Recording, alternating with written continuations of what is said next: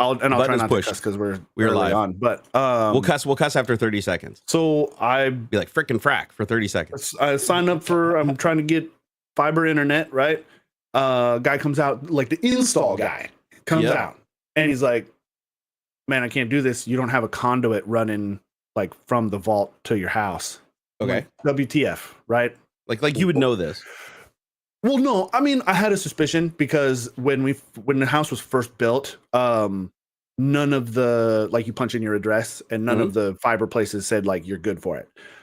It wasn't until like the other part of this section was built and everybody over there was good to go for fiber, and then I guess they like expanded out their circle of like compatibility or whatever. But so you're going through the same crap I am, where they basically told you they could give you internet, but then they came out and they're like they can't. Much smaller issue. Okay, because like mine was a small issue too. Street and stuff. I have the connection in the vault. Like there's like a concrete box in the ground over yonder. Okay. And they just got to run a plastic tube from there to inside the house. Is my understanding, but they still got to run locates. So. Install guy comes out, says, "Oh man, I can't do this. There's no conduit." Oh, bummer. And so I gotta have a guy come out to wave the little wand around to find out where, what if there's other utilities and stuff, so that we can put a conduit from the vault to the house. Huh? Yep. They had to do that for me. Yep. Yeah. And thankfully it's just like rocks and dirt. It's like between the houses and stuff, so it'd be super easy. Like I could probably do it. This is all sounding like what they told me too before shit just went down the toilet. I feel I have a high level of confidence, but the crazy part is that it's like there's like 7 different people who have to do this. It's not just like, and so just the other day, I think it was just yesterday, I see a CenturyLink truck out there, and I'm like, "Oh, cool, they're here, yes." And no, it's not, because my neighbors must have seen the first install guy at my place. Yep. And they're like, "No, we're here for this guy next door and the guy over next to him." Okay. What? I'm like, "Dude, there's no conduit. Why are you guys even here?" "Oh yeah, that's what we just figured out." And so we got a call. We put in a call for the locates, right? They got a utility guy or something. I don't know, the city or something. Got to come out and wave the wand to find where to put the conduits. I'm like, "I know. The guy was here last week. What are you guys doing here?" This sounded an awful lot about what I went through. Oh my goodness. Okay, so there's a bunch of spray paint all over my, like, the middle piece between the houses now. These guys like went above and beyond. The first guy who was out yesterday just to spray paint was like just a couple white lines. Like, "Hey, this is where the conduit's supposed to run."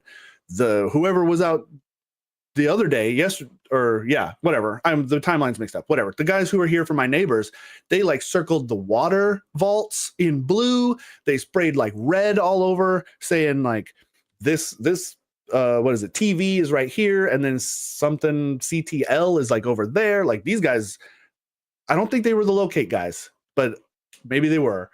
But it's like 4 or 5 different people got to come. One guy got to come out to like mark where they're supposed to look. Another guy comes out to actually look, and he marks where the conduits are or where the utilities are at. Then another guy is going to come out to actually dig the hole, I guess, and run the conduit, or who knows? Maybe it's another guy to dig the hole. Then another guy's going to come a week later to put the conduit. I don't know, but it's dude. This doesn't really sound like you're like, "Oh yeah, it's no big deal." It sounds like you're going through the exact same thing I did. Like this is literally verbatim exactly what I did. And here's what I think is going to happen. Here's what's going to happen. Just like they're all running around, they don't know who's doing what. You're going to get another installer that comes out in a week, and he's going to be like, "I'm ready to install your shit." And you're going to be like, "Well, those guys haven't come out and dug anything yet." And they're like, "Oh no, that should have been done. It's good." And then he's go over there and look, and he's going to go, "It's not done."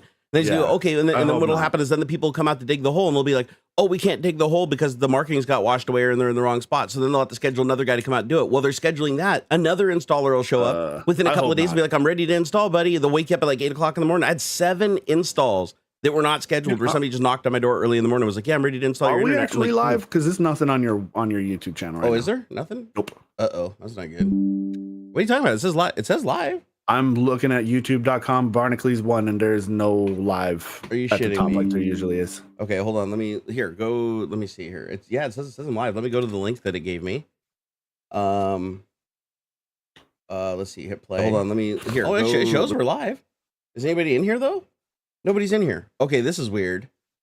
It is live. Like the link actually works. Here, I'll give it to you on Signal. Check this out. Okay. So go to this link in Signal. We are actually streaming. It's just not where anybody can see it for some reason. I don't know why.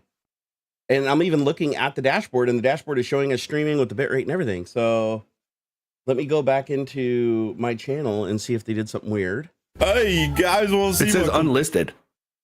Are you? That's never happened before. Okay, hold on. Let me try to fix this. How the hell do we have an unlisted live stream? That's never happened.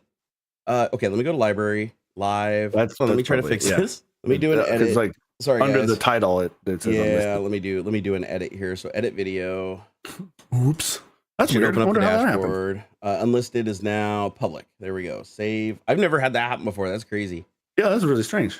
Yeah, I've never. This is a first for me. Okay, so and then there it is. Now it's on the top. Okay, of your it's not working. All right, Yep. Let's see here. Well, the good news is whoever plays back the VOD will be able to see that little beginning right there because we were streaming that whole time. It just was unlisted for some reason. So weird. Well, hopefully And now that I said it mildly public, they send frustrating. out notifications. Watch them not send out notifications now. Just watch. Yeah, them. right. Oh my god. Okay, so participants, anybody live chat? I've got on low latency this time, so we should have the lowest latency with chat possible. Nice. I'm gonna go tweet this out right now. Luckily, I just tweeted the stream what out, up? so people should start Andy showing up. Ispain, Cody Griffith, Ravarus. What's up? Yeah, Hello, everybody. okay, people are pouring in. I love it. I love it. I love it. I love it. Hello. Yeah, Man, we were streaming there for like streaming 5 10 minutes. Yeah, and it was unlisted. Yep, it was unlisted. We don't know why. But I clicked go in OBS and it decided to make an unlisted stream. I don't know why. Yeah, that's strange. The only thing Very I can think of is that I uploaded a jitter video for Patreon a couple of days ago, and those are all unlisted. And I bet you Okay. when I did that, it just saved the new default setting as unlisted. So then when I clicked go live, it just used whatever the default setting was. Yeah, I can see that. There must be a way for me to go into OBS when I create the thing and just say always override it and make it this. And and by the way, I'm also working with Stream Elements. They still haven't fixed the bug with the integration. So it's like we still have limited integrations, but luckily StreamerBot picks up a lot of them through the chatbot directly, which is great. But they understand the problem, at least now after a year of talking to them. They do understand the problem. They just don't know how to fix it because get this, they created a way for you to add an account. They just don't have a way for you to remove an account. And even if you remove an account, from the other side, like you go to say YouTube and you delete your YouTube channel, that Stream Elements will be forever linked to the dead channel. And then if you create another channel and bring it back with the same name and try to link Stream Elements to it, it'll say, sorry, this channel is already linked, even though because they look at it by name, not by channel ID. It's the dumbest code I've ever seen. Whoever wrote this thing is an absolute freaking idiot. But it's causing like pure havoc. And they told me like the only way to fix it short term is to delete everything and start over. But that would require me to basically go through and reset up SE Pay, get approved, get all the wire transfer stuff set up, which takes like a week to get approved again. Right. And it would just be an absolute freaking nightmare for me to do it. And then if at any time YouTube desyncs again, like it did that last time, I'm right back to square one. It's really dumb. Boo. I also have another interesting issue that's happening that I'm trying to figure out. Actually, wait, no, I think we did this last stream. No, we fixed this last stream. I remember this, where all of our audio is now coming through my microphone. So like when you you'll notice. I hear all the effects now. Yeah, like you can hear that, right? Yeah, and so you couldn't hear that stuff before. So when I was playing videos on stream and stuff, you guys couldn't like play along, right? I couldn't, yeah. And I fixed that with that plug. Okay, that's why it's doing it. Because I was wondering, because I started up and I'm like, why do I have audio coming through desktop audio and you microphone? used some plugin from EPOS. I did. He the didn't make the guy. plugin, but he made a video on it. Yeah. Yeah. What up, everybody? And David Hewlett My will be streams joining us haven't here in a been little bit. attended lately. Let me What keep an eye. streams? Art with keep an eye on Benji. the What video. streams? What streams? What's it going on about? He says my streams haven't been attended lately. What streams? Show us. Is it Twitch? What? We'll attend. Not right. Well, not at the moment. Because Is he not getting attention on his stream? He said not. That's not and good. I'm feeling spicy right now. So I feel like we better let's fucking do something about that. We can say fucking now. I think we're past 30 seconds. So I think so. I think we'd only say it like once every 15 that's minutes. the trick, though. right? Would we still get in trouble if you had it unlisted in the beginning and I'm like blah, blah, blah, blah, blah, dropping F-bombs and then afterward? Oh, I don't know. Nah, they're shitty like that. YouTube would demonetize right away, no matter what. They would. Because I think their thinking is like if somebody clicks on the video and it looks like it's headed in that direction, they have a chance to bail before people start doing it. Right. So if it looks like the person is about to start like dropping F-bombs or whatever, it's like, oh, today we're, they start out with like a garbage truck and they're throwing dead bodies in it. You can be like, ooh, I can get out now. It's like you're already going to see it. That's the problem. Is like you're already going to see it. You're already going to know what's happening. It's kind of like when they bleep cuss words. Like, why bother bleeping a cuss word? Because you know what the word is. And then if a kid hears the bleep, they know what it is. Or if they don't, they ask you what it is. And then if you don't tell them, they go ask their friend what it is. Like, they're going to figure it out. And then everybody knows. So it's like one of those weird things where it's like it's a secret, but everybody knows. Mm-hmm. I mean, everybody knows.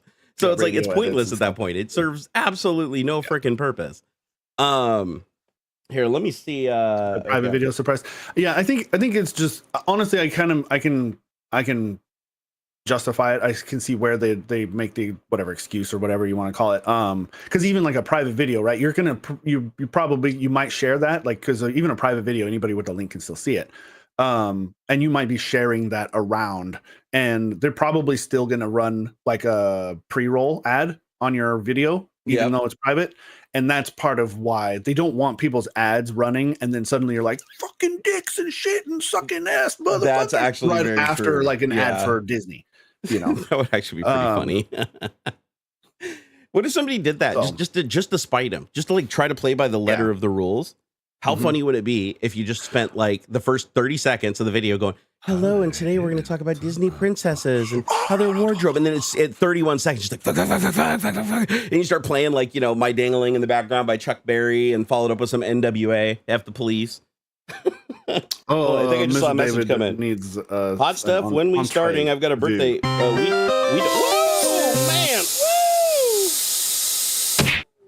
Woo! Love your beard. Thanks, Skylar D. You know, I didn't like it at first, but you know, it grew on me. Hold on here. I just got a message from David. He's like, "Hey, hot stuff. When are we starting?" Also, yes. I'm like, "Dude, I'm already started. Get in here. Get in there, bro. Come on, we're here. We're here. Come on, get on in here, David. Come on." Hi from Sweden. That's cool. Yeah, because I don't know if he's actually logged into his Twitter account anymore. Because I know he's been avoiding it for the most part. Yeah. I mean, just tell him it's the same link as it always is. Yeah, it should be the same one. It should be the same one. So hopefully you can figure it out. But I'm messaging him right now, so I'm sure he'll pop in here any minute. If I upload the caption track with it editing out the bad words, the same video won't get hit. Interesting. Send rain to southern Wisconsin, please. No, I don't have any to send you. Here, entertain the troops for a second while I try to add something to my messenger client here. Hey, good morning, Shan. What up? How are you lovely dudes today? I'm well, thank you. Oh, do we got Shan in the house? Shan L. Scott, what up? What's going on, Shan? Go look up her books. They're awesome. Hey, finally caught a live stream from Canada. Happy Canada Day. Is it Canada Day? Happy birthday. Or I'm not sure what it is Canada Day celebrates, but hope it's a good one for you. Cool. Yeah, what's up? Yeah, he's not on Signal. So what kind of nerd? What kind of person would not be on Signal? Seriously. Crying in a bucket. Seriously, bro. Seriously. Cool. Well, happy Canada Day.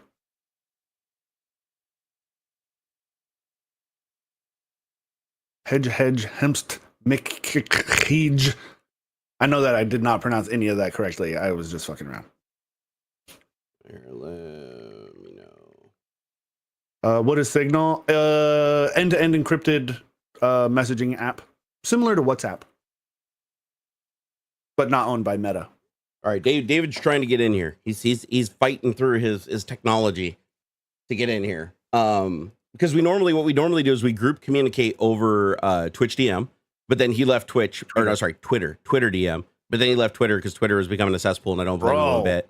Man, and literally yesterday, I was like, dude, it's getting worse and worse and worse, man. It's like every day I'm like, what is old Elon gonna do next, man? It's getting freaking redonkulous, man. Yeah, I try to catch myself before I get into like a really sad like doom scroll kind of thing. But man, as part of my work, I gotta like scrub through the For You side of things and whatnot, because like I don't always get, I find new stuff there, but then even the people that I'm following don't always show up in the following stream, right? Sure. So I scrubbed through the For You stuff, and man, some of the stuff that is in there is like, I totally understand that it is being shown to me to elicit a negative emotional response. Oh, hugely. Yeah.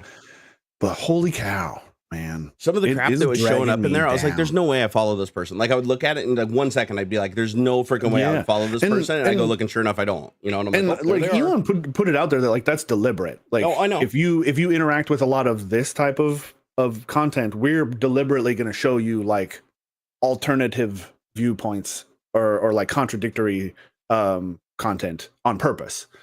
But man, it's one thing to see like the other side or whatever, but man, some of this stuff is just whack. And like, I can't really point to specifics. It's just the overall sentiment is like,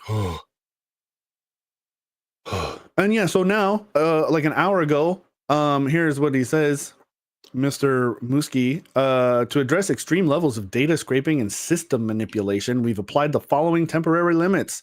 Verified accounts are limited to reading 6,000 posts a day. Unverified accounts to 600 posts a day. New unverified accounts to 300 a day. What? Okay, wait. Even if you have... Wait, so I didn't see this. It's so literally an hour ago. I just heard about all this. The only thing I've heard so far is that he blocks. You can no longer look at tweets unless you're logged in. Like, you used to be able to just go to Twitter. Like, one of my favorite tricks is if somebody blocked you, all you did was just open incognito and go to their page and you could see it again. Like, unless they had if they had their page set as protected, you couldn't do it. But if they just blocked you and you went there and said, sorry, you can't read the tweets because they're blocked, all you did is open an incognito window that wasn't logged in under the same IP, didn't even matter.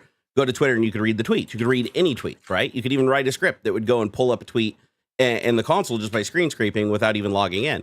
Now you have to log in. If you go to any tweet or any URL to tweet or even any link to a tweet on Google that Google's indexed, it just takes you to the login prompt of Twitter. You don't get to see the tweet anymore, which means now Google can't index tweets anymore. Bing can't index tweets. So that's going to severely limit the number of people that can even see Twitter and see things that are going on Twitter and get drawn into Twitter. And so I don't know what the hell he's thinking. Like, these are decisions that don't make sense. Like, his higher ups would definitely not be advising him to do. This is stuff he's doing on his own for his own reasons, right? So, but I did not know that, what you just said. I didn't know that he was limiting the number of things you could even read. Just today. So, yeah. So now you have to sign up to Twitter Blue to have unlimited reads, or?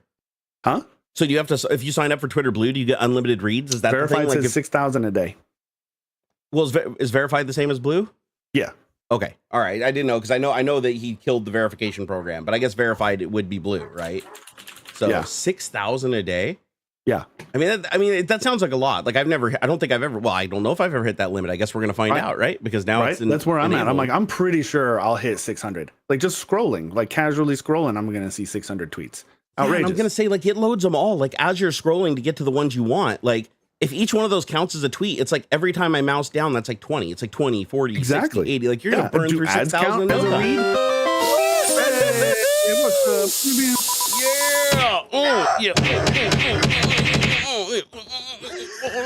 Crazy. We've upped our game a little bit, I see. Hey, hey, I hear a guy. I hear a guy back there. There he is. No There's guy. that That's no guy. That's Hewlett. That's no moon. That is not a man. Coming from inside the house. Yeah, right. How's it going, bro? Okay, let me get your ugly mug up on here. There's no clarification on what a read is. This is just, dude, this is getting ridiculous. What is it? This is Twitter advertising? This is Twitter being not advertising. Man. Just about an hour ago, Mr. Muskie was he tweeted, and I quote, to address hold on. He's such a dumbass.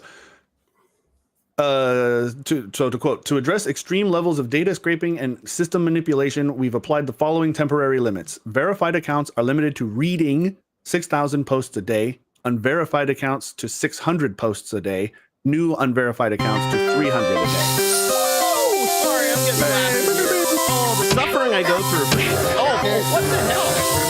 Why am I getting hit like 7,000 times? Percent message percent. Every gift membership triggers the message percent. Wait, what's happening right now? Lord. Blue Varo gifted 5 memberships. I just got blasted like 3 times. It's never happened. Yeah, no, it happened last time. Did I get blasted 3 times? This thing fired 3 times. It should have been 5 because I think you wore out the machine. Each membership counts as a trigger. I think you exceeded the maximum number of times you can trigger this damn machine. You maxed the love, man. Dude. You maxed the love. Yeah, your rate limit has been exceeded. Whoa, dude. There's only so much given you can do. Well, thank you, Blue Varo. We really do appreciate man. that support. Here, let me pull up the dashboard so I can see what the I'm hell's like even deliberately going to try and read 600 posts a day. This will be great because then I can actually like get work done without. What does reading mean? I mean, like there's no clarification like, of what reading is. You read but I as you imagine scroll. it's a view. It's a view. Like it's if you click on the business, just as a pure. Forget all of the musky parts. like just as a business move, it's the stupidest freaking thing because all that's happening is things are getting cut back, cut back. And and he's not the boss anymore. Isn't he like the chief technical officer? He shouldn't be the one making these sorts of decisions. Down. Yeah, like, that was WTF. the whole point. Yeah, that's right. What the hell is she's got to be pulling her hair out? That poor what's her name? I don't know, but it's a token position, though. It's clear it's a token position because, like, she's obviously not getting to do the job.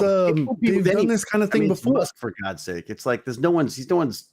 Yeah. No, they've done this kind of thing before with oh bugger. I think it was Yahoo. I think it was Yahoo. They hired a woman to like run the show or whatever to like bring things back and make it better, full well knowing that it was going to collapse, and then they just blame it all on her because, well, you're the boss when the actual boat went down. Yeah, that was YouTube, I think right? that's what's going to happen. I think he's deliberately just going to fuck it all up, and she's going to catch shit for it. I think she'll be okay if she seems like a smart woman. Yeah, like I think like she's got. I mean, as long as she's got a good severance thing, like as long as she, I mean, and I get the sense like she knows what she's doing. Like, I mean, you know, I guess this is good for her and it'll get her name out there. Although I've forgotten her name already. Is it what's it? Not Machoni, something. I can't remember her name now. Elon has a history of paying the women to go away. Yacarino. That's right. Yacarino. Yeah. I mean, I wouldn't. Who would want that job? I just don't even. Yeah, I don't know. Reduced their valuation of Twitter again. It's like less than half. It's valued at less than half what he paid for it now. It was already valued at like what 23, and he paid like 50 for it. Like, what's it at now? Under 20? But he's more than made it up with Tesla, hasn't he? Didn't Tesla go up by like? No way! I can't believe that for a minute. I thought Tesla went up by like some crazy amount. Like it was like the worth of a Toyota alone. It went up by. Keep in mind he divested a ton out of Tesla. Like that's why everybody was like so mad and what caused the stock to crash out in the first place. So I don't think like even if it does go up, it doesn't really help him all that much anymore because I don't even think he's the chief holder anymore, right? 6 months. It is up over the last 6 months. Well, he signed a deal, right? Or Tesla signed a deal with to be the de facto charger standard, right? Yeah. I think 2 out of the big 3 have signed on. Yeah, it's pretty. I mean, that is pretty big. I don't know how they'll make money on it, but I guess it just gets there. I heard they're retrofitting the chargers too, so that they'll plug into the standard. And then the people that own the Teslas will have to use the adapters, which I thought was kind of funny. Because I'm like, you buy a Tesla and then you go to a Tesla charging location, it's going to have the standardized plug on it. And you're going to need the adapter if you have an older Tesla. What I remember reading is any new chargers being built are going to have the special Tesla one, the NACC North American something. I don't know. So they are going to require an adapter for the other vehicles then. That's my understanding. Okay, because I thought they got them to agree to do the standard going forward. Because I mean, even the ones I use for my spaceship have always had a second like plug or a second wand. Well, there's 2 standards, right? There's the AC and the DC standard.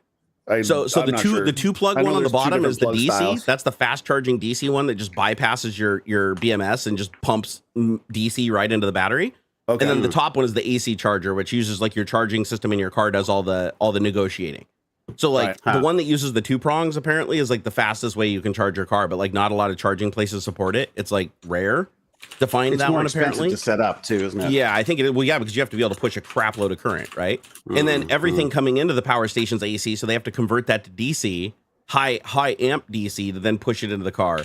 And then they have to have all the electronics to manage the charging on their side instead of on the car's side to do the most efficient charging. So it just kind of got screwed up a little bit because it seems like there were so many different things that didn't quite become a standard. It was kind of like Sony and what they used to do where everybody tried to create their own standard. And then the one that actually became the standard was the least popular one. SD cards used to be like 15 different memory sticks for every camera you got. How many memory sticks did Sony create before they finally threw it in? They had their own. Sony was a dick about it. Bullshit. The Sony had every format was proprietary. Remember the mini? Was the mini DV or what were? What? Yeah, it was like mini DV was like their little cassette tape that they had for their little camcorders. They had to be different. Like they had the mini 8, and then they had like the mini DV for the Sonys, and then they had that the audio recorders that took that disc, was a micro disc or whatever. It was like a little CD in like a case, like a mini CD. Like everything they did was some weird standard that nobody else ever adopted because the licensing fees were too high. And so, but the funny thing is, like, Sony keeps trying, and it's like every once in a while it sticks though, like Blu-ray, right? They got Blu-ray to stick, and just in time for people to stop buying Blu-rays. But yeah, and it's like, and it was close too. I mean, HD DVD actually had a shot, but then they did what was it, like 8-layer DVD or I think it was like 8 layers they got up to with Blu-ray, and then HD DVD was just dead after that because they're like, wait a second. Well, and as soon like as they started 40 putting gig. them in PlayStations and stuff too, that made a big difference. Because I think Blu-ray, theoretically Blu-ray, like they're not even at the limit of the technology. Like you can do more than 8 layers. Like you can theoretically, if they can get a tight enough laser, at the right nanometer width or whatever, they can even do more than 8 layers. They could go down like 10, 12, 16 layers, and each one of those layers, you're doubling. Well, you're not doubling the capacity, but you're adding on like another 4 or 8 gigabytes with each layer. It's wild. Are people trying to do that technology? I mean, I just feel like that's so slow now compared to like, just like just the what are they called? SD, not SD. Oh, for God's sake, what are the solid state devices instead of the hard drives and stuff? Like I feel like we're complaining about how slow the freaking hard drives spin. I can't imagine how slow it would be having a Blu-ray having to deal with that stuff. Right. True. And the thing is, like, everything's getting so cheap. Like storage is crazy cheap now. Like an SSD. Like I was looking at SSDs the other day. It's like you can buy a 2 terabyte SSD for like under $100. Like not a great one, not a super fast gaming one, but still one that would kick the crap out of any spinning disk, like by any standard that fits. And you can even buy like little thumbstick enclosures that you can put them in now that are basically like M2 SSD enclosures that just have like a USB 3 connector on the end. And so it's like now you can turn any SSD, which these things go up to what? Like shit, I think it's like 8 terabytes. The M2 will go up to. It's like you can get like an 8 terabyte M2 SSD, and I think for the ones that are like 2.5 inch form factor, you can get those up to like 40 terabyte. I want to just have a RAID that's like the size of like a 2x2, a 2x2. What's 30 terabyte RAID. Linus had a company. I can't remember the name of it. It's not a company that people would really know. But they make a 40 terabyte SSD. They're really expensive though. I want to say they're like $10,000 or more. They're very expensive. But just think about that: 40 terabytes on one SSD, and the form factor is like a regular spinning disk in a computer. Like you could slide them into a rack, and it'd replace like a 20 terabyte regular hard drive. So technically, the data density is even higher on SSD now than it is for a spinning disk, which is crazy. Well, and I'm assuming the power consumption would be less too, right? Wouldn't it, or is it more? The power should be less. Should be a lot less because with the spinning disk, you're running a motor. And then you have to spin it up. Like the really fast ones go 15,000 RPM. Like when you get have like what helium in the as the gas. Some of those, they'll run helium in the 15,000 RPM. Because I remember back when I worked at Microsoft, they had what they call the Velociraptors. They were these scuzzy, like they were called. I think they were called the Velociraptor. They were wicked fast, like 20,000 RPM. It was crazy. Like they howled, man, when they booted up. You were like, oh my god, this thing sounds like it's going to come out of the casing and cut my leg off. And we'd have like 100 of them in a server. Like a raptor. No, but we'd have racks just full of these things, like dense packed from one side to the other. Probably fit like 24 drives wide, and then there'd just be rack. Because back then, to get that kind of storage, I want to say that the max size back then was maybe like 500 gigabyte, like when they had those. And so they would just have them, like a whole wall of them stacked just to get as much storage as in like my little NAS that I have today. But those things howled so freaking loud. Like, and the amount of power they took was astronomical. Like, because you have to think about it. It's not, what is it? It's like, it's exponential, right? The power curve when you're spinning something, because you encounter more resistance the faster that you're spinning it. Like really? Yeah. So like to spin something at 10,000 RPM, it doesn't take twice the power. Won't spin it at 20,000. Twice the power will spin it at like 15,000. It's like the centrifugal force or whatever increases and creates more resistance the faster you go. I guess that makes sense because it's pulling away from the and it's gripping onto whatever gas is in there. It's still creating some kind of friction against that gas, right? So the faster it's turning, it's like that boundary layer is still churning, and so it creates like turbulence. When you pulled a hard drive out and you got that gyroscopic effect. If it's still, to this day, I still get a kick out of that. That's why. Do you remember the old ones? Though? I'm talking to David here. He's like ancient. Of course he remembers. His first hard drive was 1 megabyte. I remember when there weren't even hard drives. That is true. So my first hard drive, just to date myself a little and to prove that I'm younger than David. My first hard drive that I had in my computer when I was 7 years old, I had a 28612. At 12 megahertz, right? That's like the speed that your Casio watch ran 20 years ago. it had a 40 megabyte hard drive in it, which was like state of the art at that time. I think the biggest hard drive was 80 and I had a 40. Like 80 was like the biggest hard drive in the world at the time. And so I had this 40, but it was huge, dude. It was like the size of the whole case. Like it wasn't like today's hard drives. Like you remember those quantum Bigfoot drives, the ones that fit in like a 5 1/4 bay? It was like one of those, but like 8 of them tall. Like it didn't fit in one slot. It fit in 2 full like DVD slots. So it was like 2 full DVD slots worth of 1 hard drive. That was 40 megabytes. And I remember when you turned on the computer, you flipped a giant red switch on the side of it and you'd hear the hard drive go.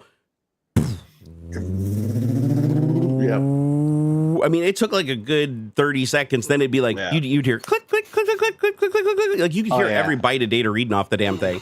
But yeah, I do remember when you turned the computer off, it had so much gyroscopic precession that if you picked up the case, not even just the hard drive, the case with the hard drive spinning in it, like a minute after you turn off the computer, you could still feel it. Like, you could still feel the weight of those discs.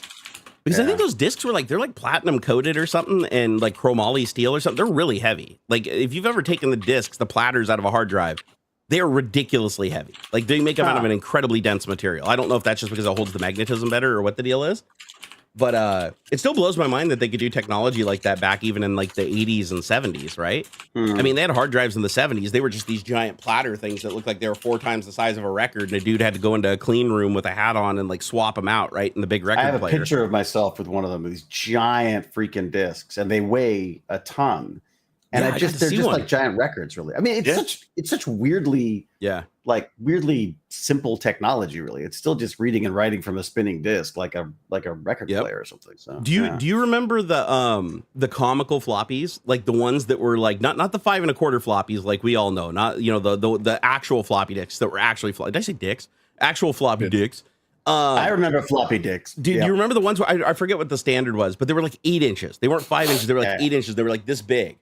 And you'd pull them out of their big sleeve and put them in their drive. Do you remember those ones? But they were more mainframe stuff, though, weren't they? Mostly, but like I think the 8088 took it, like the 8086 and the 8088 back in the day. That was like the standard drive they booted off of. They were huge. Oh, whoa! Getting blasted again. Oh, here we go. GPU pricing has gone bananas the last few years. Meanwhile, all other PC components have come down in pricing relative to what you're getting. That's Nvidia. Did it play that in the creepy voice? Am I just the creepy voice, or did it play the text to speech into a creepy voice? It did. Okay. Yeah. Because everything's going through the microphone right now. I just realized, so I can make all you guys sound crazy. Like here. Let me turn on the voice. People, we're pretty good at making ourselves sound pretty crazy. You guys talk for a second. I want to see if people in chat hear you guys with the voice. Well, hello, chat. How's my voice? It sounds the same to me. It sounds the same? Okay. So it's just me that gets the voice. Okay. He sounds like a demented chipmunk, but yeah. Because I figured since we were all coming in through microphone, I thought we might all be pushed through voice mod. So, but I bet you what I could do is if I went into, here goes the stream. I know, right? Here we go. Start messing with stuff. No, I'm not gonna. I'm gonna resist. I'm resistant. I'm resistant. I'm not gonna fuck with the buttons. I'm not doing it. I'm not doing it. Oh man. When you got fucking Rod Dog over here telling you not to touch the buttons, you've done something really wrong. I get so little time with you guys. I don't want to spend it in. You don't want to spend it in tech support. Yeah. Fair point. I'm no use for the tech support. I just in sympathy watching you pulling apart your PC again. He's like, please don't touch the buttons. Yeah. It's funny, you're not the only person that's done that. I've had a stream over on Twitch before where everybody in chat's like, I'm leaving, I'm done, I'm out of here, because I'm just sitting here like, why isn't it working? I always try, and I always end up trying to troubleshoot online, and there's nothing worse than people like in the chat start giving you suggestions. Never works. Okay, I don't just leave me alone. Yeah. Often they're chat tech support not that good. It's like I'll figure it out eventually. And then everybody has a different idea, and then they start arguing in the chat about which idea. And it's like I already took that guy's advice. Don't tell me not Rodney, can't you figure out how to use your computer? Oh, I bet you get that all the time, dude. I get that too. Like, Microsoft employee. What, you worked there for 15 years? And you can't figure out how to route your goddamn network. Yeah. You tried this streaming thing. You tried doing your tech support in front of. Hey, speaking of relatable things, here we could actually do a topic. Oh my god, let's do a topic. What, we got topics? We got actually topics. So everybody around the world's been talking about this sub thing, right? This Titan sub that went boom. And I was just thinking about the parallel here. I was like, wait a second, you're on the show today, and you shot an episode where you were stuck in a submarine at the bottom of an ocean. Like, and I was just thinking, that just hit me last night. I was like, he's going to be on the show tomorrow. We're talking about this freaking submarine thing that happened. And you actually were in an episode where it's like you basically well, not a similar situation. That one actually imploded, and I'm pretty sure they didn't even know what happened. It happened so fast. Yeah. But it's like, thankfully, God, I had this horrible. I was thinking that's got to give you like a little bit of a phobia, like when you think back that, because even though you were acting the part, it's like you were still in water, right? You were still inside of something. We had one when we did Grace Under Pressure. It was we shot it in a wave tank at University of I guess BC of some sort. So it was a giant wave tank which they just turned off, but they sort of half sunk this thing in there, and and it was great because whenever they were setting up or lighting or something, I would grab this little torpedo scuba thing, and it would just sort of drag me around. So I was just scooting around doing that. Like one of the things you hang on to, like a little ROV or whatever. Yeah. Oh, that's so I'd go down and I'd look at these giant like metal teeth that they use to create the waves, and just sort of zip around while everyone else was working. But that was a lot of fun actually. And that would actually be cool. The water's warm and stuff. I know it's like it's really quite comfortable. The worst ones are when you don't have water, when they have to keep spraying you down. Like, so we'd shot some stuff we would shoot in the studio, and you'd be standing in the studio and you're like, great. And they'd bring out like Evian water and go, and I'd be like, what? Just get water from the tap. Is it? No, this is clean water. They're hitting you with the Fiji, like $4 a bottle in Vegas. Like Evian water for the, so that was, it's imported. One of the actors, Jason Momoa, can't handle the non-Fiji water. He can't. He's allergic to hose water. It's something about the neoprene. He has some water down. Literally Aquaman, and can't handle nasty water. Is he Fiji? Is he Fiji water or something? Doesn't he have some kind of water thing? He does. You just know sure, he does, right? Yeah, man, sure. you can't be Aquaman and not do some kind of water. Dude, I read. Confirm this for me. I've read that like some actors, they'll just like put shit on their rider just to see if they'll do it. Like I would. Special requests and stuff. Did you ever do any of that? I've never had to do any of that kind of stuff. So you never did anything? It's like, I only want brown M&Ms in my makeup room, and nobody can look at me with both eyes simultaneously for more than 3 seconds or anything like that. No, apparently there's some actors that have like really crazy like requirements that are just bizarre. Like there was one, I guess, where they had to have a fruit bowl in the room at all times stocked, and if they ate a piece of fruit, it needed to be replaced within like 20 minutes or something like that. And it always had to be in a certain order with like certain fruit at the bottom. It was on the fruit bowl, and so whenever it was moved, they could probably. How else would they have figured out? They probably hired just to sit there and watch the fruit bowl.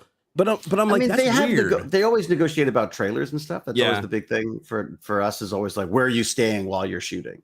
Yeah, because I think it was Conan O'Brien that was making fun of somebody who came out because they said their request was that there only be brown M&Ms. And the room where they wait to came out, they only like brown M&Ms. They don't like any of the other ones. So like I think Andy Richter was joking about how he went back there and picked out all the green ones because they couldn't find just brown M&Ms. So they just bought bags and picked the brown M&Ms out and put them in the bowl. Oh my God. And it was kind of like a joke, but at the same time, it's like you look online, it's like, no, that's not like out of the question. Like some of these people do have like really strict requirements about like what specific stuff they want in their dressing room. What I heard was that it was just to check to make sure that you were reading the contract. Like a joke, right? Yeah. You didn't have the stuff, then you would know that they obviously hadn't read or hadn't taken it seriously. And that's what I was thinking. I was thinking it's got to be something like that, right? Where it's just they're putting them on, right? They're just like, oh, okay, let's see if they were paying attention, But that would still be funny. That would be something that, like, if I had that power, I would definitely wield it just to mess with people to see how far I could get away with it, like just for fun, right? Like just to see what you could get away with. I feel like that's part of the problem. Is that I think that people do that.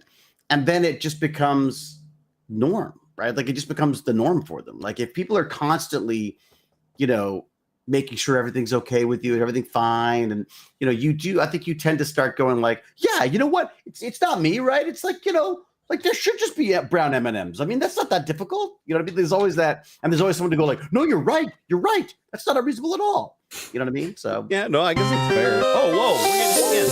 What the hell keeps happening that's doing this? Woo! Oh man, are these just super chats doing this? Pushes up invisible geek glasses ahem. Well, actually, lol, I enjoy when Jerry goes off on ADHD tech. Joe Taji's the only one. ADHD tech? Yeah, he says he likes it when I run off like balls or something. Oh, Jesus. I love how I'm the Smash that only like one that gets button. tortured We for need this. 200 I know, it's likes. just like two clear It's great. screens, and then it just. Here, I fogs gotta up clear on this your out with the leaf side. blower. Hold on here. All right, we're almost there. All right, come on, He's clear going to out. spend all of his money on his electrical bill. Is going to be, more than anything he can bring in, on the streams now. It's Well, gonna dude, we did one live stream on Twitch where I ended up giving like too much of control of it to the chat, like where they could just everybody could do it whenever they wanted. And they ended up setting it off so much that the fog was so thick in here, I couldn't even turn the machine off to stop it. And I couldn't figure out where the buttons were on the desk. So I almost had to abandon the room because it was so dense in here and it was so wet. And I was like, what do? I can't reach over. I can't figure out what the plugs are. I can't feel the switch on the side of it. And I went through about a half a tank of this fluid, which this stuff right here is, I think is like $20 some a gallon or something like that. It usually doesn't go through that much. Through?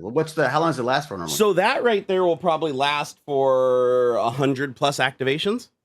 Oh wow! Okay. So like, But that's pretty quick then. yeah, no, I mean, I've gone through maybe a gallon and a half the whole time.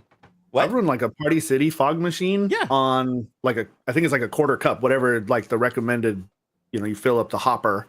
I think I ran it nonstop for close to a half an hour. And there's like maybe a quarter cup of juice. The stuff's super efficient. You don't need, it doesn't take a whole lot. And there's Jerry's, different kinds.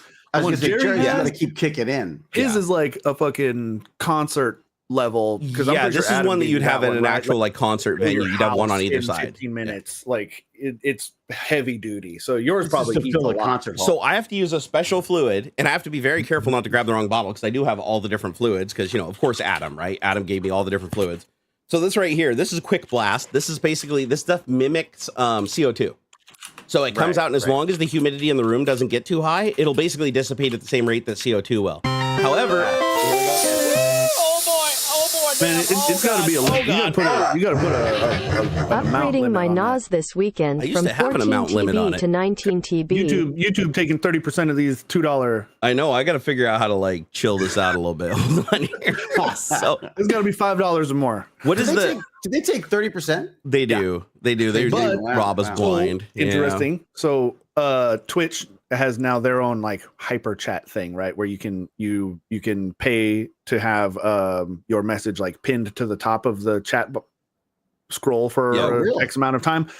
But get this, fucking Twitch takes 5% first for processing fees. Then they take their 30%. And then you get the 70. YouTube covers all of the processing fees, the credit card processing fees or whatever. Like they absorb that cost and they take their 30 and then they give you the 70, but they also absorb the processing fees because it's like 2.5% at worst. It's like, and it costs nothing for them to do it. no. I mean, I'm sure it's quite a bit over time, it stacks up, but no way. They're getting the 30% that they're taking is going to cover, obviously going to cover more than the processing fees. So why not? Yeah, this is more and more. Here it comes again. Wait, what's happening? Oh, it doesn't count. Jerry's got it turned off. Maybe. Yeah, no. I turned it up to $10 for the blast, and then that changes the chat LEDs. That should have changed this one right here. Okay. So it says, what does it say? Percent raw. Oh, it says percent raw input percent. That didn't work. All right, we're just gonna change it back to super chat. I'm just gonna get smoked. I want to flip back to the Twitter thing real quick here. It looks like the change that they made to force everybody to have an account to view the tweets is what has broken things, and that's why they're implementing this rate limit. Oh crap! I think I closed. Oh no, here, I'll put the link in the chat here. Somebody was posting some videos of they're looking at the like, what is the word here? The console readout from their Firefox. So that, like it keeps trying, it keeps asking for requests. If you're not logged in, like it's not going to show you the content, but it keeps trying to get it. And they're basically like DDoSing. It says 10 requests per second to fetch content that never arrives because you're not logged in. And so they're basically DDoSing themselves. Yeah. And so that's why there's a rate limit now for temporary, because I'm sure they're trying to fix what they broke. Well, it's also part of the problem is that they've now started charging for all of the access to the API, right? So everyone is coming up with ways of trying to get around having to pay for stuff, right? I mean, the first thing I thought was like, oh, I guess we better get Selenium up with Python to start doing some scraping. But it's not scraping. That's what they're saying. Oh, it's because of the data scrapers, and it's like, no, it's because you're kicking yourself in your own balls. Well, and data scraping, I don't really understand the deal with that. If you've got public information that's available on your site, then what does it matter if I look at it 6 times or 600 times? I mean, automating the process of going to a website to me doesn't seem like something that's illegal. But again, I suppose that's, I guess I'm not having to pay for it. But, I scraped a whole bunch of data about science fairs for kids because I wanted to get a sense of what they were interested in over the years and how that had changed. But it's, I think that's a valuable thing to be able to pull from the data. Like they don't make the stuff if they don't have a way of putting it all together. I'd like, the fact that I can scrape it and do it seems like a cool tool. Oh my goodness. I feel like he's just trying to shut things down because he wants to force people to pay for the API, and it's ridiculous what he's charging. Like $1,000 a month or whatever for like the most basic API access. Like nobody can afford that. Desperate. He is desperate. For sure. And he's got lousy advertisers now because no one wants to be on there for fear they're going to get put up beside a swastika or something. I mean, like, right. True. Who's gonna advertise on there? He's got like late night TV shows and tech bros doing they're still trying to sell crypto. Apparently, Linda Yaccarino is unable to forge new deals with advertisers due to a contractual non-compete clause with her former employer, NBC Universal. No. Wait, isn't that the new CEO? Wait, what? Yes. Yeah. Are you serious? And her job is literally to bring in advertising. She's not allowed to negotiate. Wait, so Elon hired her to do a job that she contract. contractually can't do? I mean, and it goes. This little blurb goes on to say like it's supposed to only cover her first few weeks at Twitter.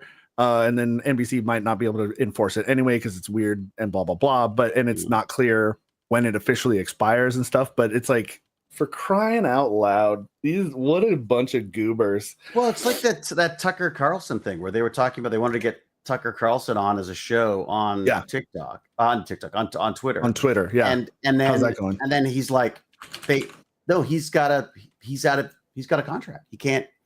They're literally going to Fox is going to hold his contract until it expires, which is like, so for 3 years, he's not going to be able to do any of that or whatever it is. I mean, he's got episodes out on Twitter. Looks like every other day or so. But technically he's not allowed to have an actual show for Twitter, if that makes sense. Oh, I see. Like he can post these videos, these talking head videos, but it's not like. But he can't like have a deal with Elon Musk and he were talking about the idea of doing like a talk show on Twitter.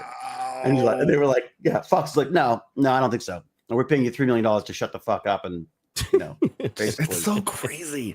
I wonder if TweetDeck's the workaround since he uses Twitter's own API key. I don't think so. But have you guys tried Blue Sky yet? I don't have an invite. I'm actually signed up for it. I think I have 1 or 2 invites. You want me to send it to you guys? I signed up for one. I had I signed up for it and looked around, but I haven't really played with it. I'm kind of interested in Meta's, what is it, Threads, I think is what they're calling their Twitter alternative. I don't know that it's like even a public, really like a thing you can even sign up for right now, but I think it's called Threads. I'm just not sure if I'm ready to sign up to another social media platform. Like I feel like I went to do a list of links the other day to put at the end of like my email of awesomeness, and I was like, this is like the freaking MySpace days again. Just like you got your Twitter, your TikTok, your Instagram, your Twitch, your YouTube. It's freaking ridiculous. And Blue Sky is still Jack, right? It is. Jack. Yeah, it is. Whatever. I can't remember his last name. Yeah, it's a little bit more open source. I don't know. What's weird about what kind of troubles me, like I signed up for Mastodon and there's a couple other like I did too, and they kind of all fizzled out things. and I ended up going back to Twitter and I hate it. What's troubling is like it's a Dorsey, Jack Dorsey, thank you. There isn't like a cohesiveness to it. It seems super weird. It's super like disconnected. And I feel like I came into a party and everyone stopped and looked and went, what are you doing here? It was this weird sense of like there's already a very established group within there, Right. And I feel like I just stepped on toes the whole time. I don't know what the etiquette is. Well, I just yeah, it got complicated for me. I and you know. I got a They were all sort of feeling. friendly.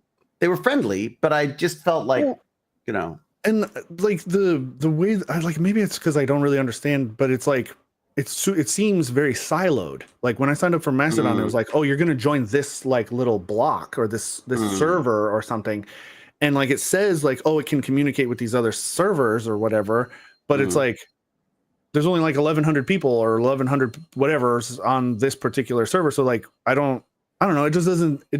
I don't know. It seems it doesn't seem cohesive enough. And like I feel like I have a slight understanding of like the overall concept of like this decentralization of it, but there still needs to be like good communication between each like node. I guess I don't know the vocabulary.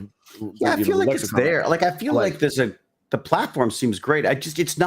There's something about the great thing about Twitter was it's just so easy. Like it was just so simple. That's a big thing. You got to reduce friction. Yeah.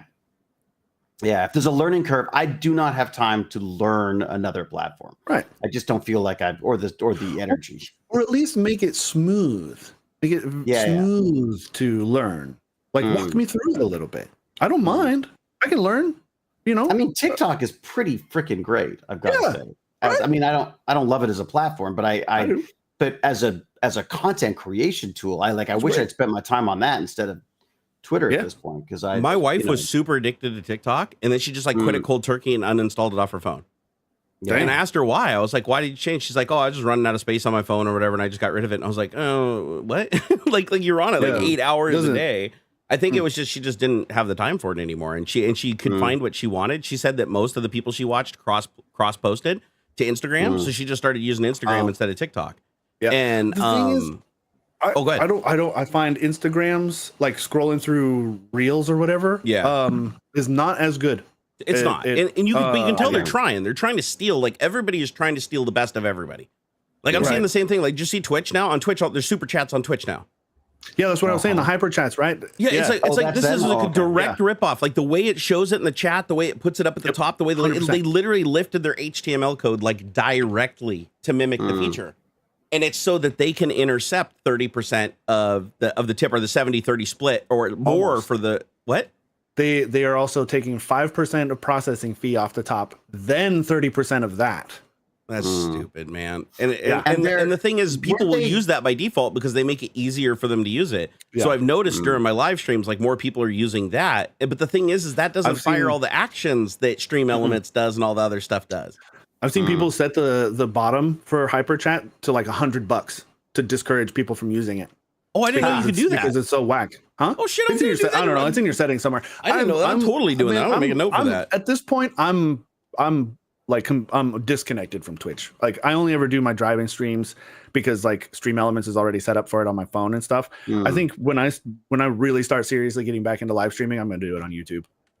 I'm tempted to go to YouTube, but my fabulous mods keep saying that it's just better to mod on Twitch. The mod ecosystem is way better on Twitch. Too. That's why the mod tools for Twitch is way better. And like, there's a lot of little things that Twitch is still doing better, like emotes. I don't know if you can have custom emotes on YouTube. I don't think so. I don't think so. And also, YouTube does a really shitty job on following up on trolls and harassment and death threats and stuff like that. Twitch has always been really good. Like if somebody comes in and starts dropping death threats, the mods report it within 24 hours. All their accounts are deleted. Not even their offending account. They get the primary, everything, and knock them all out. And so they've been really good about doing that. Every time YouTube, I've had death threats. I've had people actually create videos threatening my life before, and they won't do anything. They won't take it down. They'll say, "Oh, we've reviewed it and it determined it didn't meet our guidelines." And it's just it's shit. It's absolute shit. So that's why I prefer personally for the live streams that I do that are a little edgier, like my Twitch content. I like it on Twitch because the mods have a lot more control. I can get a mod. I can get an actual Twitch staff member like in my chat. Like I can send an email and like Gaffo will show up or whatever with his like, he's got the little bar and he can basically ban accounts right there on the spot. So you never get that on YouTube. On YouTube, unless you're big enough to have a partner manager, which I don't even have a partner manager anymore because they raised the bar over 1 million now. It used to be at 100,000, then it was 500,000 followers. Now it's 1 million you have to get a partner. Wow. So I'm basically a YouTube partner, but I'm not allowed to have my own manager that's assigned to me in like a small group of people. So I just get thrown into like the regular pool where you just, you put in a ticket and you wait like 3 weeks for somebody to answer it. And it does take forever for them to answer. It legitimately is forever. Yeah, I don't know how they're going to manage it. I mean, because I keep hearing over and over again about people struggling with, banned accounts or hacked accounts or whatever. And then you can't multi-stream because all the platforms keep creating these stupid rules where you can't multi-stream. Like Twitch says that if you're streaming to them, you can't stream to YouTube. YouTube will let you stream anywhere though. Like if you just have a contract with YouTube, you can stream everywhere else, but you can't stream on Twitch because in order for you to stream on Twitch and affiliate it and make money on it, you have to agree to their partnership, which means now you can't stream on there and YouTube at the same time. And I even messaged them. I said, what if I have different cameras? I said, what if I have different cameras? What if I have different setup, different everything? They're like, nope, it's still the same stream. If it's going on at the same time, even if it's in the same room and the camera's pointed at a different person and you're interacting with them in any way, you can't do that. It's a violation of our TOS. And you know what their one exception was? TikTok. They're like, you can TikTok stream or Instagram. Oh, they'll let you do it on Instagram too? Okay. Yeah, because it's mobile. That's mobile what they said, first. They're like, if it's mobile first and it's not a primary desktop platform or whatever, then you can multi-stream there. But it like requires you to basically have your phone set up and pointed at you. TikTok probably gave them money. Actually, I mean, there's a really good plugin you can get for OBS that automatically that you can set up. It's like it's built for a vertical style where you can like have your face cam, on one 3/4 or whatever, and then the gameplay on top or however you want to set it up. And it's built for multi-streaming like that, so that like if you're watching on YouTube, you'll get the regular, like it composites like two different streams. Harris Heller was promoting it quite a bit. Actually, he may have been the one behind making it. Oh, I'd very much like to check that out. It's really neat. It's really good for even for editing after the fact too. This is hilarious. I keep getting a message. Plugin, OBS plugin. Here we go. For Dexerto is probably a better link to go to. Wait, it's called Atom Vertical, AITUM Vertical, a plugin for OBS that allows content creators to essentially create a separate preset for their stream and create clips from it at any time at the press of a button. Oh, I like the sound of that. Yeah, interesting. I do like the sound of that. How does the stream look to you guys in chat, by the way? Because I'm getting a message like last week because we're streaming at the absolute highest bitrate you possibly can on YouTube. And because I'm just stretching the hell out of legs on this internet connection. I'm loving it. I'm uploading to you at 22 point something or other megabits per second. Yeah, and I'm uploading right now to YouTube at 51,326 kilobits per second. So 51 megabit. I'm pushing 4K 60 frames per second. Wow. The problem is now I'm getting an error. Well, it's not an error. It's a suggestion. It's like, oh, the stream's bitrate is higher than recommended. We recommend that you set the stream bitrate to 4,500 kbps. Well, first off, 4,500 kbps is only for 1080 30. That's not even for 4K 30. So I don't know why it's making that recommendation. Like, who's recommending this? What software's recommending? This is YouTube's dashboard recommending this. But the weird thing is, like, I am streaming are you guys seeing 4K? Like, when you're watching the stream, is 4K an option? Here, I'm gonna go look myself because I'm curious. Because if 4K isn't an option, and they're like dropping. Are you guys seeing 4K? And I don't know why I'm even bothering. 1080 60 is the highest they're offering. What the shit's going on? So that's why they're telling me to drop the bit rate is because they're not even pushing the full bit rate that I'm pushing to them. Why? Yeah, everybody can only pick 1080 60. I'm curious if it'll be 4K when we're done going streaming. Too far. Yeah, 1080. There you go. Yeah, so I'm gonna look into that afterwards because they said for me to stream 4K, they said I could stream at 4K 60 frames per second if I sent them a bit stream of 51,000 or whatever. So that's what I did. I set up that profile, but now they're only sending out 1080 60, and that's why it's now recommending that I drop the bit rate because they're not even utilizing what I'm sending them. And it's like, so I'm probably blowing their server up right now trying to transcode 51 megabit down to 4.5 megabit. But yeah, that's wrong. That should be 4K. So what the hell am I doing wrong to not get 4K upload? It's almost like it picked the wrong profile or something. Oh well, I'll fix it later. We're not doing tech support, man. We're not doing tech support. That is weird though. It is bizarre. Yeah, because there should be a 4K 60 option because they said I could stream. It even says right in the dashboard. When you click on it down the bottom, when you select the option for like low latency or whatever, it says, oh, if you select low latency, just know some of these features won't be available at 1440p or 4K 30 and 4K 60. So they do support it. It's just not doing it. And I don't know why. That's very bizarre. Tomas says that David is 4K in our hearts. It's 4K in our hearts. Yeah. And plus, last time we streamed, I didn't get this message. Like it said, remember last time I was bragging about how it said excellent connection the whole time and it never gave me a single error? Now this time it's actually saying every 5 minutes I get another thing that pops up and says, oh, the current stream bitrate is 51,152 kilobits per second. It's higher than the recommended bitrate. Drop it down to 4,500 kbps. I'm like, no, because that's not what I'm streaming at. I'm pushing out a 4K 60 signal out of OBS right now. And I am actually sending it. Like I'm looking in OBS right now. It is sending it 52,511 kilobits per second, 60 frames per second, 4K. Do other people come through in 4K when they do it? They should. Well, I'm upscaling everything. Like we're all of us are 1080p, high bit rate 1080p, but I'm upscaling us using an upscaler inside of OBS to try to make it look like it's 4K, like to, smooth out the edges. The stuff that all the, movie producers and stuff like really hate and tell you to turn off on your TV. I'm basically doing that. Right. All of it. Even the 60 frames per second. I'm getting 60 frames. I don't know if you guys are doing 60. Are you guys doing 60 out of your cameras? Yeah. Yeah, you are. You are, Aux. Well, I know. How would I? Can I check show stats maybe? Yeah, they're inside. If you look inside of Video Ninja and you expand your video settings, it'll say. I did. Yeah. What happened there? Because I looked at the stats. Let's see. What are you streaming at? You are streaming at. There it is. It's an autofocus. No, it's an autofocus thing. It's your camera because like it just slowly and boop, and now it's. But only because I went to look at the stats. Isn't that? Oh, that's weird? Crazy. Really? Yeah. So I right clicked. I looked at this. As soon as I bonkers. Isn't that I'm weird? not blurry when I click. I just turned you up to 1080p. So it's freaking me out. Oh, you're how'd you get blurry? He's looking at his stats. Oh, that's crazy. Where's auto here? Oh, he turned off autofocus. Hold on. Let me turn on your autofocus. Give it a second. No.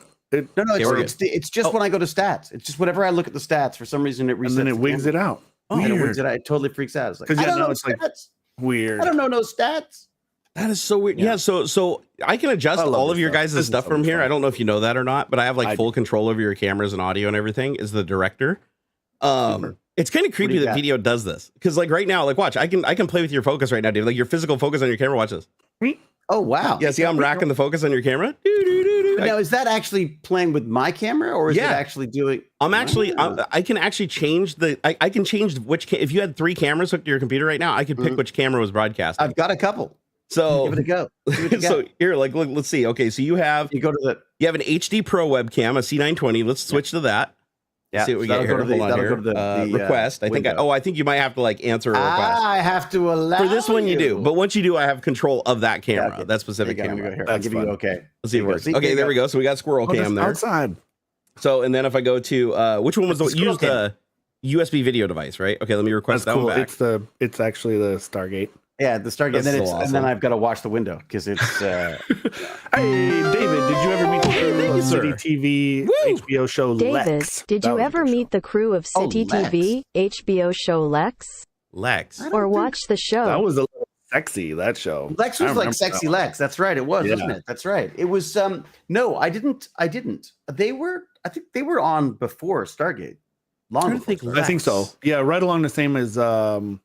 Which one I was Farscape right around that same time. Oh, Lex was like the edgy one, right? With but it had the living spaceship. Remember? Yeah. That was they definitely tried to they kind of bit off of Farscape. It was like a bug, right? Yeah. I remember that. Yeah, the bug. Yeah, and those terrible '80s CG effects. Oh, that was terrible. Yeah. Oh my God. Okay, let's talk terrible effects. Have you watched what is it called, Secret Invasion at all?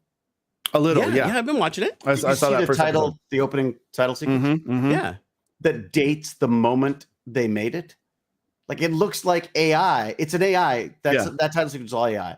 And to me, I was like, this looks like Transformers Beast Wars. You know, those bad original CG where they're like, yeah, it doesn't really work, but good enough. This was just like or reboot. Like, oh, look how cool and fancy this new technology is. It's like the first week that AI was out there. And I mean, I'm so down. Reboot was better. I missed it. Yeah. What is this like just during the intro? Reboot was great. One of my favorite CG cartoons back in the day. Yeah, I used to love it. Yeah.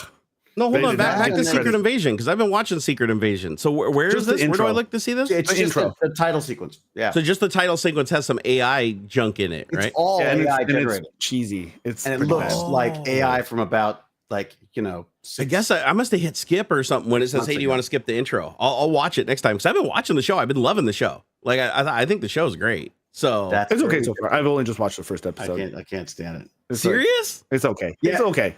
Gimpy G keeps laughing at me because he says I'm old and jaded now, but I am old and jaded. And what do you not like about it? Well, first off, those stupid rubbery masks, those what the alien masks are so dumb. The Skrull. The Skrull mask. I was like, what, dude? Come on. No, I'm done. I'm done on Marvel. I can't freaking deal with them anymore. I feel similar. I want to watch the movies a bit, but otherwise, because I love Guardians of the I got a couple Galaxy. of great movies for you. yeah. I've been doing my horror movies, and I got 2 for you that I loved. One of them it turned out to be a Canadian film, and it's called Hunter x Hunter. Like Hunter x Hunter, the anime? Nope, not like the anime. It's just Hunter x Hunter. Yeah, and it's I think it's got Nick Stahl in it. I think is the biggest name in it, but it is, man, it is disturbingly terrifying. Is it on Netflix or? Oh, movie, cool. It was on 2020 film. It's a good question. Yeah, 2020. It's called Hunter x Hunter, huh? Hunter x Hunter. Which is and the basic premise is little family living out way up north in the middle of nowhere, and they're like trapping animals and stuff, and then they discover that a wolf is eating the animals out of their traps. And so dad goes off to hunt the wolf, and everything gets very weird.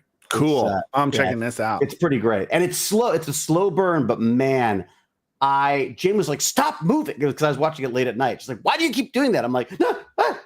I was like the whole time, because some of it wasn't even just like, it's not even jump scares. It's just this kind of like, oh God, no, kind of like it's just, oh yeah. So thumbs up for me on that one. The other one I watched, which apparently is controversial, but I loved it, was Promising Just don't say Young cuties Woman. and we'll be okay. Oh yeah, no, not that. No, no, God, Jesus. Yeah, that's just disturbing. Yeah. No, this was disturbing as well, but it's called Promising Young Woman, and it's cool. Let's Black just comedy say crime thriller. That sounds you fun. don't want to be a male after that movie. I mean, it can't be worse than I was Teeth. like, you know what? I'm kind of done on the whole male thing. Yeah. Did you ever see the movie Teeth? Which one? Teeth, the one with the woman's vagina that's like eating the men or whatever. Yeah, I think I did watch that. I mean, it's really out there. It's like Human Centipede kind of cringe. Yeah. There's some of the stuff just gets too weird for me. And I'm pretty sure it was just called weird. Teeth. There's another crazy one, which is just, I don't know why we liked it, Teeth because it doesn't make any sense. It was called was it? Oh God. Tusk. Something Flux. Tusk was fun. Aeon Flux. Was it Aeon Flux? That's a cartoon back in the day. Oh, then no. It was Okay. It was a different one. Then it was God. It's a really strange movie where this they did guy a terrible movie. Yeah, the movie was Every pretty bad. rose Wasn't that has Charlize its Theron? thorns. It was Charlize Theron. It was, yeah. Yeah, who I would watch in anything, basically. Wait, this won we an also award? watched- What did?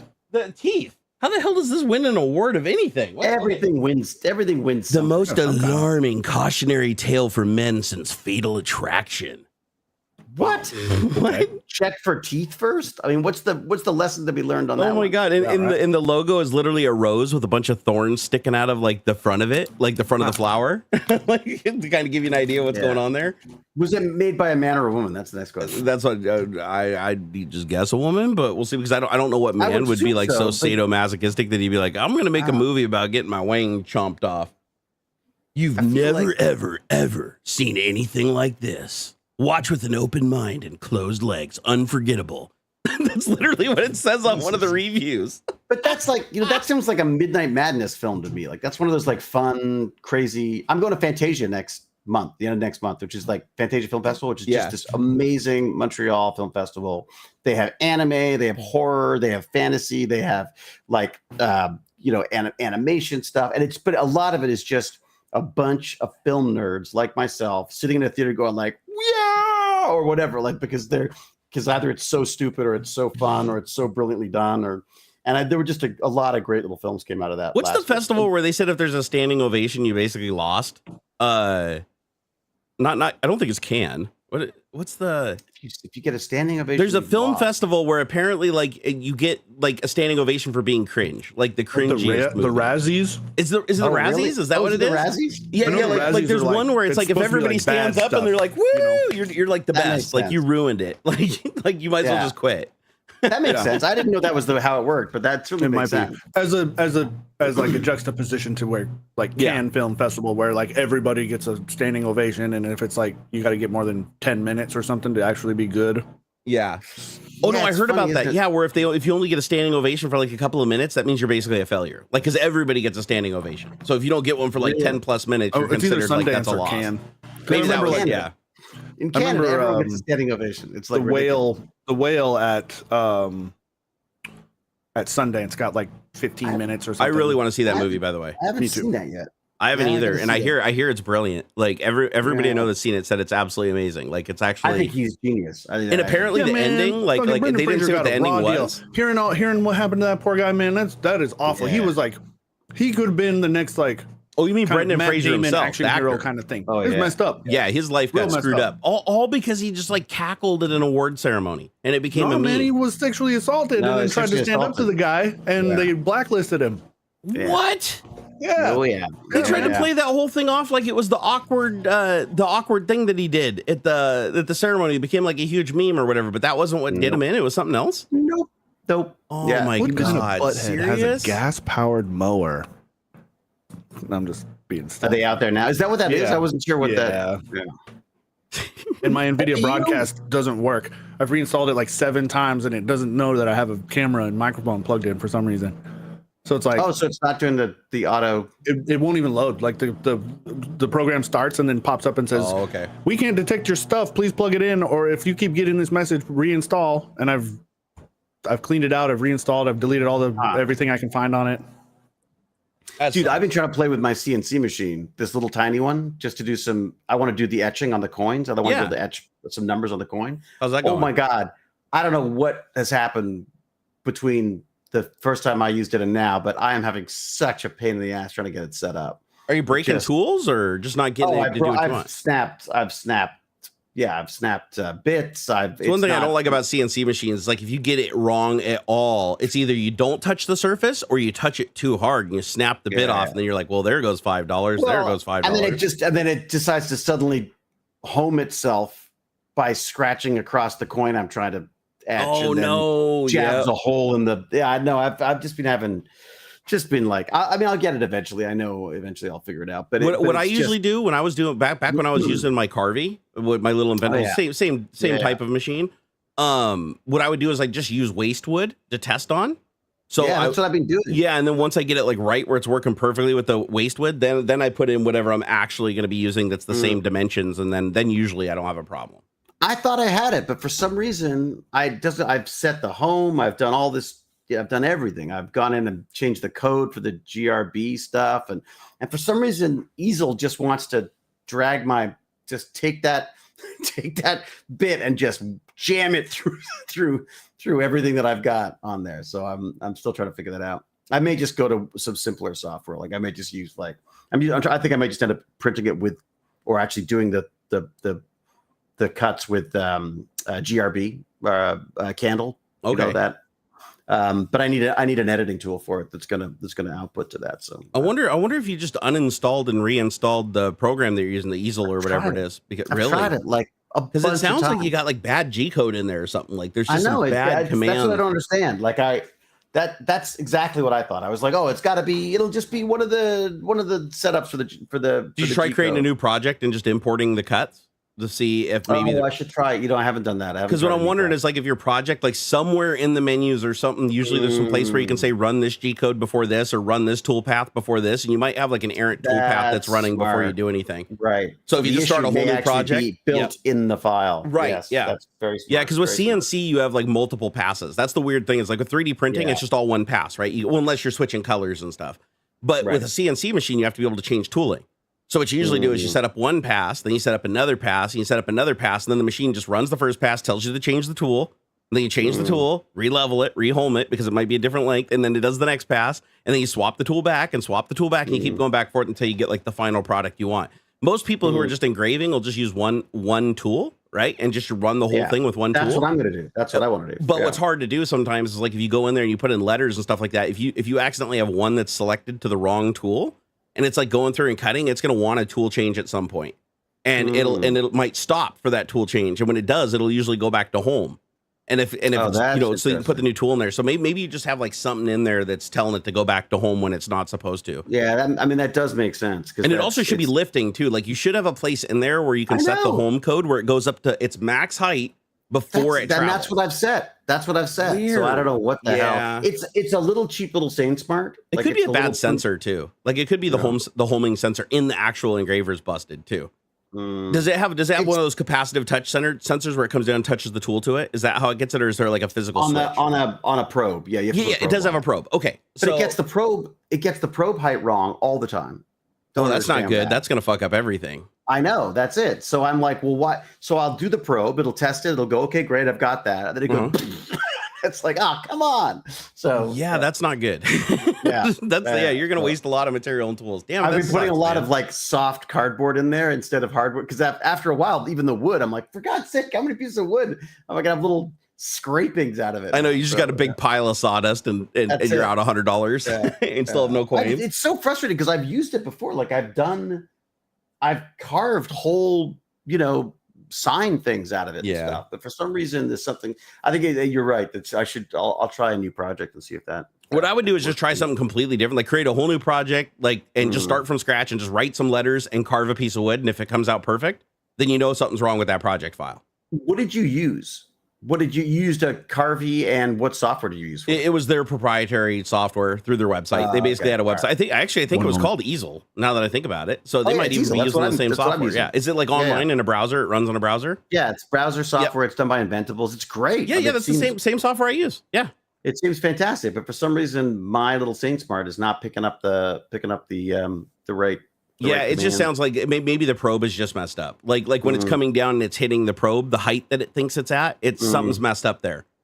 Well, I had a lot of problems with USBs as well, like the ports and things. Like it was being really strange about that. Like normally it's like you plug it in, not a problem. And this time it was like, nope, nothing there. And you're like, what? No, I plugged. So I don't know. Does he use stepper motors or servos? They are. What are they? Are they like those little square NEMA stepper motors? Yeah, they're the steppers. Yeah. Okay, because usually what it does is like the probe will come down, and when it hits the point where it detects continuity, it knows it's bottomed out the bit, and then it records how many steps that is from the top. And so sometimes what can happen is if the NEMA motor goes up to the top and it doesn't hit an end stop, like if it goes up, the end stop switch is fucked up or it's loose.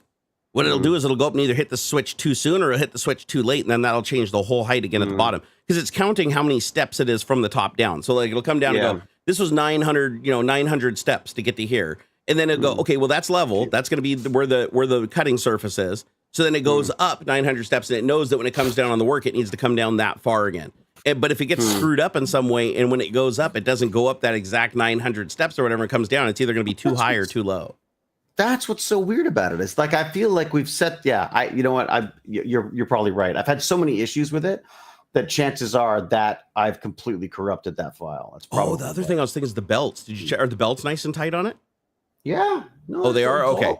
Like when I do the manual, I've got the manual controller as well. Yeah, that works great. Absolutely fine. I put it through AuxxZillary. It works perfectly well, and then all of a sudden, it seems to randomly decide that it wants to go home, and it just goes plows through everything in the way as it's going. So weird. I'm smacking the stop, trying to smack this emergency stop button. I'm pulling power cables. I know that's all you can do in that case. Like, you're just like, oh my god, please stop! You're gonna wreck it. It'll just make it that much more enjoyable when I get at work. I just feel bad because I've sold like a bunch of coins. Like people are buying these coins. Yeah. So I wanted to kind of up the value. I should show you this. Actually, it's kind of fun. Yeah. No, I want to see them. They I hit my rate limit. So originally, yep. Damn. What's your rate limit? On Twitter? He's been trying to hit his rate limit on Twitter. I'm done. You're out out for Twitter. You scraping bastard. Oh, there's a trending tag. Rate limit exceeded tag is the trending tag right now. Oh, so you can let everyone know that you've just it's borked. Yeah, me trying to read my 601st tweet of the day. Elon, rip Twitter.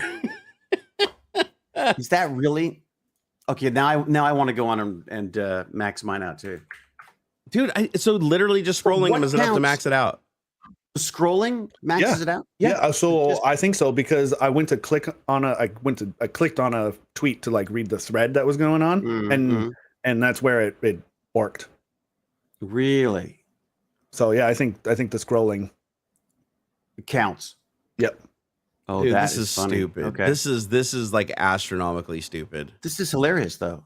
Like, but I don't want to watch. I don't want to scroll through Twitter because I end up getting outraged about stuff I don't give a crap about. Yeah. God damn it. Elon just put them up to 8,800, 400. Well, then I hit my 800 then. Oh, so he's just dynamically going to tweet it as people or change it as people complain. I can't even load his his thread anymore. I hate his mentality of just doing random shit with no heads up, no warning, and then just like dealing with the after, like in real time. It's like you said, is that better? He's like me troubleshooting Twitch. He's like, is it better? Is it better now? Does it work better now? It's stupid. I don't know, whatever. He should start paying us for doing tech support for him, for doing testing for him. It's all broke. Oh my god! So here's all the trending hashtags. I've never seen all the trending hashtags be the same thing. So all the rip Twitter, rate limit exceeded, Twitter down, and goodbye Twitter. Those are the 4 things that are trending right now in the trending tab. Although interesting, I clicked on the trending thing, and that loads like tweets and stuff under that are there. Oh, great! So it's just under the For You tab, or no? I clicked. You can see what's trending right under the what's happening thing, and then I click show more. And it shows the full list there, and then you keep going down, and then it's like, oh, we think you like these subjects and this PC building and stuff for me, and those tweets all still load. Wow. So one of the guys I follow said, what the fuck is Twitter doing this on purpose? Only 600 tweets to read per day. He's like, Elon, I go through 600 posts in the first 3 minutes just scrolling. Yeah, no kidding, just by scrolling. Exactly. He's like, go follow me right now on other places, LinkedIn, Twitter down. Good night, Twitterverse. Sleep tight. Don't let the ducks bite. I mean, I'm just reading my apologies to my Wi-Fi after finding out Twitter is down because they blamed his Wi-Fi for not getting tweets. So what happens when you hit the limit? Does it just stop loading them, or does it say you've hit your limit? There was a little thing at the bottom that said your rate limit has been exceeded, but then nothing loads. Interesting. I'm just scrolling down in the hopes to see if I can hit it. I know, fuck it. I'm just gonna do it. You know what I'm gonna do? I'm gonna just push down the middle cursor. I'm gonna push down the middle scroll wheel and just put it down. I'm just gonna let it just sit over and just scroll. So I'm not even doing it. All I'm doing is I'm just under the top tab, and I just push the middle wheel and pulled down, and I'm just letting it just. I'm just gonna let it just run out. Yeah, you'll get like 6,000 or 8,000 or whatever. Yeah, but still, that's gonna go by so fast when I'm getting like 20 tweets every second. Crazy. Like, I'm done on Twitter for today. Wait, I wonder, does that mean my mobile app is broken too? Yeah, go check, man. This is getting hilarious. Is it account based or like session based? Dude, he is hurting. He is hemorrhaging money so bad. Oh my god! Like, at the company, if you have to limit the number of text messages your users can see, even your paying users can see, app still works. Yeah. You have failed. So it's more like session based or something, I guess. So in other words, if you clean out your cookies, you get another 600. You might. Yeah. Interesting thought.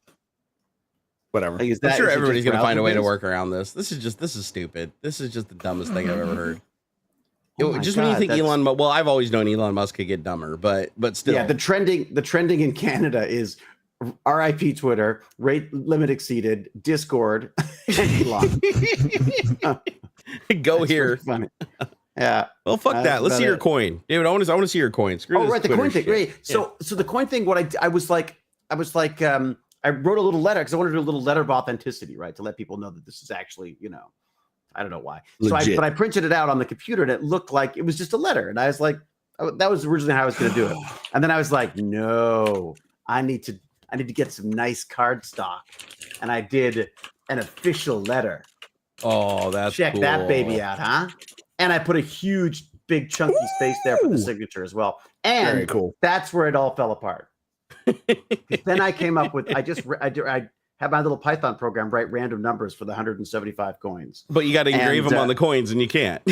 And now I'm going to engrave them, thinking like, it was easy last time. Well, I've spent like 2 days snapping. So is everybody eventually going to get their coin? It's just going to look like you took a Dremel with like a dull bit, or just like freehanding that sumbitch. Handheld freaking Dremel number on it. Honestly, that would make the coin way more special. I've got the Dremel standing by because I'm like, at some point I'm going to give up. I'm just going to go straight to the Dremel. Oh my god, dude, that'd be hilarious. It may be this poor little CNC, but we'll see.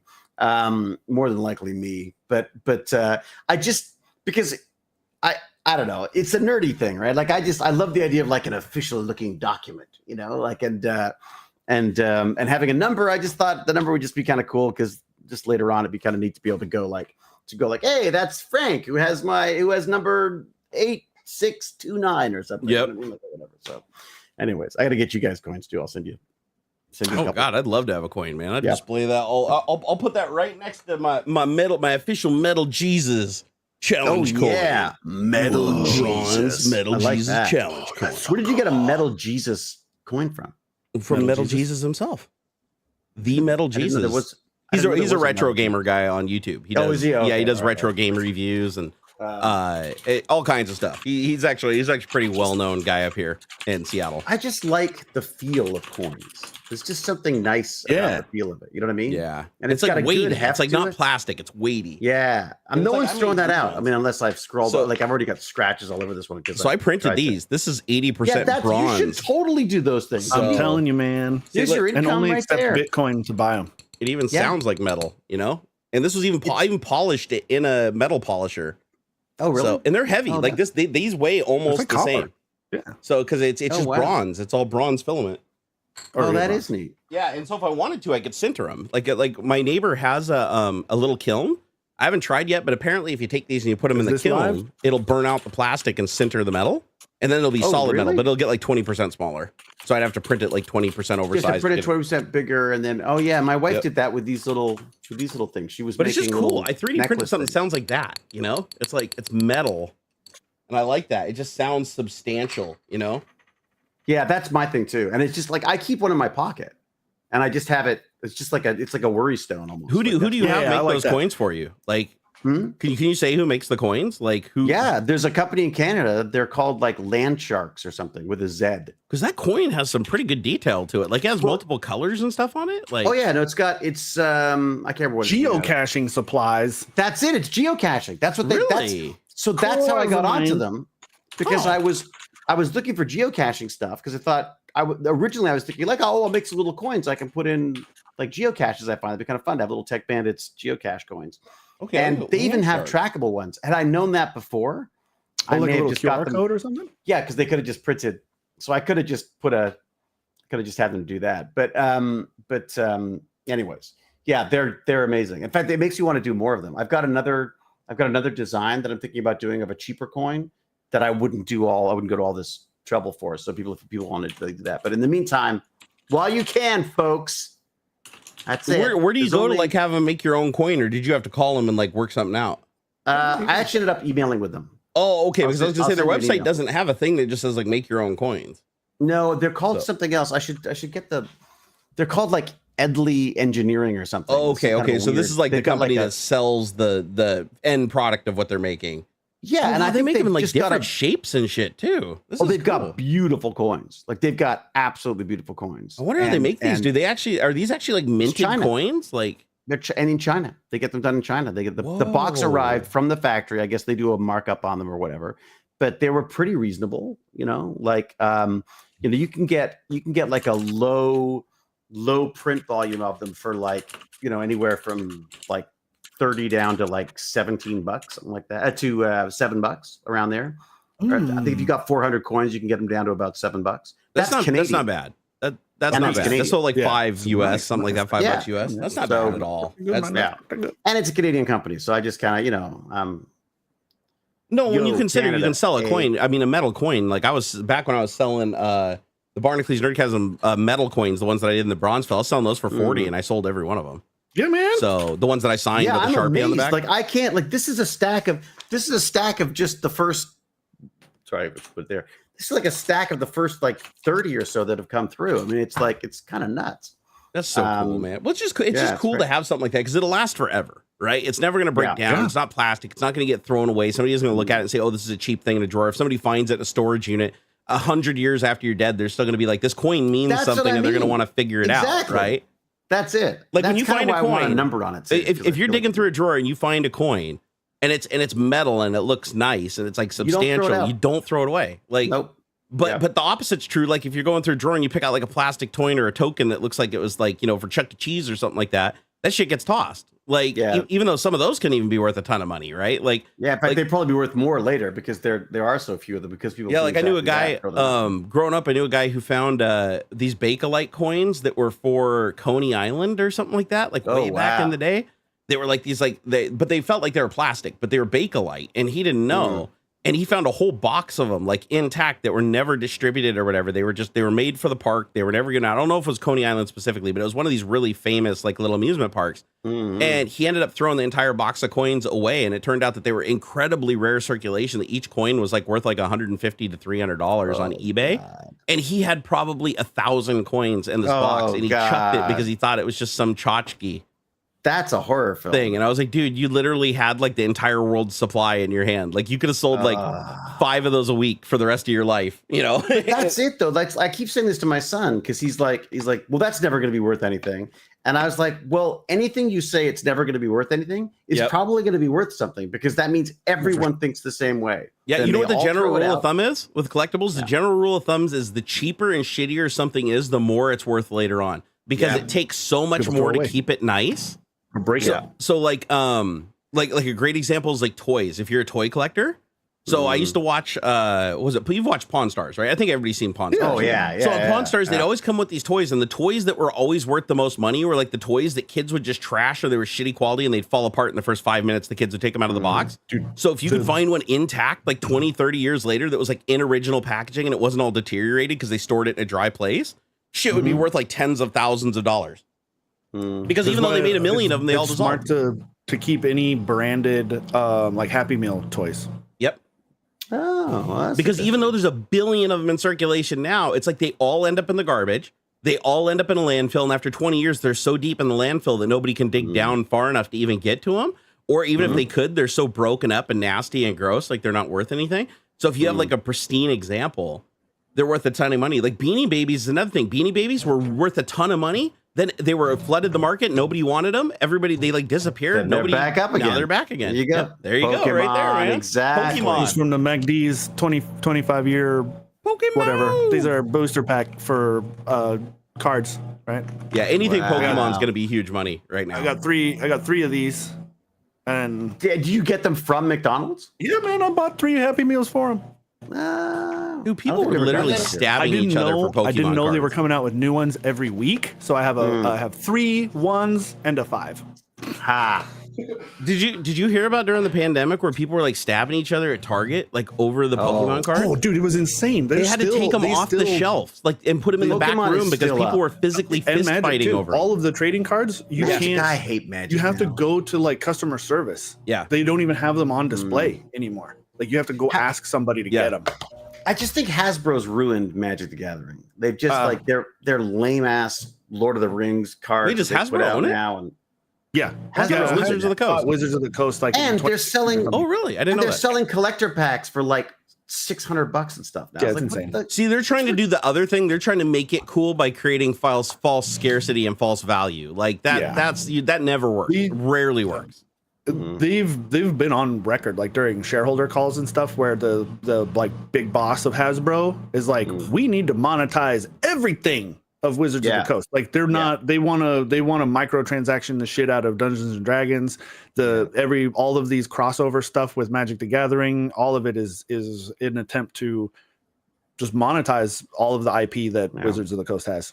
It's too bad. I loved it. Gimpy G and I played a lot, and I ended up buying a couple of collector boosters because I liked the look of them. So I bought the boxes thinking like, oh, I'll keep those because they'll be good value. But then I'm like, I couldn't keep up with it. They're like $400 or $500 a box down. I'm like, it just doesn't make any sense. Yeah. You know what cost? And if you're going to go through and try to find the cards that are of any value, they have to be so pristine now for people. You'd have to basically do it with gloves on. And nothing can happen to them. And what blew Pokemon up? Easier. Do you like what was the, because I know pre-pandemic Pokemon was like popular, but like it wasn't big money like it is now. Like over the last 5 years, it's changed. Yeah, it's like Disney. Every 7 years, it's rediscovered by someone else, and then every. Is it because all the YouTubers are pushing it, like Logan Paul and shit? Is that what's doing it? I know that. When there was before Logan Paul, there was the big news of Charizard, like grade 10 Charizard card going for like $100,000 or something. That brought things into the limelight. Unlisted Leaf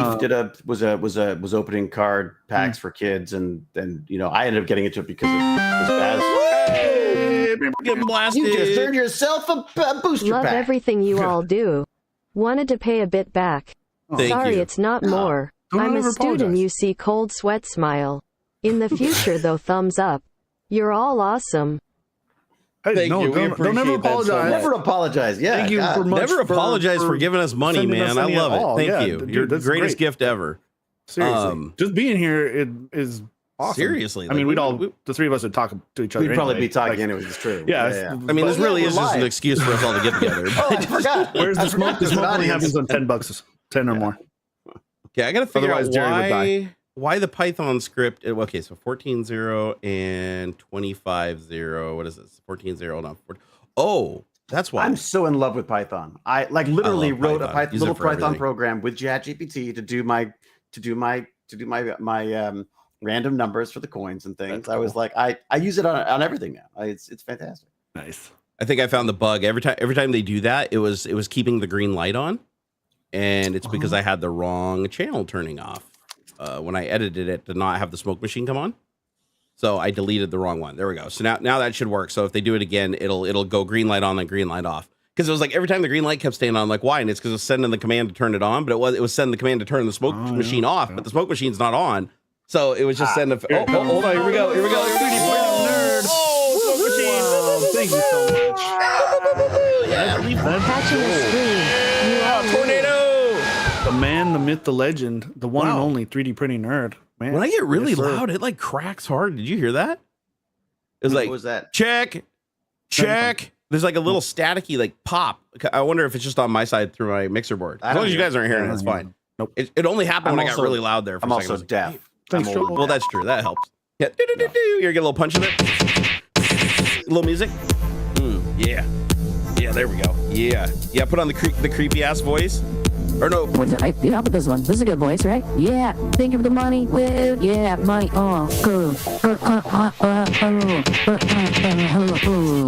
That's what we do for $20 around here. Thank you so much, Joe. We love you, man. Love your face, bro. Oh, I think so. Casper, the friendly ghost, he says, "How can you say forced scarcity rarely works? Look at what they're doing with the One Ring and the Lord of the Rings series of cards." I think long term. No, I know. I think Pokemon's been around forever, right? Like there is no scarcity of Pokemon itself. It's like, yeah, they're probably doing limited production and stuff like that. Changer on. Do I, my man? Sorry. It's very. I can't tell. I don't hear it. I was like, is he really going to stick with that? 'Cause Oh my It's God. a difference. It happens all the time. There's a bit of a difference. So when Pokemon trading cards were first coming out, like when I was middle school, early high school, there was like a deliberate. It's not, I guess, not forced scarcity, but as a trading card game, there is going to be a certain level of like, some cards are going to be more rare than others. Like, that's just how they do things. Yeah. But now it's become like just a part of it. It's weird because like saying it that way, it's become a part of the formula. That's been the point kind of in trading card games or just trading cards in general, I imagine. But like now it's not, I don't know. It's like, I don't know. It's different and I can't really I think explain the it. collectors have moved in. Like, I feel like that's the difference. Oh, man, who gave it to me this time? Oh, damn. Everybody Putting getting me in a today. frog fluid order. Y'all want more quick blast? I think, Like dude, I Nintendo think I'm Happy Amiibo. good. Yeah, right? I think I've got, hold on here. I still got half a bottle of this. I've got a full bottle. Hold on. You guys keep talking. Let's see if I got that. I might have to put it in order. Did anyone else have Tazos? I feel like the collectors moved in. They started like, you've got stores now. When you go in, like I would go in to see if the cards were out yet for like new editions when Baz was a little younger and we were goofing around with this stuff ourselves. And I'd go in and the stores would have people breaking open packs and pulling out all the good ones and all. And I feel like it's become an industry. And I feel like I get everybody's in on Hasbro. it. Yeah, and I get Hasbro going like, well, wait a second, we sell them for this value.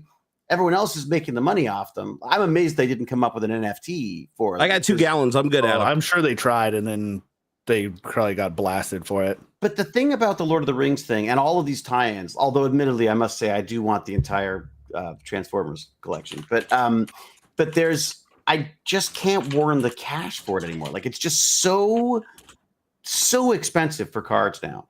That it just doesn't make any sense. So I actually talked to Lance about maybe we should play what's it called? Pauper. So I don't know if you know the Pauper version. So Pauper is basically you only play with cheap cards. Oh, nice. So you both agree that you can't have a card above a certain thing. So it means you get a good fair game you can still get to be smart about it. You just don't get any like, I bring out the mythical $50 whatever. Yeah, reverse damage. Yeah, so annihilate all. Hey, fun fact: the only Magic the Gathering game I ever won in my entire time playing Magic the Gathering, which wasn't very long, arguably, it was like 6 months, and I had like 2 decks. The only game I ever won was using a reverse damage card, and it got banned from tournament shortly after. Yeah, we had scoots. Me and Gimpy G had scoots that would compound. So like one would make another, and we would end up just like overwhelming people with like 60 cards that would then turn into 600 cards.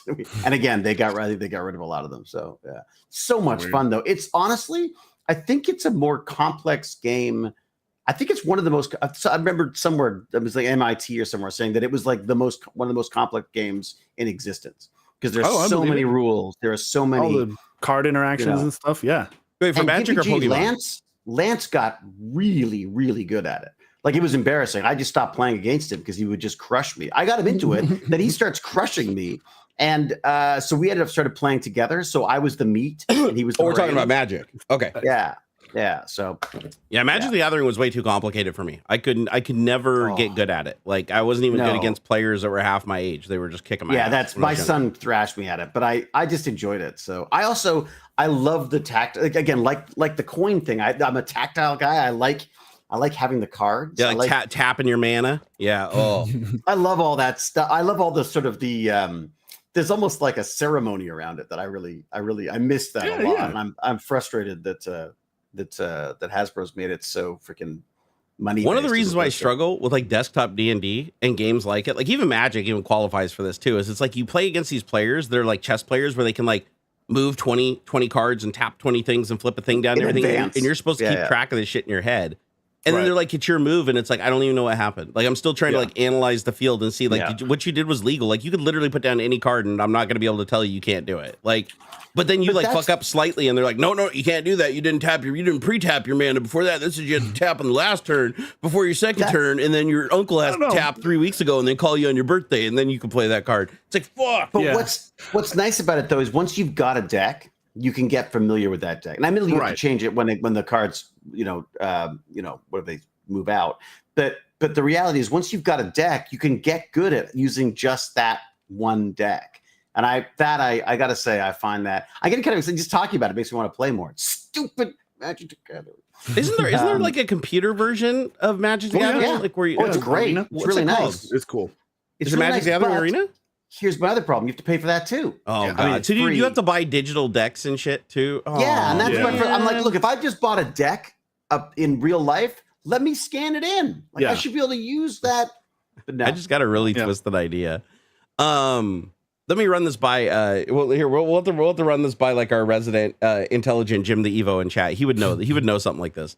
Would it technically be okay to create a GPL open source project where people take pictures of their own cards and they put it into, see, the program is open source. Everybody has to build it and compile it themselves. So the open source would be available. They have to build it and compile themselves. And then their deck, they have to put in their own pictures of their cards.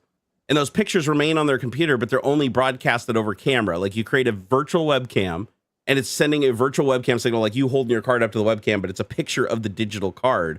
And then everybody that's playing it works the same mechanics as the actual Wizards of the Coast game, except for you actually in possession of your cards, and it's pictures that you took yourself of your cards, and you're running open source you compiled on your computer yourself. Therefore, you wouldn't be pirating.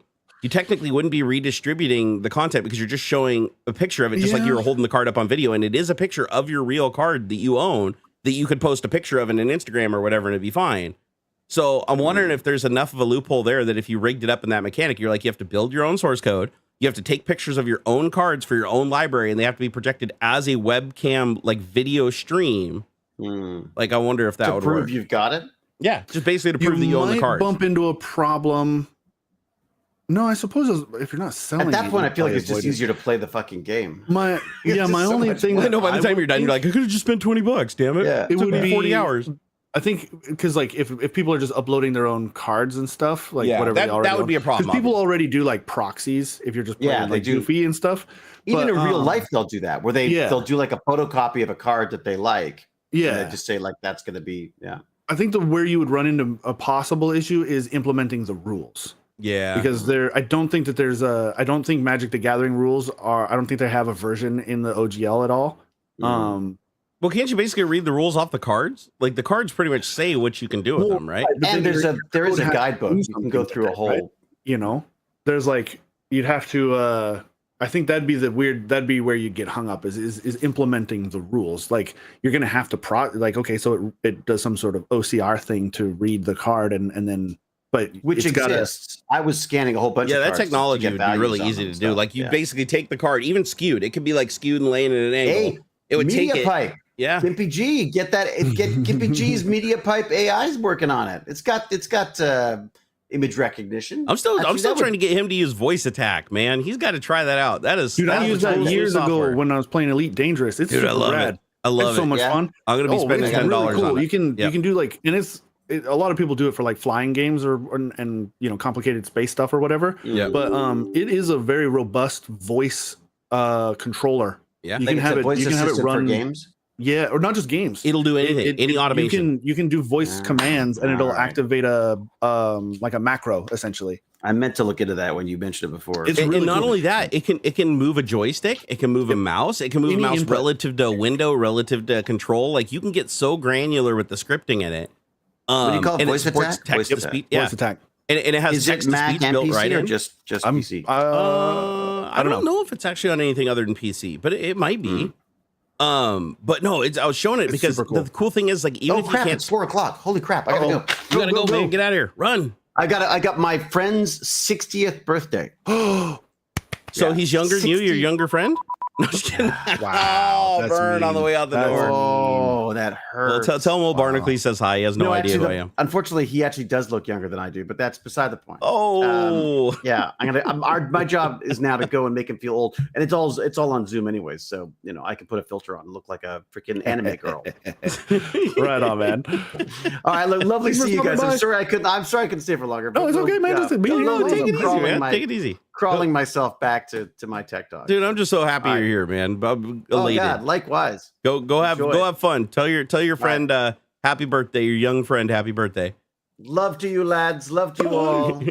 Cheerio. I'm out of here. Hip hip. Beep, beep. All right, now I can pull you back over. Dude, this is so awesome. I'm so glad he shows up. Yeah, look at the LED screen. What? Super chat. Wait. Putting in. Yeah, we read that. Stop. Wait, what's happening? We read that already. Kevlar says he's putting in an order for flog fluid. Yeah, no, we already did that. I'm good on flog fluid. Spamming. You simmer down. Why isn't voice attack giving commands? Voice attack. Turn off LED sign. Turn off LED sign. Why is it not listening? I'm trying to figure out. Okay, wait. Voice attack. Hello, voice attack. Are you on? Hello, McFly. It says it's listening. Oh, here we go. Testing. Is it working now? I'm gonna start banning people. It's okay. Oh, it's working now. Yeah, so I can do. Hold on here. I got some commands. Turn off Nerd Cave lights. As a general rule, don't spam like that. It's not like the chat's moving real fast. Sure. Turn off Nerd Cave lights. You can see. You don't have. Oh, to it's because you're coming through the microphone too. Oh, that's why it's not working. Okay. Oh, voice attack. Turn off the LED screen. Shit. It actually did hear you.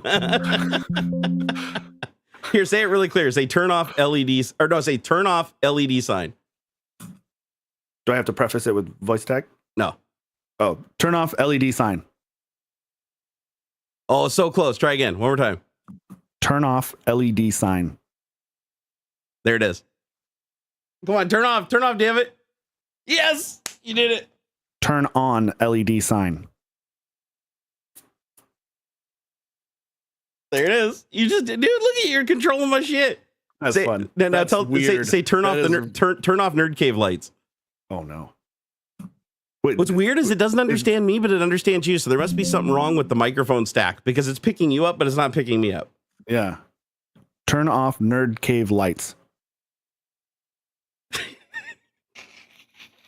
You did it. That's funny. You control everything, dude. You got everything. But weird that it's not working for you. That's let me see if I can get it to do it. Hold on here. Turn on Nerd Cave lights. Oh, okay. No, it is listening to me. I just had to speak a little clearer. Here, let's see if I can set off one of the cooler commands. It's so much fun. I was using that with Elite Dangerous. You probably use it with the Star Citizen. Yep. But like you can like, I would do like shields up or power to shields, power to weapons, power to this, or all ahead. I set up my own custom ones like all ahead full, and it would, full speed ahead kind of thing. All back full reverse. Yeah, like everybody I talked to that plays Star Citizen, because I've been playing Star Citizen a little bit. Yeah, and I'm figuring out how to get it to install on a different drive. It keeps borking out. Oh, it does. Oh, that's unfortunate. Yeah, no, I've been liking it. I need to play it more though, because it's one of those games where it's like I have to get voice attack configured, because everything you do in that game you have to do manually. Like everything from like taking the water out of your backpack to taking your helmet off, holding it against your mouth, and like tilting your head back. That's ridiculous. It's so like it's crazy. Like you have to do everything. So I want to set up voice attack commands. It's like, drink water, and he grabs the water, pulls off his helmet, puts it in his mouth, and then I can drink it, so I don't have to go through all the little steps. Some people like that it's that granular, like the level of steps you go through, but it kind of does add to the realism, because then you have like other people in the game, and you look over at the dude and he's like rifling through his shit trying to get a soda out of the machine or whatever, and then you see him open it, he's like trying to stick it in his helmet, but he's not drinking. He takes his helmet off because he forgot to take his damn helmet off, and then he walks out in the bay and suffocates because he didn't put his helmet on before he went out into the bay. That's dumb.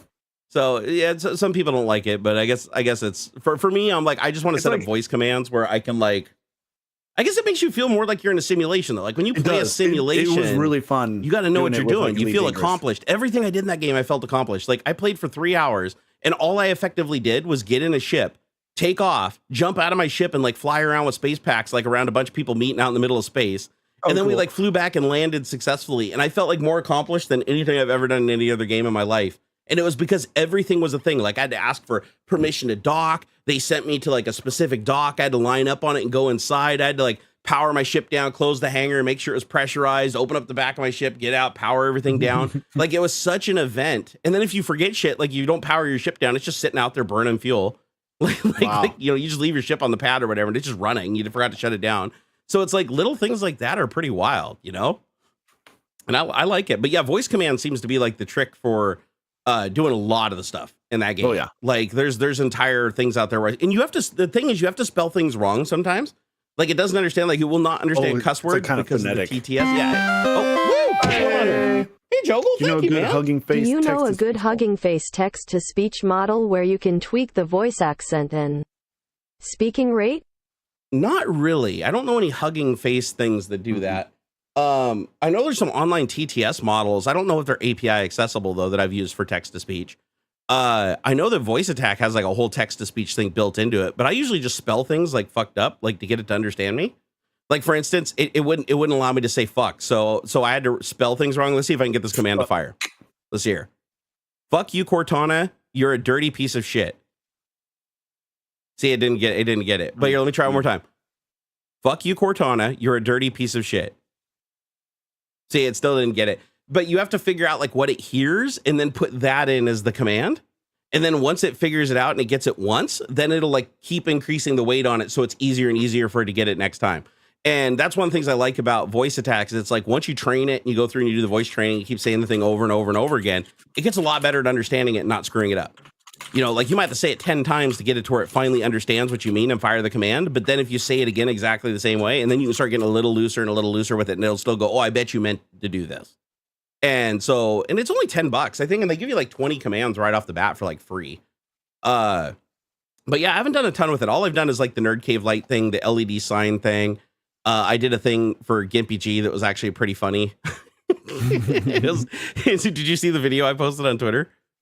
So maybe. This is the command because I was trying to show Gimpy G that you don't have to speak clearly to get it to understand what you're saying, because you can just put in whatever it thinks it heard.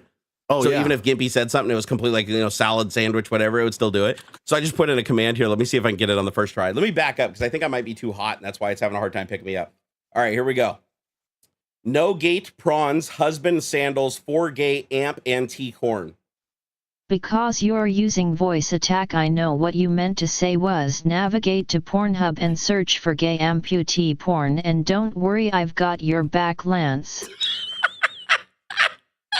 That was for Gimpy G. Oh my god! Because I was trying to show him that like you can put in anything that sounds phonetically like it, and it'll fire the command.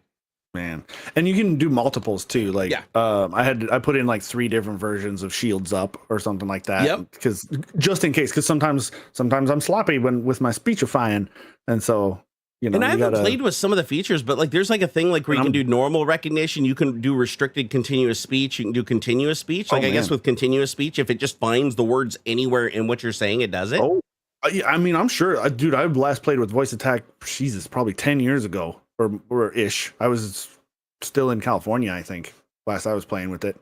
Like, I'm curious to see if this works. Let me try this. So right now I have it at recognition normal. I'm going to change it to restricted or continuous speech. So if I put on continuous speech, does that mean I can just be talking? I don't need any pause. I can just say turn off Nerd Cave lights in the middle of a sentence and it'll do it?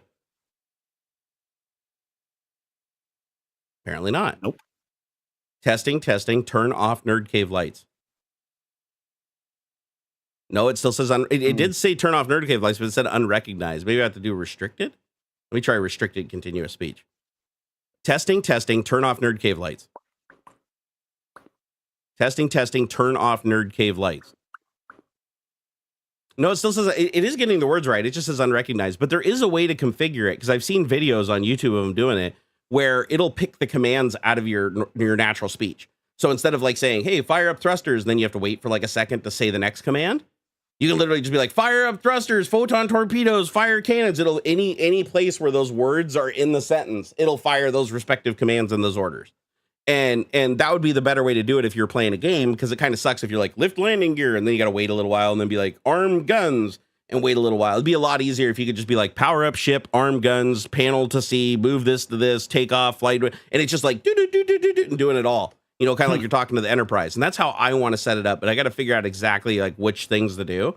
It's super verbose, though. Like when you go into like a command, it's like you can do this command is executed when I say this, when I press these keys, when I press this button, when I press this mouse sequence. You can create a whole stack of what you want to run. Key presses, mouse movements. You can do pauses. You can do voice attack items. So like execute another command, stop another command. So you can stack commands.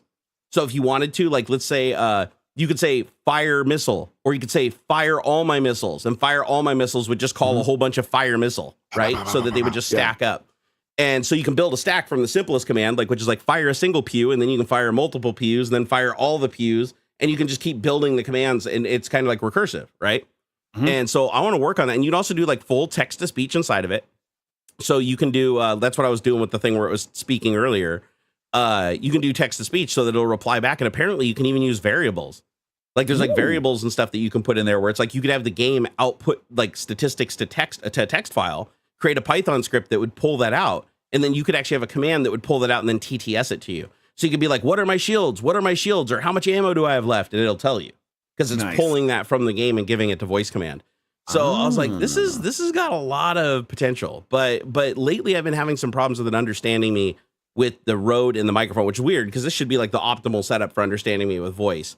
But I think there's something I have configured wrong in Windows because it does get a lot of the stuff wrong. But if I do Windows dictation, where it's like sending the stuff to the cloud, like if I do like Windows key H in Windows, it does Windows dictation. That gets it like perfect. Like that rarely makes a mistake. Like if I open up like Notepad and I just do like Windows key H, right? And it pops up and says, hey, something happened and we couldn't enter your voice typing text. Wait a bit and try again. Oh, so I guess I couldn't connect to the online service, probably because I'm using a VPN. But the one that uses like the online services, it gets you perfectly. Like seriously, you can talk as fast as you want and like belligerently and it still gets it. Because like there's like an option you can choose what like processor it's how it's processing your input, your voice input basically. And like there's one built into Windows that it I think it defaults to the regular speech to text thing or whatever. Like how do you but sorry about all the sound effects. I'm trying to like a long time ago. I'm sure it's better than it was. It only gives me one thing. Maybe you have to install additional engines, but there's system default and then there's Microsoft Speech Recognizer 8.0 for Windows. Those are the only two options. But I wonder if you can install other ones that are better, because that's the one thing it does struggle with is let's see here. Wait, the microphone sits on the desk, such as array microphones or microphones built into other devices. Yeah, like when you go through and do the audio training, it's like a really old UI from like back in like Windows XP. So I think it's using like the old voice recognition. I want to see if there's a way to install a speech engine. Like, do you guys know in chat Hey, anybody in chat, if you've used voice attack before, is there another speech engine that you can install that uses like a better cloud speech engine that's like way more capable, kind of like Windows? Oh, I feel like you must. Yeah, because I don't like the one that's built in. It's not very good. I used some other tool, or maybe it was built in, but there was another thing that I remember paying a couple bucks for that gave me a big bunch of different voices. Oh, the voice packs. Yeah, I haven't tried that yet, but I've seen the site. Yep. Yeah, because it was separate from what was happening inside of Elite Dangerous. Because like I would say, shields up, and it would respond, or you could ask for some sort of data, and it would respond back, and things like that. Yeah, there's a whole site dedicated to selling speech packs. And I've got a link somewhere on my desktop here because I just took it down the other day, and it was like, let's see if I can find it. Oh, Star Citizen HCS voice packs. That's what it is. So if you go to hcsvoicepacks.com, you can buy voice packs for Elite Dangerous, Star Wars Squadrons, No Man's Sky, and they're all like professionally recorded voice packs by celebrities and voice actors. And it basically makes all the responses in like voice attack, like for the game that you're specifically playing. I remember buying this. I wonder how if I got it for free? Recover my account. No. I purchased voice attack because I wanted all of the, and then I remember buying some extra voices too from a different. It's in your email. From a different tool or something like that. If it's not just fun to have it tweet 'em. respond in a robot voice or like a cool, sort of computery female sounding kind of thing. It was fun. Yeah, because there's like celebrity voice packs. Like you can get let's see here. So Gamma, let's see, Orion. Man, there's a lot of games they have voice packs for. What is this? Cleo, Midnight. Oh, these are the names of the characters. Oh, Brent Spiner. Holy shit, Brent Spiner did Star Citizen Vega. Nice. That's awesome. Having Data talk to you. Shit, yeah, man. $30, but who cares? Here, this is what it sounds like. Citizens, this is the Noobifier. HCS has asked me to make a demo of the Vega voice pack for Star Citizen. Games with my mom. Don't ask. How can I live stream privately if I use YouTube or I heard Twitch? something. Who is that? Can watch my stream. Yes, I can't make it private, can I? What do you mean? Actually, we just discovered that you can do an unlisted live stream on YouTube. Yeah, we just managed to do it. Our first 10 minutes of this stream was completely unlisted. And yeah, nobody showed up and nobody could find it. But we were actually streaming, and it is recorded in the VOD. Yeah, you'd have to share the link yourself, and then if they have that, then just like a private or unlisted video on YouTube, you have to provide the link directly. Because like I said, the first 10 minutes of this stream, we were live, but it wasn't showing up on Barnacules channel page. And the replay, there's a reason that they have that functionality, because I've used it before for Patreon. Like if you do a live stream for like your patrons or whatever, then you can give them the link directly through Patreon, and then they'll be the only ones that can watch it that'll show up in chat, and then it doesn't show up for anybody else. That makes sense. And but I just don't know why that was the default. I imagine if we had kept it unlisted, the VOD even would be as well. It'd be somewhat hidden. Yeah, it would have been. The VOD adopts the same properties as you start the stream with. That makes sense. So it'll probably just adopt whatever I last changed it to. I'm hoping. I'll check afterwards. If it doesn't, then I'll probably have to change it afterwards. But did Twitch is chat? all public on Twitch. Did anybody in chat go live answer on my Twitch, question? someone can find you. Let's see here. I wonder if there's a Jarvis voice pack. Oh, I'm sure there is, 100%. Because here's the thing: even if they can't get the original actor that did it, there's tons of voice actors that can mimic the celebrities. Oh yeah, and apparently they can do that. Like that's not like a violation of anything. Like if you can impersonate somebody's voice, you can do. People do it in shows all the time. There was a guy who, and I'm sure he's still doing this on the side or whatever, who did a bunch of impressions for people's like subscription alerts and stuff on Twitch. And he's like a Morgan Freeman. I'm sure he does other impersonations too, but for a while there was this one, everybody had like a fucking Morgan Freeman impersonator doing their alerts and stuff. Yeah. Oh, wait, hold on. So Bradley Smith said Balabolka Portable has a web plugin. Oh, that's a tool that I was using for voice to speech. But that wouldn't let me integrate it with voice attack, right? Because that's what I'm wondering. Is like, actually, I guess I could just look. Why am I not using ChatGPT? I pay for it. Here, let me ask ChatGPT. ChatGPT would tell me, right? Hey, ChatGPT. Is there a way to install a better speech engine into Windows 11 that it just says voice yes can use? Right, it just comes back with a yes. Yes, there is. Probably. Okay, third-party speech recognition engines. You may explore third-party speech recognition engines that can be integrated with voice attack. For example, Dragon Naturally Speaking by Nuance Communications is a popular commercial speech recognition software that provides advanced features for accuracy. Or you can use to improve the speech output quality of voice attack. You can investigate alternative text-to-speech engines. Windows supports multiple TTS engines, and you can download additional voices from Microsoft and other providers. You might also be able to use third-party TTS engines that offer enhanced voice features. So literally, the Dragon Naturally Speaking is the only option that they give me. That seems stupid. Boo. Like why can't, this is what I don't understand is why can't I just use the one that's in Windows? Like Windows literally gives me an online speech engine where I can talk to Cortana and it does speech dictation and commands and everything in Windows. Like, why can't I use that in voice attack? Because that one goes to the cloud and like gets all your shit like perfectly. Yeah. So I think that's kind of dumb. Like, I mean, granted, it has to go to the cloud. It's not doing it local, but that's also why it's so damn accurate, right? It's like the same thing with Siri. Like Siri's really good because it can go to the cloud. When it's offline, it's not nearly as good at recognizing what you say. Yeah, I'm kind of curious about that. I'm going to look into that more because I don't want to just use the shitty speech engine that's built into Windows, like Microsoft Speech Recognizer 8.0 for Windows. It doesn't work very well. Yeah. It's like even when I speak super clearly, it rarely gets everything right. Like if I just say, hello, my name is Jerry, period. Early, it's everything right leads me to say it, LL, my name is Jerry. That's what I heard. Like, that's not even close. That's whack. Yeah, that's weird. Like we've been sitting here talking about shit all the time, and here's what it came up with. Early, it's everything right lead me say, LL, my name is Jerry, yourself if they have little like unlisted. Only ship rent need near Star Citizen Bagat. I didn't say any of that. Like, it's getting everything I say wrong. I wonder if I stand back further and be like, hello, my name is Jerry. Hello, my name is Jerry. Hello. Oh, now it's not even registering anything. It doesn't even hear words. Turn off Nerd Cave lights. Damn it, you son of a bitch. It worked. I don't know why. Can you guys hear me okay on stream? Like, why the fuck can it not understand me? Open. I'm just gonna leave video open and just like fuck. Oh no, I would totally forget too. I would totally forget. Well, no, if you leave the room, it wouldn't work. But that would be funny. That'd be funny. I'm like looking at my phone. It's like all my automation keeps lights on. That's weird. Because those are actually my ceiling lights. Like I have an adapter coming out of the bulb socket that switches off into two of these TP-Link doohickeys. Let's see, do I got one? Oh here? Yeah, the wireless plugs. Yeah, so these little guys are like $5 or $6 a piece, and somebody hacked the encryption on them, so you can send direct IP commands to them on your local network. So yeah, I've got these plugged in everywhere. I got one plugged in here that's going to my face light. I've got one plugged into each of the ceiling lights that goes to an adapter into the bulb outlet, so I can actually turn off the lights when I leave the room.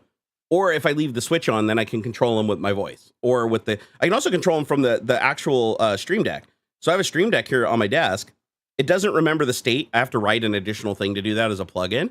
But I can push the buttons and turn things on and off. Like right now, like you told it to turn everything off. So if I want to turn it back on, I can turn it on one light at a time just by pushing the buttons on my Stream Deck. I don't even have to say anything, right? I can just go, oh, now I want my face panel to be on. There it is. Now I got my face light. So no, these things are cool, man. Like for a quick way to automate, and then you just give them a static IP address, and there's a couple Python scripts that you use for just send them commands. It works great. And they're usually pretty fast too. Like from the time I push the button, it's like, okay, so 1,000. I mean, I didn't even finish 1,000, right? I mean, 1,000, it's out. So they react very quickly. And then I can tie that into voice attack if I wanted to. And I could even be in the game and be like, fire missiles, and I could have the lights flash, No, I was already doing this. Like the other day, I was like, if I get telemetry, because I can get telemetry at a Star Citizen, it has full telemetry. So if I get telemetry, like every time I get hit on the shields, I could be like, I could have these things hit me in the face. So if something's like pounding me, rocket hits me, or whatever, beep, beep, beep, and then like the scene a little bit. Like if my shields are down, then this turns on. And it's like, if I get space or whatever, I open the back door. It's like, and I got headphones on, so I don't hear it. I just feel it. Like that would be crazy, right? Put a transducer. Man, that's intense. I have a butt kicker too. I have a transducer I could put on my seat that you can put on a separate audio device. I could have it like every time I fire up the ship or I hit the engines, have it shake the sheet, or if I get hit, boom, boom, smack the chair. I mean, there's a lot of cool automation you could do with just tying stuff together. It's super fun. Like for racing simulation, that was something that I was just getting into when my racing simulation like shit went down the drain years ago. I actually created transducer mounts for these like modified, like heavy hitter butt kicker transducers.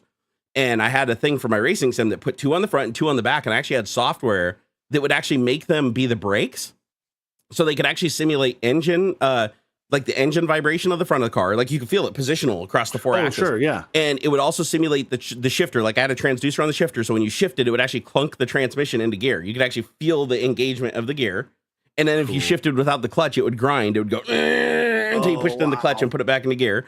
And then if you braked into a corner, if you locked up the brake, it would wheel hop. It would actually wheel hop that corner of the simulator. So you could actually feel it and like let off the brake a little bit. And I was like, dude, this is getting so crazy. And it was getting to the point where, like I even had the fan. I had this fan. It wasn't fast enough. I need a faster reacting fan. But I had a fan where as you were accelerating, it would just give more power to the fan and the fan would spin more. So when you had your VR on, you felt this blast of air coming at your chest. And so if you're doing like the Cup Series in iRacing and you're up like 80 miles an hour, you're just getting a leaf blower blast you in the chest while you got your VR on your headset. And it's like, it was so realistic. And then when you slow down, it backs off and you get less air. And after a while, it was just a little too slow for your brain to sync on it. But if I could have got it just a little bit faster, it would be very convincing with VR on that you were outside in the wind. Because even when you turn your head, and the air's still coming from the front of the car. So it's like as you're driving, turning the corner, you still feel the air hitting you at the right angle as you're playing the game. It's like you can get pretty damn realistic with this stuff. There's even like belts you can buy, like seat belts that you can buy for your simulator. Like why would you want to wear seat belts in a simulator? Because what they do is they tighten up. Yeah. So when you push on the gas pedal or whatever, it pulls you into the seat. And it makes you feel like you're accelerating. When you hard brake into a corner, it pulls you into your seat. So you can feel your chest becomes another surface to feel your braking force. Because if the car starts sliding, they'll go slack, right? Like you'll feel you're not getting that grip to slow you down. So the belts will go slack so you can feel and ride that edge just by feeling it. And I was like, oh man, it's so freaking cool. Like the technology they had for that. Like I got to one time when I was at CES, they had a full-blown racing simulator. It was like a $50,000 racing simulator that had all this shit on it. Like the seat moved, like the seat was on hydraulics that moved around. Wow. It had the seat belts that tightened up on you. It had a VR helmet that you wore, so you're doing thing. I had the wind blowing at you and the audio transducers on everything. And I was like, it was the most realistic thing I'd ever played in my life. And I got to play it for a whole whop in like 2 or 3 minutes for like a video segment. That's cool. And I don't even know if it ever made it in the CES video. I'll have to go back and see if it did. But man, that was cool. Like I just wanted to sit on that thing all day long, but I couldn't because there was like a whole media line of people like waiting to try it. Like, how much is this thing to actually build? Like, well, it's about $50,000. I was like, nope. But there's open source technology out there to build it. Like you can buy, I think it's like $800 to do the full motion base where it moves the whole simulator. If you 3D print all the stuff and buy the stepper motors and the electronics, like all the stuff's open source. Save like 20 grand, Let's see here. My sim has been. Oh, your sim has a harness, but it's not reactive. It just keeps your dumbass from falling off the seat. Can you make all TP-Link smart plugs do these things? Like I am from Denmark and need a 230 volt version, or is it only the version that's hacked? No, all of them. All any of the Casa. There's two. There's Casa and Topo. The Topo one stuff I can't speak to, but if it's Casa, KASA, then you can control them because the Casa protocol is the same for all the devices. And I even tried it. It works with their bulbs too. Their RGB bulbs. Like I can actually use the same exact Python script and send a JSON packet to the bulb and make it change color, change its dimness. There's a cool script that somebody wrote on GitHub that'll match the bulb to the outside color temperature and where it is on the horizon.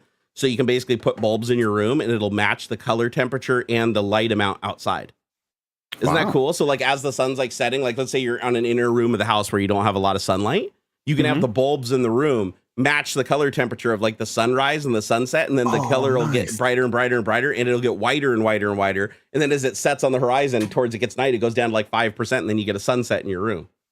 Cool. Yeah. I was like, that's pretty damn cool. And I had a similar thing up here in the Nerd Cave that I did years ago where I had a Elgato key light because I can change the color temperature on these lights too. Let me see if I can demonstrate that. I think I can just click on. Okay, so I can go like this. Watch. I can change the color, the actual color temperature. See how dark I am now? So, oh yeah. So I can change the actual color temperature of these lights, and I can change the brightness too. So I can get them really, really bright like this. Like, oh damn! Hey, thank you, man. Did you buy the plugs pre-flashed? And where? They're flashed with their stock firmware. Even the latest firmware. I even firmware updated them right out of the box with the latest firmware, and they still work with the script. They're just called the HS103. That's the one you're looking for. But here, where's the? Sorry, I closed the little thing. So if I open here, so the color temperature. So what I did is I just had a Python script that when I'd come into the Nerd Cave and I'd turn everything on, it would match the current time of day outside and then where the sun was in the sky. So it would turn on. I had 2 lights, one on each side. I don't right now. This one's gone over here. I have something else doing it. But I had 2 of these lights, one on each side. And what it did is it simulated the sunset. So it'd be bright on this side, but dark on this side. And then as the sun was going across the skyline, it would track it and change the brightness between the two to give you like this like shadow across the desk. And then it would turn to dusk and it would start like as the sun started setting, it would be over. Only this light would be on over here and it would start shifting towards this color. So as the sun was setting, and then it would go like this. It would like slowly, like as the sun was setting, go down until it was 0, and then it was dark in the room. And I was like, dude, that is so freaking cool. I want to do that again. And it's just I just got to pull the script out and plug in another light, and it'll still work. It's all the same code. But yeah, it's so cool, like the stuff that you can do with just a little bit of scripting, a little bit of automation. And ChatGPT is really good at writing this stuff. like, you know, I'm a career software developer my whole life, and I lean on ChatGPT way harder than I care to admit. Like, it simplifies so many things to get me 90% of the way there that I don't have to do any of the heavy lifting. And does it write the tightest code? No. Does it write like the best code in the world? No, not really. Like if you're willing to put in the time and optimizations and stuff, you can end up producing something way better. But if you just want to get something working fast and then you refine it over time, dude, there's no competition. Like ChatGPT is awesome. People are like, oh, it's not that great. No, it is. It really is. It legitimately, like if you're, I don't care what level of software developer you are, it is useful. Yeah, man, for sure. Mm-hmm. But yeah, you can't beat these things for the price. I mean, like the Belkin. These old Belkin Wemos, I want to say I spent like $15 a piece on back in the day. Not bad. And they do the same thing. Like literally, it's like they got the technology package into something that size now. And it does the exact same thing. It handles the same exact voltage. One thing I really like using these for is I have one of them connected to my networking gear. And so these will work in LAN mode. So as long as there's one wireless access point that has power, these will receive commands. But you can also schedule commands. That's one thing these do that the Belkins don't. So back when I used the Belkins, if I had to reboot my network, what I had to do was basically tell it, turn off, and then turn on in one packet. And then I'd have to hope that it would turn back on. Like, because once it loses network, when it powers off the network, how's it going to get the next command to turn back on, right? So to cycle my networking gear, this is way easier because I just send it a packet that says schedule this command. I want you to turn off for 10 minutes, and then I want you to turn back on. And I send that as one packet to schedule. To it. Nice. And then when the whole network powers off and everything goes offline, this still has the counter running on it. And then when it gets down to 0, it powers back on the networking equipment. Then everything connects back to the networking equipment, and then it's ready to report back. Right. And so plus you can ping them. This is the one thing that is a little weird about these. I don't really understand is why it's reporting GPS data. Like if I ping these, I can actually get back like precise GPS data, and it's like literally my house. Like I know my ISP doesn't have my house is the GPS location. Like it'll be the box down the street for the networking. So I don't really understand why it's doing that. So if I do like the command is CASA from GitHub. So it's like host. Let me just grab like one of them at random, like 1.9. Okay, so it's querying it. It'll tell me which one it is too. Or no, 12. Let me try 12. I think that's my light up here. So I just queried it and it says, okay, Nerd Cave ceiling light. You can also reference it by that. You don't have to do IP address. If it's on the same network, you can just say, hey, give it a name when you set it up and just say turn off Nerd Cave light or turn on Nerd Cave light. You don't have to put in the IP address, but it's slower that way. I prefer the IP address. So I just queried it. It says, okay, Nerd Cave ceiling light is configured. The IP address 192.168.1.12 on the local network. The device state is currently true, meaning that it's on. It has the current time. So for some reason, they track the time probably for the scheduling stuff. And down here it has a MAC address, but it has location, and it actually has the latitude and longitude. So it actually has, so you could use one of these. And I checked, I queried multiple devices, and they all have slightly different GPS coordinates. So it's like, it's granular, like it's finding them in different places of my house. Let's see here, 73. Let's see, 73. No, that's not right. Hold on here. So go 10. Let me try 4. Well, it's trying to talk to it. Come on, talk to it. Because I'm trying to see if the things downstairs in the other corner of the house have a slightly different latitude and longitude. Because I'm trying to figure out if it's getting the GPS data from the networking somehow. And it's just my Ziply is that accurate. Like, who knows? Maybe Ziply does put in the exact coordinates of the house. I don't think they do, though. If they do, that sucks. I'll have to figure out some workaround for that. You can also turn the LED off too, which is cool. Like if you don't like a bright LED in your room, like, you know, the little glowy LEDs on the buttons, you can turn that off too with the command remotely and just say, don't show that. Very cool. And it also has an anti-theft feature. So apparently if somebody unplugs the module and runs off with it, and it can't connect to your access point, and it's not within the coordinates specified, like the GPS coordinates specified, it won't work. Hey. It'll just register and like alert itself as stolen. That's cool. Yeah, so it's got some pretty damn cool features to it. I mean, for the money. I was just wondering if it actually had a GPS chip inside of it, because if it actually had a GPS chip inside of it, you could technically power one of these with a DC inverter or something like that, and then just query it every 1 second and drive around in your car and basically use this as a GPS receiver, even though that's not what it's designed for. But yeah, I don't know if that'll truly work. Oh, it's because I have the lights off downstairs. Never mind. That's why I'm like, why can't I query anything? I'm like trying to query all these different devices in the house. There we go. Okay, I found one of them. Okay, so the LED sign is, let's see, 7.3. It is actual GPS coordinates down to like the fourth decimal place. So it can tell the difference. It can tell the difference between the one on my ceiling is 2 digits less than the one over here.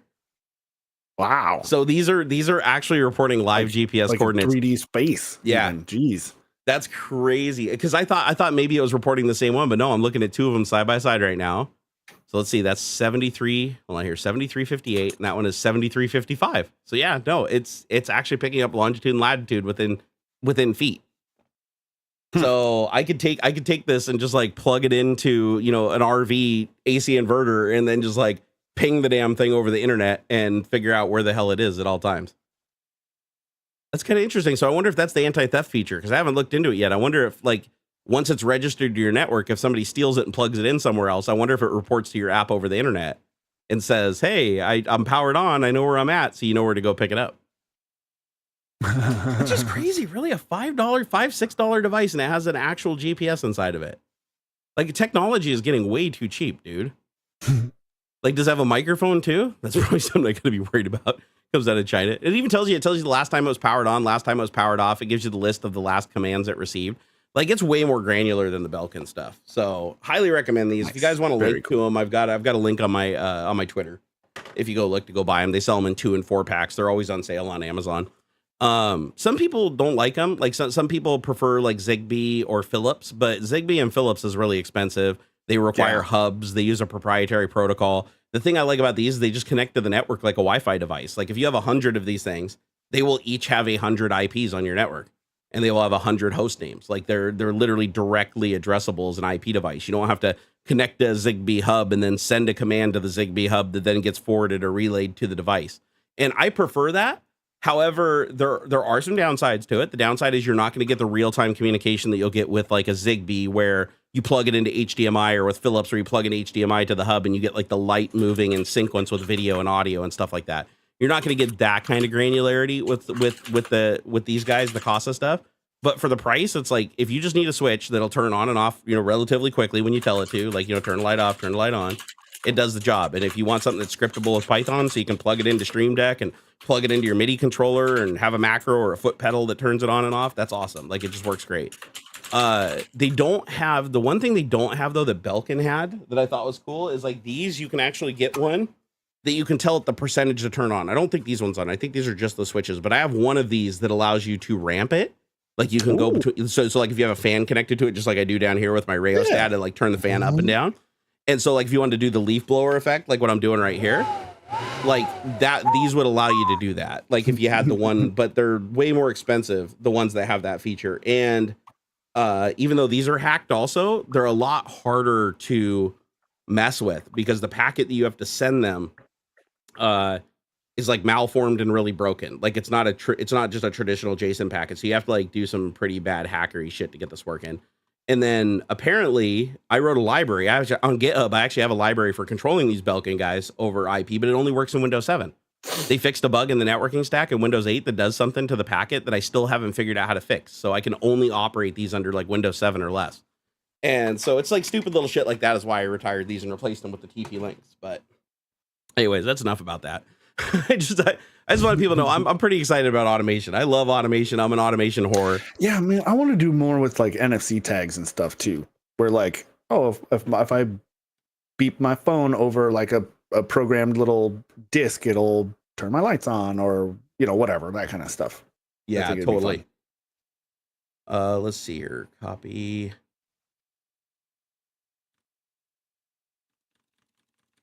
There we go. There's my actual link over there in the chat. And I think that's the 2-pack. There's a 4-pack too. Let's see. What is it? The HS103 4-pack. And just to be fair, I think the other HS devices work too, because like the light bulbs do work, and they're not HS. There's some other device designation, and they work. So I really think the Casa script works with any of the devices. And also, when you run the Python script, it even queries the device. Like if you tell it the actual device type, if you say, hey, you're a switch, and you send it a command, it's like super instantaneous. But if you just send it a command and you don't know what it is, it'll take like a second, but it'll say, hey, I'm querying the device, and it asks it what it is first to see if it can accept that command. And then there's another script that I wrote myself. If you guys want access to that, I'd be happy to give it to you. I also have one script that Clapper. I mean, you can, right? I mean, you could have the microphone go, shows up in voice attack as, fuck or whatever, and it does the thing. The pitch of your clap isn't quite right, and so like it doesn't work. I can see that happening. Here we go. Let's go. Okay, and then I think this should be the 4-pack. There we go. Put it on GitHub. Or are you talking about the my TP link control script, the faster one? Well, technically it's not mine. I had a ChatGPT write it for me, but it's way faster because I don't do any checks. Like in my script, like when I tell it to turn the light off in the room, like this, the reason it's so fast is because all I do is just chuck a packet at an IP address. I don't even check. I don't check to make sure it got there. I don't check the flight. I don't check the status code. Nothing. I'm just like, send a packet, tell it to do this, done. Right?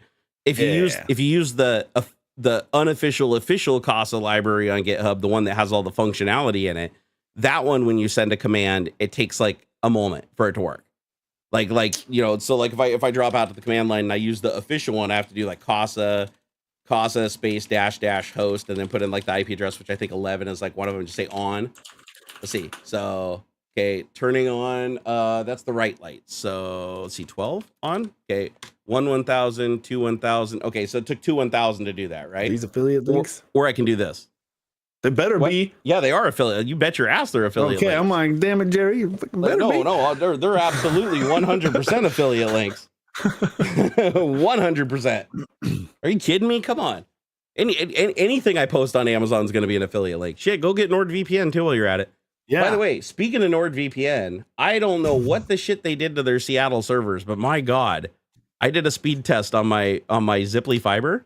So you probably have heard, like I've moved away from NordVPN the last couple of months and started using Cloudflare.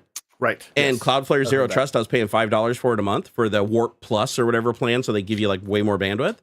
And the max that I could get with my old internet connection through Wave, or Astound, shittiest internet provider ever in the entire world. For some reason through Nord, I can only get about 350, 400 megabits per second, but through Zero Trust, I could get 600. So I was like, Zero Trust is more better, right? So now I get my Ziply connection. That's my Ziply fiber connection. And I'm getting 600, about 600 up and down through Cloudflare, which I'm happy with, right? I'm like, that's pretty damn good for a VPN. And I was getting between 4 and 12 millisecond ping times, which is still really good, right? So I switched back to NordVPN because I need to change my IP address. Like that was one big limitation of Cloudflare, is that you can't change your IP address. They give you an IP. So if you're using a site that says, oh, you're past your daily limit for this IP address, you can't just roll your IP address and use it again. You couldn't do that with Cloudflare, but you can with Nord. So I switched back to Nord because I wanted to use it for that specific scenario. I go to speed test and run a speed test, and I've been running speed tests all night and all day. I'm hitting 850 to 950, which is the full cap of my full bandwidth over Nord links, and I'm getting 2 to 4 millisecond ping times. Holy cow. So I'm getting basically the same speed as I do without any VPN at all, fully going through Nord Seattle servers. Wow. And I didn't think that Nord gave you that much bandwidth. Like I was actually shocked by that. So I think something has changed in the last couple of months. Either that or Ziply just has like a sweet ass deal with them or something, like where their networks must be right next to each other or something. But I could not believe how much faster it was. So I just canceled Cloudflare. So I don't use Cloudflare or Zero Trust anymore. It's still good though. I mean, it's like if you want a VPN option, like Warp is free and they give you up to 300 megabit for free. So you can't beat that. But if you're looking for a VPN, like you got a gigabit connection or plus, and you want a VPN to go through that you can just leave on 24/7, swap the IP at will and use all your bandwidth and have low enough ping times that it doesn't matter. Shit, Nord is awesome. Like they actually are worth their money. And before I was like, they're great for some people, maybe not for other, but you still have to make sure that you have a good route. That's one thing people need to know about VPNs that nobody advertising them ever tells you about is, yes, if you get NordVPN using my link, I get money. But you know what? That doesn't help me if you just cancel it in 30 days because it's a piece of shit, right? So it's like, I don't want to deceive you. I want you to try that out, but I also want you to try out other VPN providers, and whichever one is fastest, that's the one you keep. Like test them all, because I've seen people before show me screenshots where Nord was like 50% slower than like Express. I've seen screenshots where Express was so slow it was like intolerable. It was like less than 10% of the total bandwidth. I've seen private internet access like be the shittiest connection ever, while another person's swearing that it gives them the most bandwidth out of any VPN they've ever used. What it really depends on is how close the route is. Like, how close are you to their closest servers to you?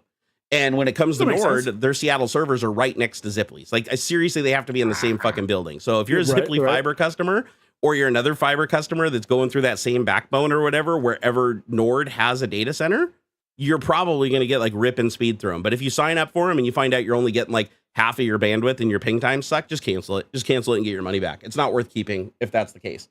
And then just keep searching. Casa has been a dimmer. Wait, Casa has a dimmer plug too. I might test it. Wait, seriously? What's the model number? Fucking, I need one of those. 7. Let's see here. Casa. Is it the Topo or is it the Casa? Because I think the Topo has one. Casa dimmer switch. Because the dimmer would be nice. Let's see. Okay, so dimmer. They have the dimmer wall switch for the light bulbs, but do they have the dimmer plug? Oh, no, that's not Casa. Yeah, send me if you can find that. Like, please send me the link to it, because I do need one of those. They also support motion detectors too. Like, you can buy motion detectors and cameras. And the cool thing about the motion detectors is you can query it to see if it's been tripped.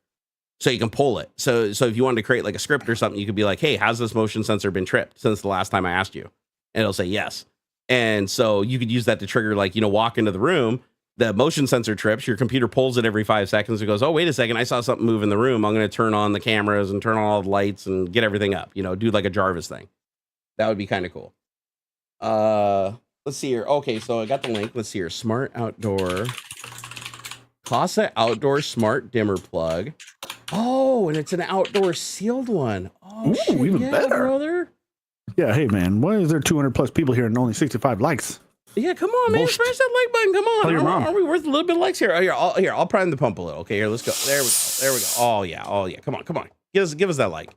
Do. Here, do I got to get the music too? Come on. Fans. Come on. Come on. Get that like button. Yeah.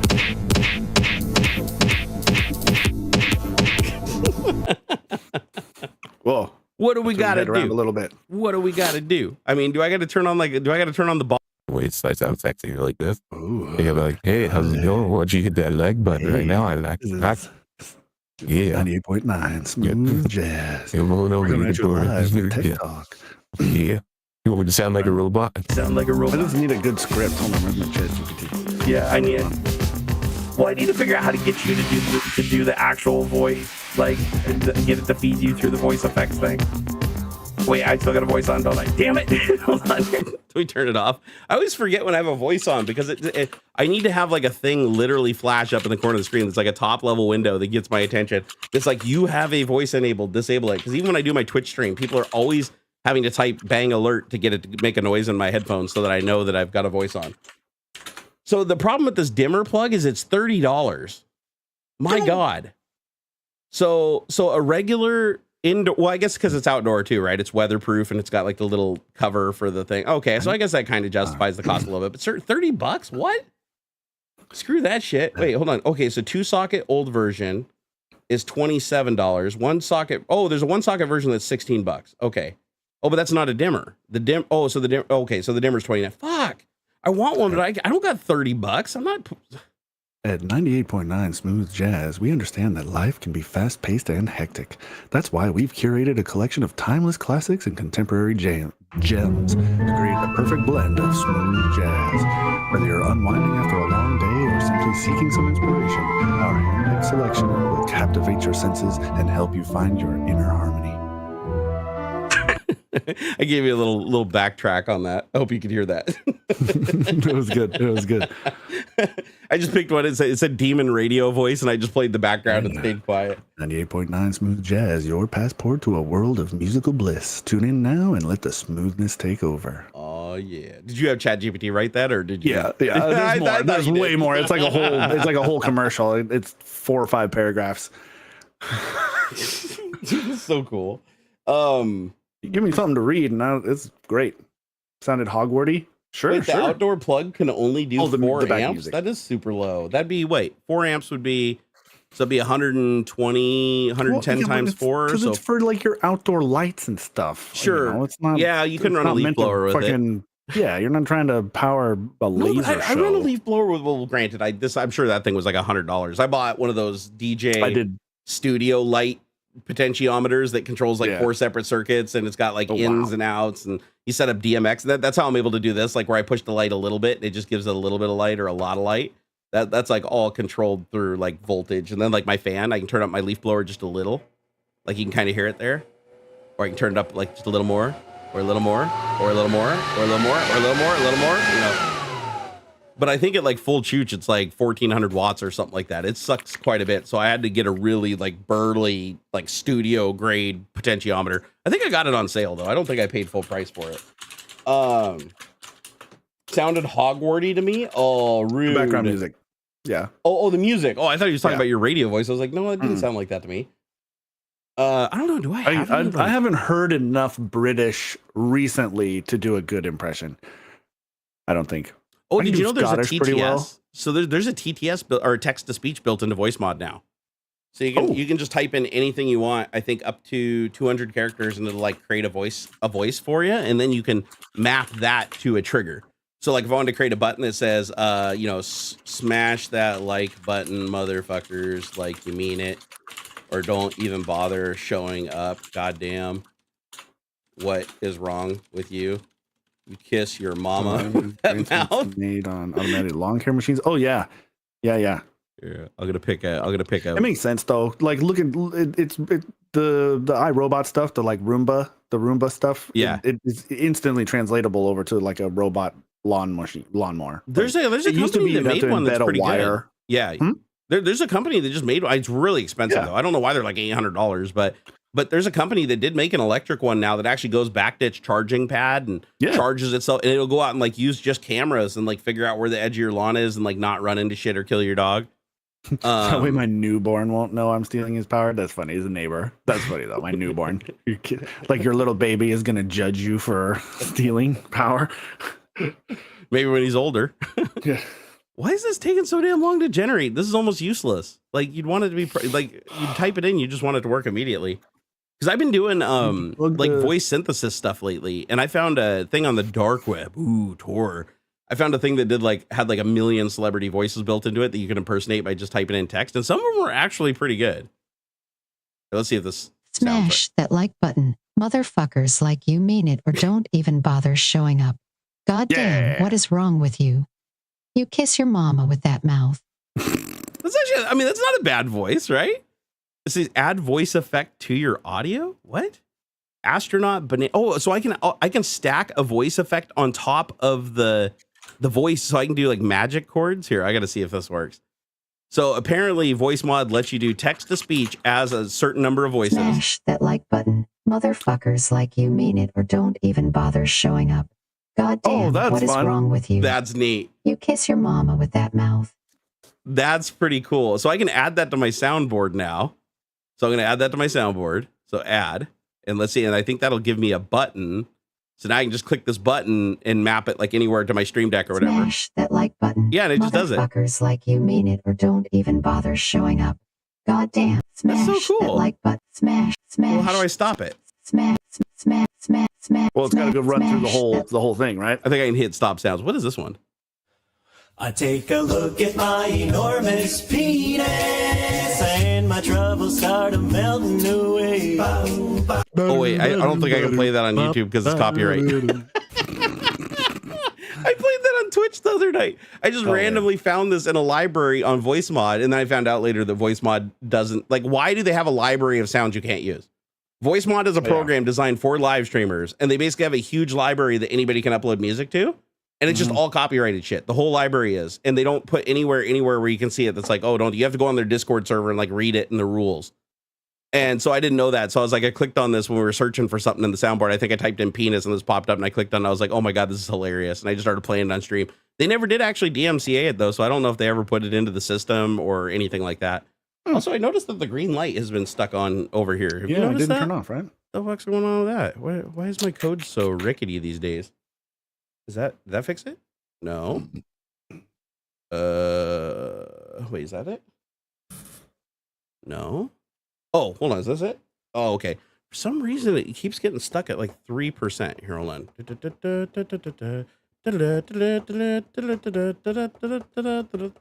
I don't know why that one was turning on. Is it connected to a knob? Oh. No, that's the fan. I'm trying to figure out what these things are rigged to. Okay, that's a knob. I don't even know what this one does. Does that do an effect or something? Here. Hold on here. Oh, okay. That changes the effect. So like if I hold the button down, if I turn this knob, I can make it like cycle. Let's see here. Oh, okay, that's what that is. So it's like I can change it just alters like what you do when you hit the button. So if I leave it at 0, then it just turns on and stays on when I push the buttons. Okay, so I must have just hit that slightly. I still have a bunch of knobs I haven't even mapped yet. So I got other knobs I can map to stuff. And then I got the UV knob. I don't know if you guys can see. Oh, wait, why is that not giving me anything? Hold on here. Oh, no, I'm not getting shit. Hold on here. What? Okay, I fucked something up. Oh, that one's got to be turned up all the way. Oh, that's the intensity. So like if I do full intensity and then I turn it up. Man, you get a tan. Yeah. Okay. That's what that's for. Trying to figure out what all my buttons are mapped to here. I already forgot. I got to write down something on a sheet of paper. I like that I can do this though. I can do all kinds of different colors by mixing the lights together. Get like yellow and get purple and get whatever this is. Teal, I guess. I don't know. Just something to fuck with. And then I got strobes. This is all controlled to like a really old ass thing called DMXIS too, which is like a piece of software that hasn't been updated since like Windows 3.1. Yeah, it still miraculously works. What are lo-fi vibes? I'm just going through here looking at all these sounds and voice mod. I've never really played with I like lo-fi vibes. Yeah, get a little ambiance. What about the spacey? What about this lovely guy far away? Cheap beats. Ooh, follow me. How about follow me? This is follow me.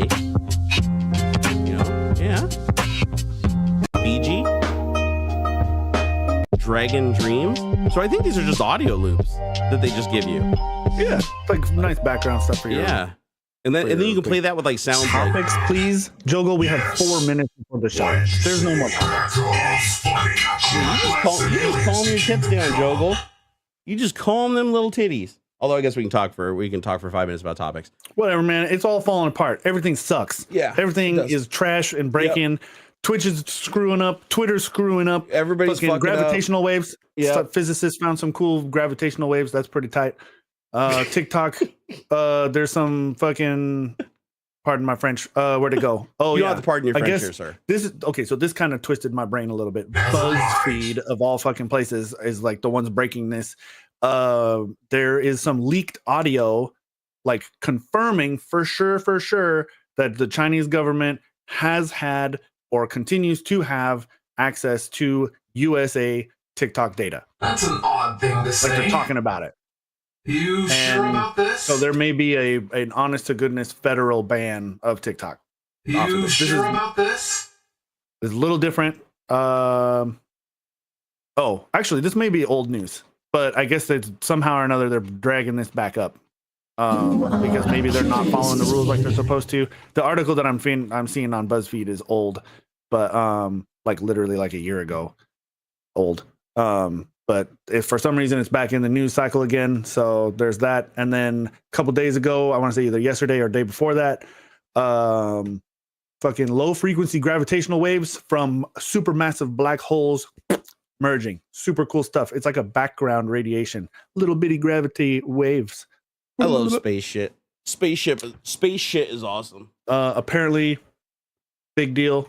I wonder what's going on with the dark matter. Is like rewriting physics or anything, but what's going on with that dark matter detector thing they were building like down in the center of the Earth or whatever to like block neutrinos? Did you ever hear about that?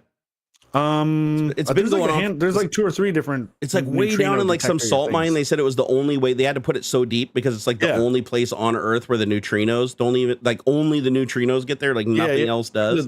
I think there's one in Japan that's like super deep, and then there's another that I've heard about in a salt mine. Oh yeah, I wonder if they ever detected anything because I know that was like a huge experiment. I mean, it was just like the LHC, right? They were building it for years and years and years and years to like try to find something. That I am kind of curious about because I remember that was like a big deal for a while and then people just stopped talking about it. And I was like, dude, I didn't even really understand the experiment. They're like, oh, we have to build this detecter so deep in the Earth that like all these particles like get blocked by the Earth and only the neutrinos like get through. Apparently in March, they for the first time detected subatomic particles called neutrinos. They were created by a particle by the Large Hadron Collider, but they were like detecting it apparently in March. Oh, no shit. So they confirmed it worked? Like it actually detected the things that they synthetically created? I guess so.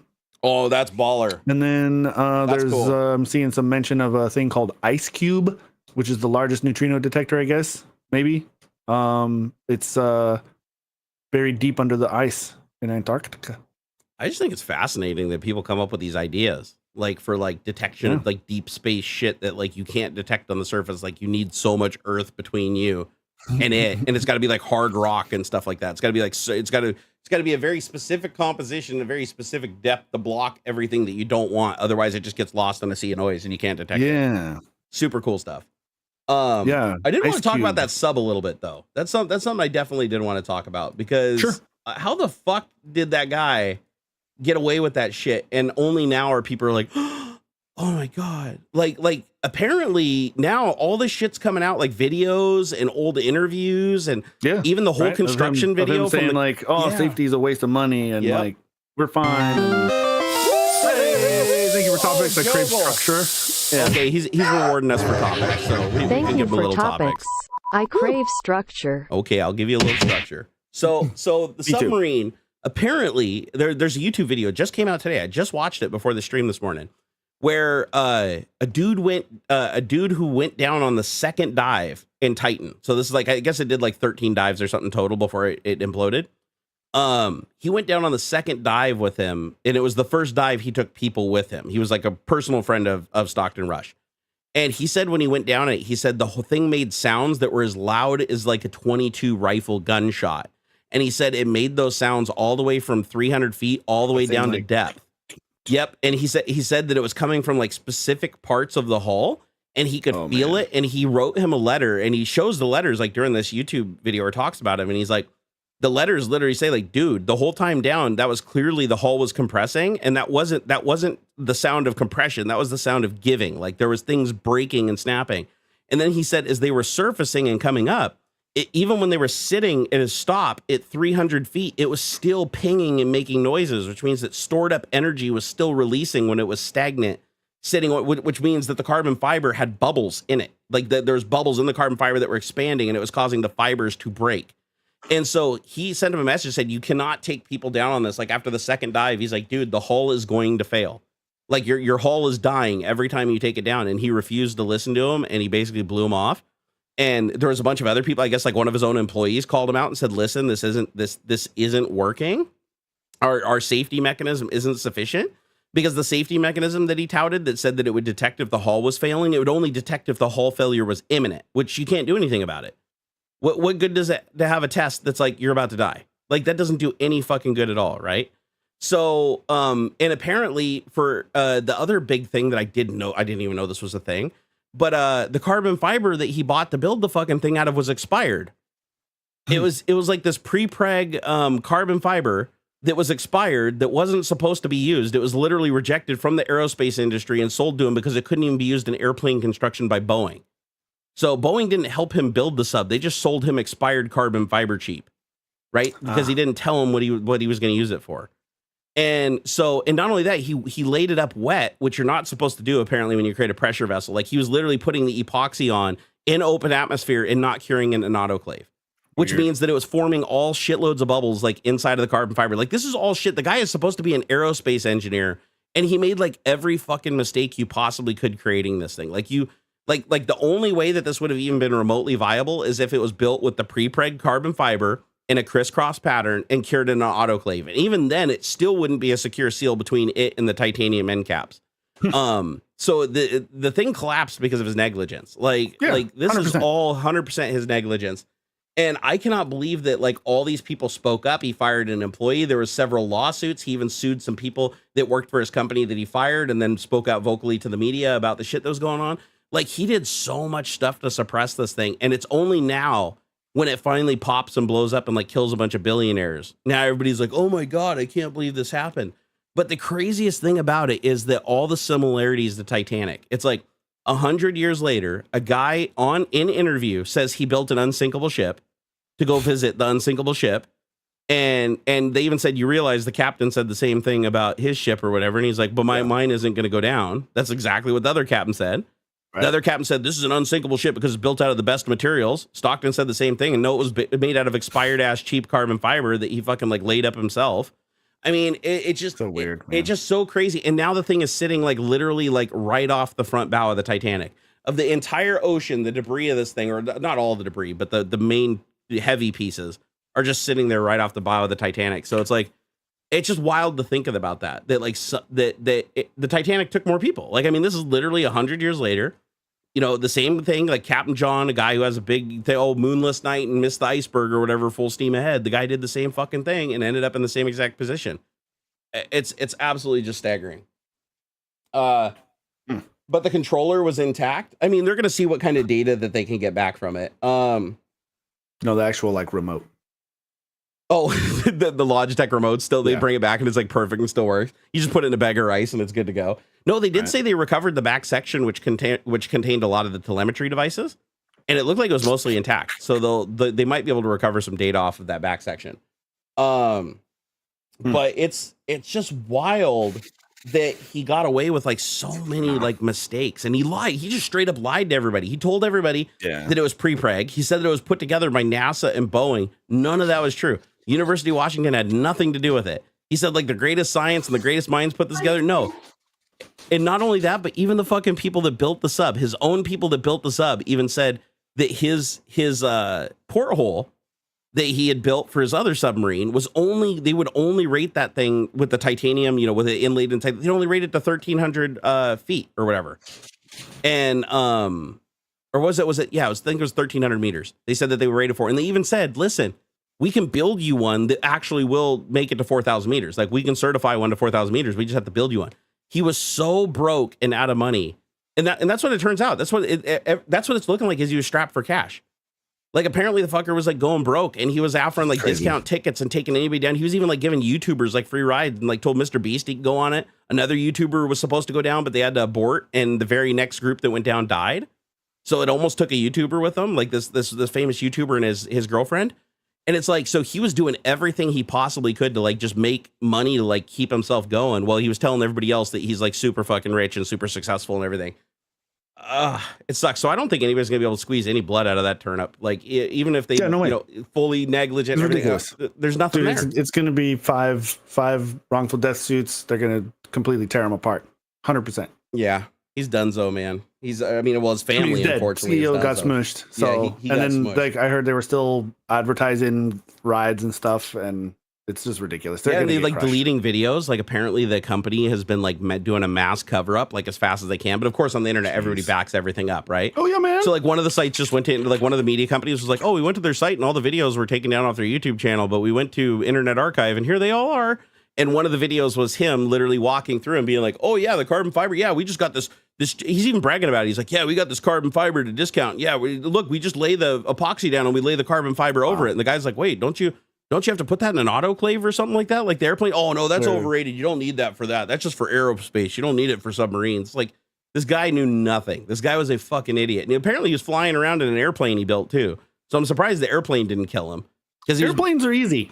That's true. Anybody, Compared to you can throw submarine. together an airplane and fly around like pretty straightforward. And I'm saying that very flippantly, but like you, with enough YouTube videos and some, you know, some effort, you could build an airplane. Yeah, like, you could buy, like an ultralight kit kind and of bolt it together and put some fucking garbage bags over the wing and get some kind of success. Come on, like couple bicycle salesmen built an airplane.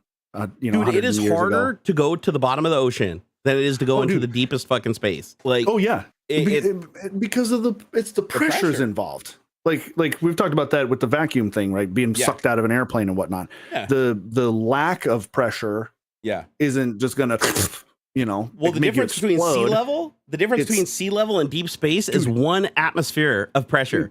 Yeah, that sub was at 400 and some atmospheres of pressure, right? Yeah.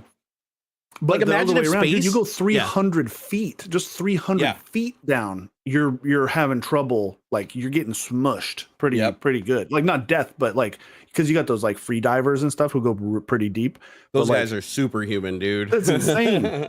Dude, you got what the fuck are you thinking? Literal tons of water smooshing down on you. Like it's crazy. Yeah, if you've ever seen the free divers where they put like a cable down in the water, it's like a weighted cable.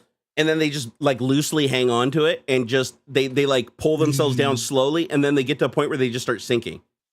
Because that's the thing is like when I don't know if have you ever been scuba diving before? No, just snorkeling. So you hit a point where you're no longer neutrally buoyant. Like so you're positively buoyant, and then as you go down and the pressure exerts on your body, your air in your lungs shrinks and you become denser and heavier, right? Or denser, not heavier. You become denser. You'll be smooth. And so what you do is when you're scuba diving, you're like swimming down, fighting to get down, and then you eventually hit a point where you're neutrally buoyant, where it's like with no air in your BCD, your buoyancy compensation factor, where you're just floating perfectly. Yeah. As soon as you go down like another 2 feet, you just start falling like a rock and hit the floor. And it's the weirdest feeling because it's like you never do that in a swimming pool. You never, unless you've been in a really deep swimming pool, you've never experienced going from, if you just stop doing everything, you float up to the top, you just sink like a rock. And that's what those free divers do is the free divers go down past that neutrally buoyant point, and then they don't have to do anything. They just hold their breath and they just fall like a rock until they get to the bottom. And then when they get to the bottom, they just shed their weight belt and come back up. So it's like, it's wild. But yeah, some of those free divers, I guess, go down to like 400 feet or something like that. It's like ridiculous. I think like the record is like 800 feet or something, like some dude like free dived. And it's just crazy to even think that people can do that. Like the pressure, because to give you an idea of the pressure down there, 800 feet is like the publicly known maximum depth of a nuclear submarine. Wow. So like 800 feet is like the max published maximum, but they say they can go to like 1,1400, but still that's not that far off. Like imagine a guy diving down to where the nuclear submarines are cruising around. Arnaud Gerald holds the world record depth reached by a free diver plunging to a depth of 367.5 feet beneath a frozen Swiss lake. Jesus Christ, dude. How long do you have to hold his breath to do it? Does it say? Let me see. We'll dig a little into this. It's funny. This article is actually from March of this year. He's 40 years old, without a wetsuit, blah, blah, blah. Wow. On a single breath. I'm sure the ice cold helped. 40 meters. Doesn't say just on this quick. Oh, the plunge took 1 minute and 54 seconds. That's not that long at all. Wow. To go down to that, like a football field and then some and then back. Damn. Yeah. I think I was cruising. Like if you ever go scuba diving, there's this weird sensation that you have. It's called like I think they call it the infinite breath. And it's where you swim down, and as you swim down, your regulator has to give you more air because the air is denser, right? So like as you have that pressure on you, the air is denser. So each breath you're taking is consuming more volume of air the deeper you go. So up at like 10 feet, your scuba tank lasts for like 45 minutes or an hour. Down at 60 feet, it lasts for like 5 or 10 minutes. So like that's like the people that dive really deep, you always see them take like 3 or 4 tanks. And they can only go down for like 5 minutes and they got to come back because they're out of air. And it's because each breath they're taking off that regulator at that depth to fill their full volume of lungs is like way more air.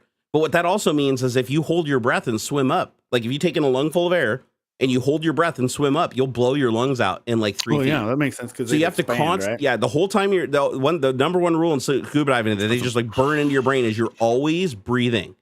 And you're either exhaling or inhaling. You never hold your breath, like never. Even if you're scared, you have to fight the urge. And they said one of the ways to do it, if you're not used to, if you hold your breath a lot, what you do is you just make a noise. because it holds your airway open. So you just sit there the whole time you're diving, you're just going. Oh, that makes sense. Just humming, right? And it keeps your airway open. But what the infinite breath is you go down to 60 feet. Hey, thank you, Joe Taji. That's awesome, dude. Did you hear the CEO was married to a descendant of the two people that went down on the ship? Crazy. Specifically, the couple I'm that get out were of here, laying man. on the bed in the movie. What's that? I gotta get out of here. Yeah, no worries, man. You go ahead and get. Did you hear that? Yeah, that's crazy though. Wow. Yeah, like the actual two people depicted in the Titanic movie by James Cameron. That was related to him. Stockton, the fucking dude died. Crazy. Like his wife, or anyways. All right, get out of here, bro. Right on. Thanks, everybody. Have a good one. Peace out, Follow me brother. Well, if you get your reads back, go follow me on Twitter and stuff. All right, man. I'll catch up with you later. Peace out. And let me move me back over here. And I am now front and center. What is up, guys? Welcome to Tech Talk. Now I'm solo. I'm down to David and an Ox. Yeah, no, that was crazy. I just found out about that this morning, actually. I did not know that fact until just today. That the two people that were in the Titanic that went down with the ship that were in the bed, like the couple depicted, obviously not the actors, right? But the couple depicted, that was actually Stockton's wife's ancestors. like you can't make this shit up, man. It's wild. So freaking wild. Also Joe Taj, Joe, you came within 1 penny of activating the smoke, so I think I'm just gonna give it to you. Here, I'll just there we go. We're just gonna give it to you there. It's only fair, seriously. Yeah. Here, let's throw in the creepy doll voice. Oh, yeah. Alright, there you go. It's only fair, man. It's only fair. Oh, you're in. Creepy doll voice. All right, there we go. Mucho better. So yeah, you missed David, but you can go back and watch the VOD later. He was actually here for about 2+ hours of the stream. He was here for a long time. Yeah, but freaking the sub that went down, like Stockton's buddy, who was like the second guy that went down in his sub, said that it was making like these, I guess every dive everybody went on was like the whole time down was like scared shitless of these loud bangs. And apparently he told everybody, like as a part of the it's perfectly normal. Like you're going to hear like super loud noises that sound like guns going off, right? Like right outside of the hull. You're going to hear these sounds. Don't worry, they're perfectly normal. They happen every time we dive. Like he basically told people that to, like, ease their mind. But what was really happening was every time they dived, the hull was breaking more and more carbon fibers. And what it was doing is creating spongy spots in the hull. And he would have been able to find those spongy spots had he just spent $20,000 for an ultrasound. Like if he just ultrasounded the hull, right? Which is like the same thing you'd use for looking for a baby in a belly. If he had ran an ultrasound over the hull, he would have been able to see the internal cracks and stresses forming in the carbon fiber. But because he was such a cheap ass and he was so broken out of money and he couldn't tell anybody, right? He couldn't let the investors know that he was fucking broke. He decided to just forego like all safety and just say, fuck it. And it's like, I guess people are thinking that he was in such a bad financial situation that he was just like, he knew his life was on the line every time he dived. He just wasn't letting people know. It's like he needed the money that bad that it was like worth risking his own life just for a chance to try to get the money to turn the program around. But the thing is, he wasn't even making that much money off. I mean, relatively speaking, it was a lot of money considering how bad he cheaped out on the program.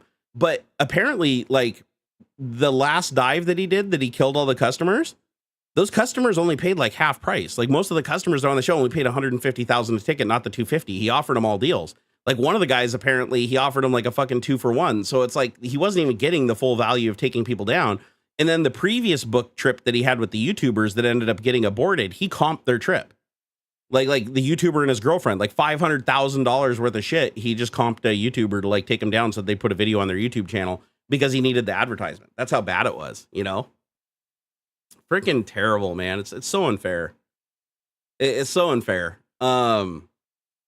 But I just can't believe he got away with so much shit. Like, it is absolutely mind-blowing to me that he ran that program since, 2019 or whatever? 2019, all that time, and 13 dives that he took in that thing, and, like, all these people blowing the whistle, sounding the horn, even James Cameron himself in the community saying he's a fucking idiot for doing it. And, like, nobody did anything about it. Like, there's got to be some negligence there, because here's the thing. Even if you're in international waters, you still abide by the federal law of your origin country.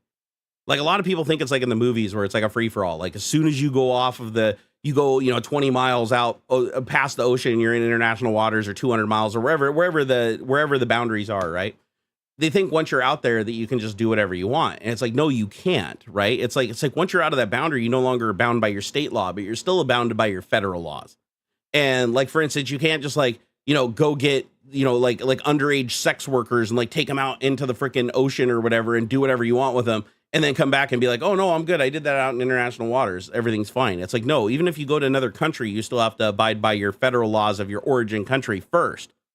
The only time that you comply with the local laws is if it's in conflict, right? If there are local laws in conflict with your law here, then basically the greater law takes precedence, but you're supposed to follow your law, right?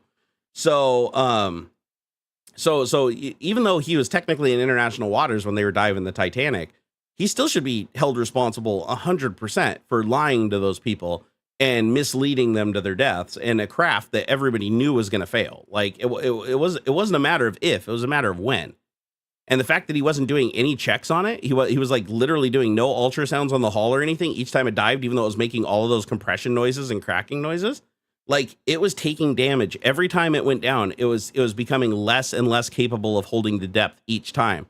And so it just, it was literally rolling the dice. So whoever went down on it last, like the trip before it actually imploded, whoever those people are, luckiest people on earth. Like seriously, go buy some lotto tickets. Like even though you're billionaires, go buy lotto tickets, because holy shit, like that YouTuber that was on board, like that was the one that was aborted, the aborted trip before they went down and blew up the vessel. He is so fucking lucky they aborted, because they had like 3 minor issues, and the rule was like 3 issues, no matter how minor, they stopped the dive. And so they stopped the dive, right? And so that otherwise that YouTuber would be dead. That is true. You can do anything you want once until you get caught. It's true. And the more money you have, the less people look at you, right? Like if you're like, I mean, just look at Elon Musk and shit, like the stuff that you get away with when you have billions of dollars. Like, it's like if you get pulled over by a cop and he's mean to you, you can have him fired, right? It's like people that have that kind of money and that kind of wealth, they control everything. You take them into court, it doesn't matter, because they can just have lawyers appeal infinitely. They can drudge up dirt on the judge. They can create problems for the county. They can cost the county more money than any restitution that would ever be paid if they successfully prosecuted the person. And this is why rich people get away with shit. But the funny thing is, like Stockton, everybody thought he was rich because he was like a member of the secret society and he hobnobbed and rubbed elbows with all these like super rich and wealthy people. But truth be told, it sounds like the dude was like basically fucking broke. Like he was ruined. If it wasn't a surface weather mission 3, 3 would have been a go. Yeah, see, they lucked out, dude. That is like, seriously, go buy a lotto ticket, because it would have died. I mean, the damage to the hull was already done. Like that before they even did that dive, it was a guarantee they were going to die. Like it wasn't a matter of, oh, maybe they make it back. It's like the damage of the hull was great enough that pressure was going to crush it. Like they didn't even make it down to full depth.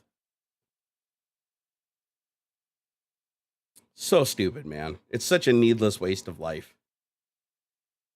But it also shows you that it's like, a tube with, 4 willing rich people that paid and signed waivers for the risk got 10 times more airtime than a boat with like 800 people that died. So I think that's ass too, right? Of women and children and shit and migrants on a ship that basically get denied and refused help. They basically sink and die. And that gets like almost no airtime at all because those people didn't have any money.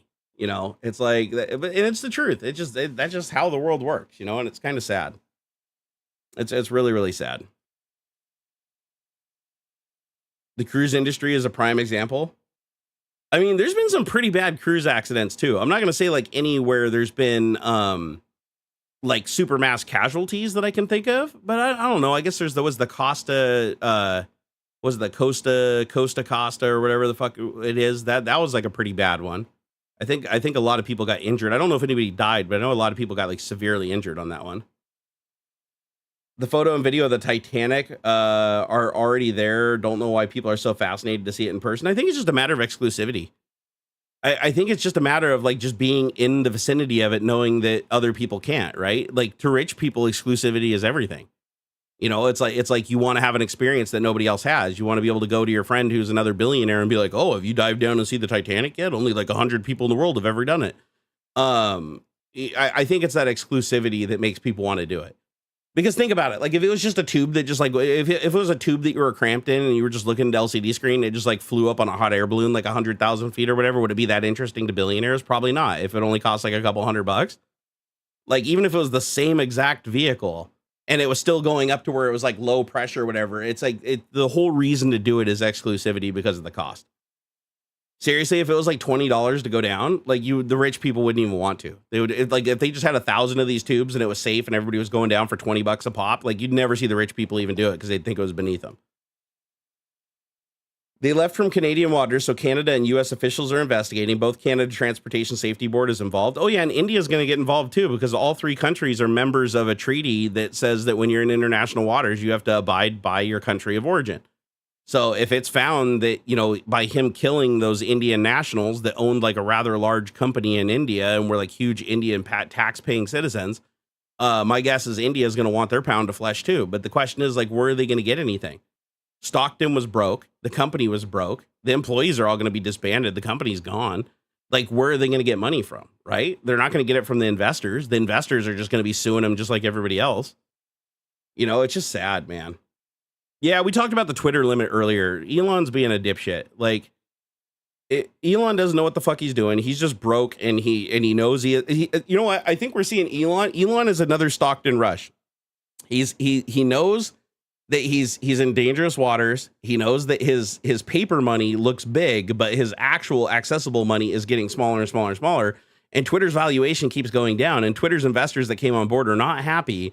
So he's trying to save money any way he can. I mean, think about it. The dude is literally the first social network ever to limit, even to paying customers, the number of text messages you can read on a platform. Like even Twitter Blue only gets 6,000 a day. I can scroll through 6,000 in about 10 minutes by just hitting the middle mouse wheel, pointing down and walking out of the room to go take a piss.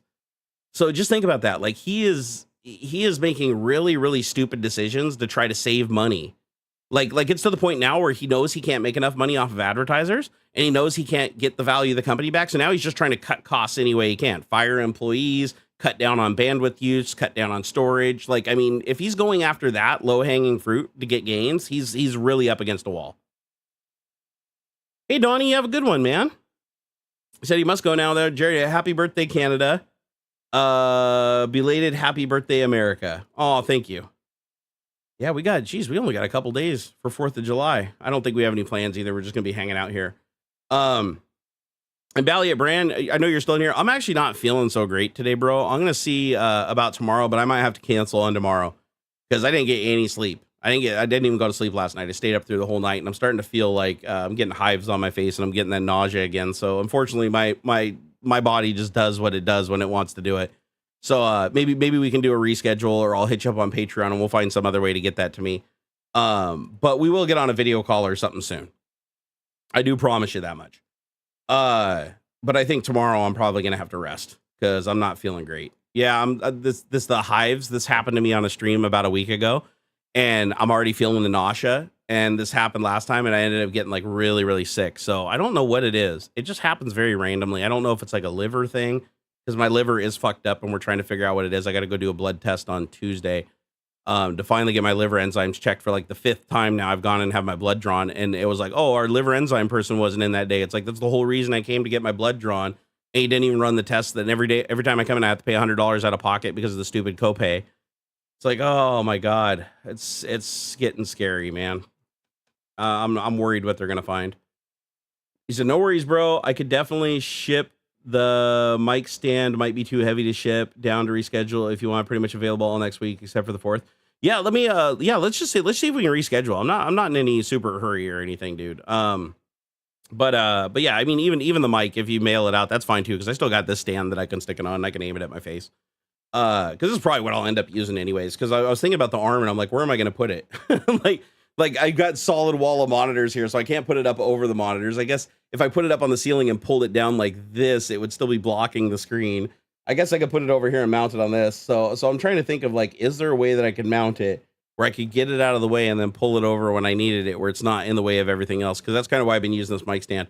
But I think I might even make a different mic stand. I might even design and 3D print a mic stand, because I want a mic stand that's very minimal, that literally just sits like right between the keyboard in front of me. Maybe even one that actually like attaches the 2 keyboard sections into the side of it. I got to design something. Stress could be a part of it. I do have a lot of stress lately. Stress has been overwhelming, to say the least, lately. But a lot of this could just be this could be just exhaustion mixed with some other things. I'm also feeling pretty dehydrated too. I'm having a hard time like drinking water and like, because I never crave it. It's weird. It's like I'm in this perpetual state where I don't want any water. I got to figure out what that's about, and I got to make sure that I just keep consciously drinking water. Yeah, I'll save that for the Twitch stream. I try not to bring that stuff over here to Tech Talk. You guys have been awesome today. Thank you for hanging out. I thought that was awesome that David got to hang out with us today. We love hanging out with him. Graham, it's been great having you in chat, brother. We're gonna go fly some drones soon. Like we'll find a day. Let's keep talking. Let's keep a dialogue open. Let's find a day. I actually talked to Trevor up at Dirtfish, and because we started talking again over on Instagram, and I told him, I asked him if he was still up there and if he'd be down for playing with some drones, because maybe we can go up to Dirtfish and bring some drones up there and go horse around with Trevor, because I think that'd be fun. We haven't seen him in a while, so it'd be fun to go out there and fly some drones with him. Oh yeah, no, I definitely complain about sleep a lot. Sleep is not something that comes easy to me at all. It fucking sucks, dude. Yeah, no, and sleep connects to everything. Sleep, mental health, physical health, weight loss, all of those things are heavily dependent on quality sleep, and I do not get quality sleep. My sleep is absolutely terrible. I have a CPAP, and I've recently tuned it so that I stop breathing less, and I have better quality sleep as far as the CPAP is concerned, but I still have back pain and pinches that wake me up constantly, nerve pinches that just wake me up and terrorize me constantly all night. And I can never find a comfortable position that I can stay in for any period of time. So it's like all night is just an exercise of repositioning, getting comfortable until I relax enough that the nerve gets pinched again. And then I do it again and do it again and do it again. It just, it's just annoying. It's just annoying. You wonder how much traffic is going to be on Twitter at 8 tonight. Dude, honestly, I have to imagine that the average Twitter user just scrolling is going to eat through 600 like it's nothing. Like shit, just scrolling on my phone like 3 or 4 or 5 pages or whatever. That right there is like 200-300. Like 600 seems like nothing. The TikTok ban. Unfortunately, Gaming Maddie Rocks, the TikTok ban thing was actually AuxxZillary's subject, and he didn't get to touch on that before he had to leave. But apparently there's some legislation going on right now. Let me see if I can find some information on it really quick. That they're still considering a federal ban. Let's see here. Let me see if I can find the latest on it. There we go. Let's see. TikTok banned in the US. Investors eye Meta platforms. The wheels of government move slowly yet surely. Now lawmakers are taking dead aim at Chinese businesses, and their actions will have far-reaching implications for investors. The bipartisan bill introduced last week will ban TikTok in the United States. US lawmakers believe the wildly popular social media app is an instrument of the Chinese government. Investors should buy Meta platform instead. TikTok is owned by ByteDance, a Chinese conglomerate. Executives in China claim the business operates independently. They say data for TikTok's American members is stored in Singapore and in the United States, but not China. Until July, there was no direct evidence any personal information had ever been accessed by employees based in China. Then BuzzFeed News reported that this was no longer true. Leaked audio recordings from 80 internal meetings revealed that ByteDance employees repeatedly accessed non-public data from American TikTok users. Data collected from Americans is supposed to be stored in a Texas-based server controlled by Oracle under the Project Texas Agreement. That agreement came out in 2019, investigation by a committee of foreign investment in the United States. A CFI-US arrangement in 2020 later moved all TikTok data collection from Americas to Texas. The elephant in the room is the soft power of the Chinese Communist Party. The state has absolute authority over all Chinese firms, and TikTok is currently the most downloaded and fastest growing social media platform in the world, now with 1 billion monthly active users. It's not hard to see where all of this is going. Christopher Wray, director of Federal Bureau of Investigation, said in December that TikTok raises national security concerns. Frey fears that social media platform is ultimately a Trojan horse that might be used by the CCP to influence what Americans see, hear, and ultimately think. The antisocial CCP, and we've already seen, like, honestly, there is some truth to this because we see it with even domestic social media platforms, that by just tweaking algorithms and changing small things, you can actually change the group think, right? You can influence an entire group to believe something that isn't true, or to follow something and question something that is, or not follow something, question something that is. And it's something that we have to deal with moving forward. And AI is going to make that tremendously harder. And now when you combine AI with something like TikTok, when you have those two technologies come together and combined with having all the personal information of posting habits and data on users in a country, you could slowly over time with AI push them in the direction of voting for whatever candidate you want to, that's going to be most compliant to you and let you get away with the most. It's like, how do you deal with that? It's like, it's a fucking impossible problem. And honestly, banning TikTok isn't going to stop people from using it. People just get VPNs and shit. Like, if people like something, they're going to use it. They don't give a shit if it comes from China.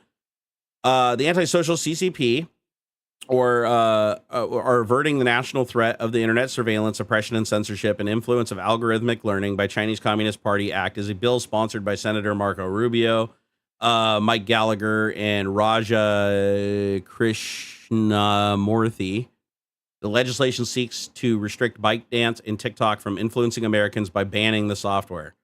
The new bill comes after 7 states, South Dakota, Nebraska, Texas, Maryland, South Carolina, Alabama, and Utah have implemented statewide TikTok bans for public employees, according to the report in December. And keep in mind, the ban would be, I believe, for employees. I don't think they'd be able to ban it from, like if you put it on your phone yourself, I don't think they could ban it. Like, the store wouldn't be able to offer it to you, but if you could find a way to get on your phone, it's not like you'd be arrested for using it. Like, they can't ban the use of it. They can just ban the distribution of it. Wow. I'm getting a blowjob right now here. Hey, thank you, Michael Sorry Cole to Jensen. hear about the poor sleep. Hope you find something that can help you. I know the CPAP can be a pain alone. And if you also have a bad back, it's not easy for sure. Thank you, brother. Thank you. I appreciate that so much, man. Yeah, it's hard. It's hard. But right now I'm just trying to think of my family though. Like, I got to just do everything I can to keep my family going forward, because we're pretty wiped out. So trying to figure out how I'm going to survive moving forward, that's just something I got to figure out. Like, even if I'm sick, even if I'm on fucking deathbed at some point with my liver's failing me, I got to figure out something to keep them going. No matter what. That's the one thing that I will not compromise. Like, no matter, I'll compromise everything about me, and I'll compromise everything about my life and my quality of life. I just need to see them through. I need to see that they're going to be okay.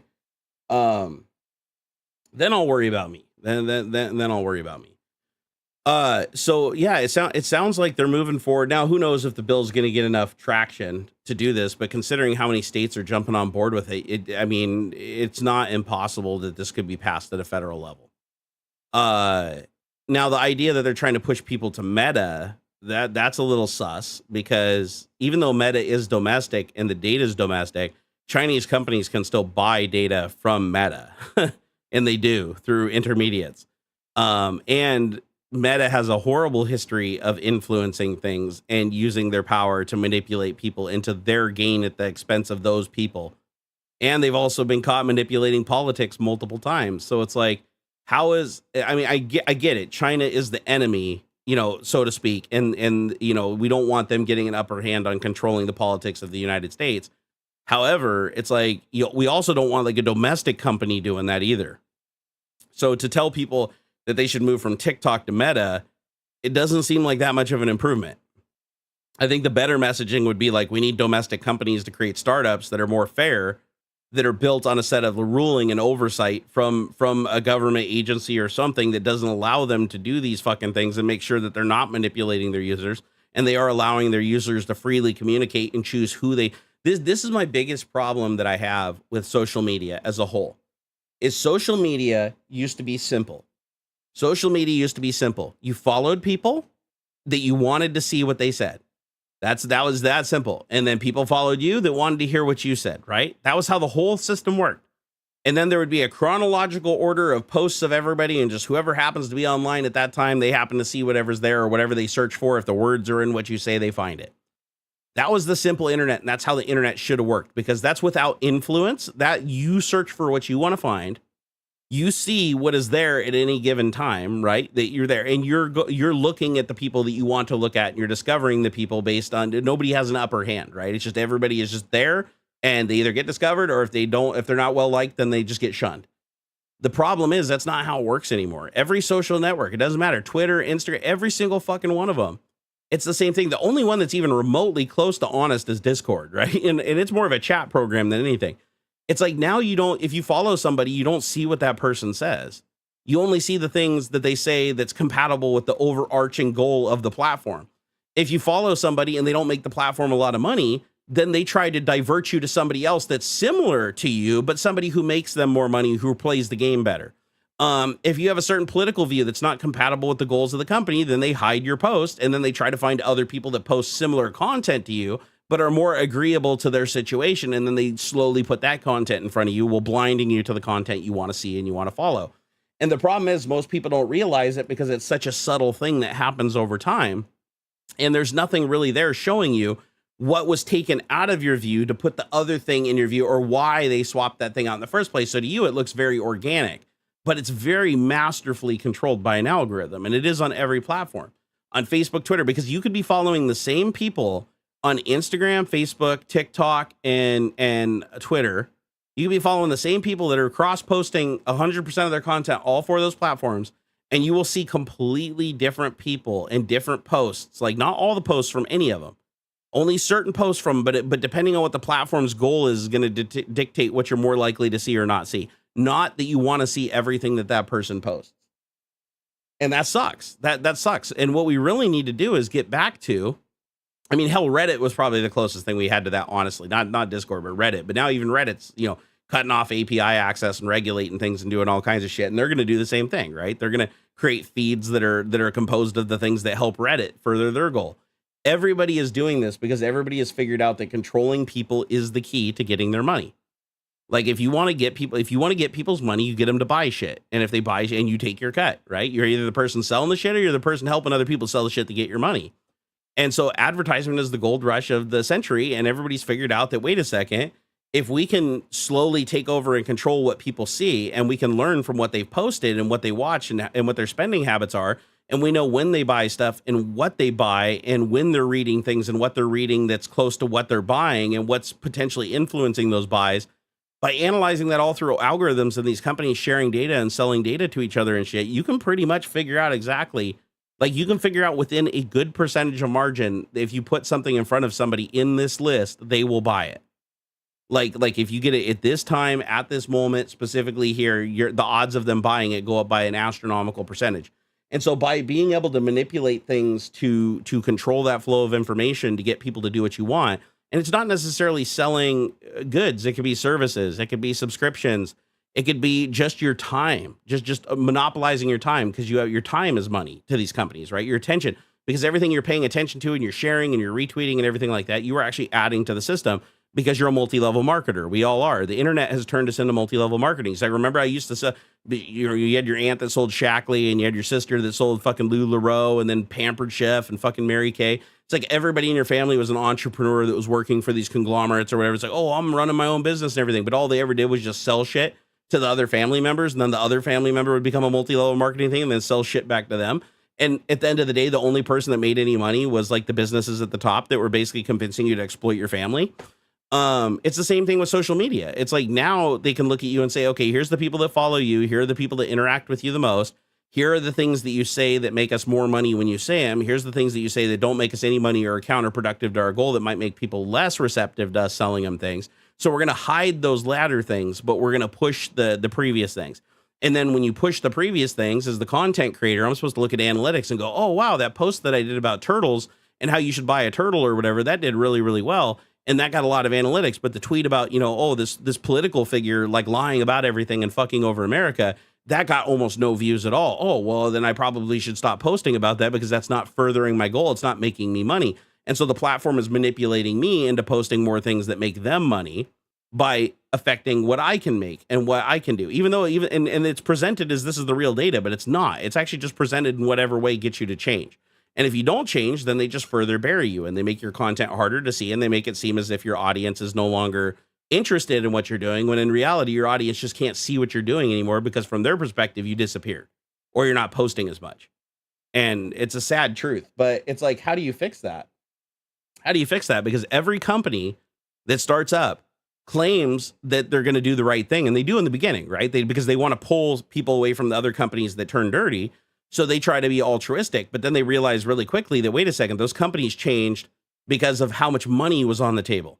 So then once they get to a certain size, then they pull the rug and they do the same thing to their audience, knowing that it's not easy for their audience to just move once they've spent all that time curating and bringing people over and building content on that platform. So Kick's the same way. Like everybody's like, oh, moving to Kick, oh, they give you a 95% share and everything. Yeah, go back and look when Twitch started. Same thing. Go back and look at Justin TV. Go look at, it's all the same shit. What's going to happen is Kick will get everybody to come over from Twitter and YouTube, 95% share. You can say and do whatever you want. And then once they're number 2 or number 1 in the streaming, platform, and they got the most people with the most deals and everybody's coming over, but then they flip the switch and now they're just like Twitch and just like YouTube and they do the exact same thing. It just keeps repeating itself. History, it started with like MySpace, right? And it just keeps repeating itself over and over and over again. And so there is no safe place to go. It's like even if a company starts up and they have perfect goals, perfect things, perfectly compatible, and they're like, hey, come on over to the dark side. We got cookies. No matter what the deal is, it's just a matter of time because you're going to make their platform successful. Everybody else is going to come and make their platform successful because they were doing the right thing. But then once they know they've got you in a position and everybody's under contract, everybody's getting paid, then all of a sudden the next year the contract comes up and it doesn't look so good anymore. And they're like, oh, our operating costs are higher. Oh, because we grew this big, we have to do this, and everybody has to sacrifice. Don't worry, it's not going to be forever. No, it's always forever. And they will just keep doing it and keep doing it. And people will tolerate it because at the end of the day, they want to move. They'll tell everybody they're going to leave. Like everybody was like, oh, I'm leaving Twitch. I'm going to Kick, or I'm leaving this. I'm leaving Twitter. When Elon Musk took over, I was even fuck Twitter, right? It's like, you can't do that. When you spend so much time on a platform and you curate so many people there, and that's where people are looking for you, and you just disappear and go to another platform, nobody follows you. Like I have 900, at one point I had over 900 subscribers on YouTube. You know how many of them followed me over to Twitch when I made multiple videos that were like, hey guys, I'm going to be live streaming over on Twitch now. Come check it out. And this is like even before YouTube was like making them hard to find and everything. Out of that whole thing, I brought over 10,000 people out of 900,000 subscribers with an average viewership back then of 400 to 800,000 views per video. I managed to pull over 10,000 people over the course of a year to Twitch. People don't move. People have their platforms that they like for whatever reason, probably for the same reason I like the platforms I like, because they're invested in it. They have a lot of time. Their friends and family are there. They just don't want to have to deal with 5,000 platforms. So, woo, man. Hey, thank you, Timma. Appreciate it, man. Catch you live. Good to catch you live. I am currently moving, so I was a little late. Hang in there, man. Love you and what you do. Just trying to fill the 200 letters and get my money's worth of this super chat. 69,696. 69,696. Thank you, brother. But yeah, so I guess my rant there, the TLDR of it is, it doesn't matter where you go. The platforms will always end up doing, unless there is legislation that prevents them from doing these things, they will ultimately do it to you because that's where the money is. What we really need is we need the government to step up and pass some laws that say, listen, if you're going to be a social media, if you are going to call yourself a social media company in the United States, your algorithm needs to be 100% transparent.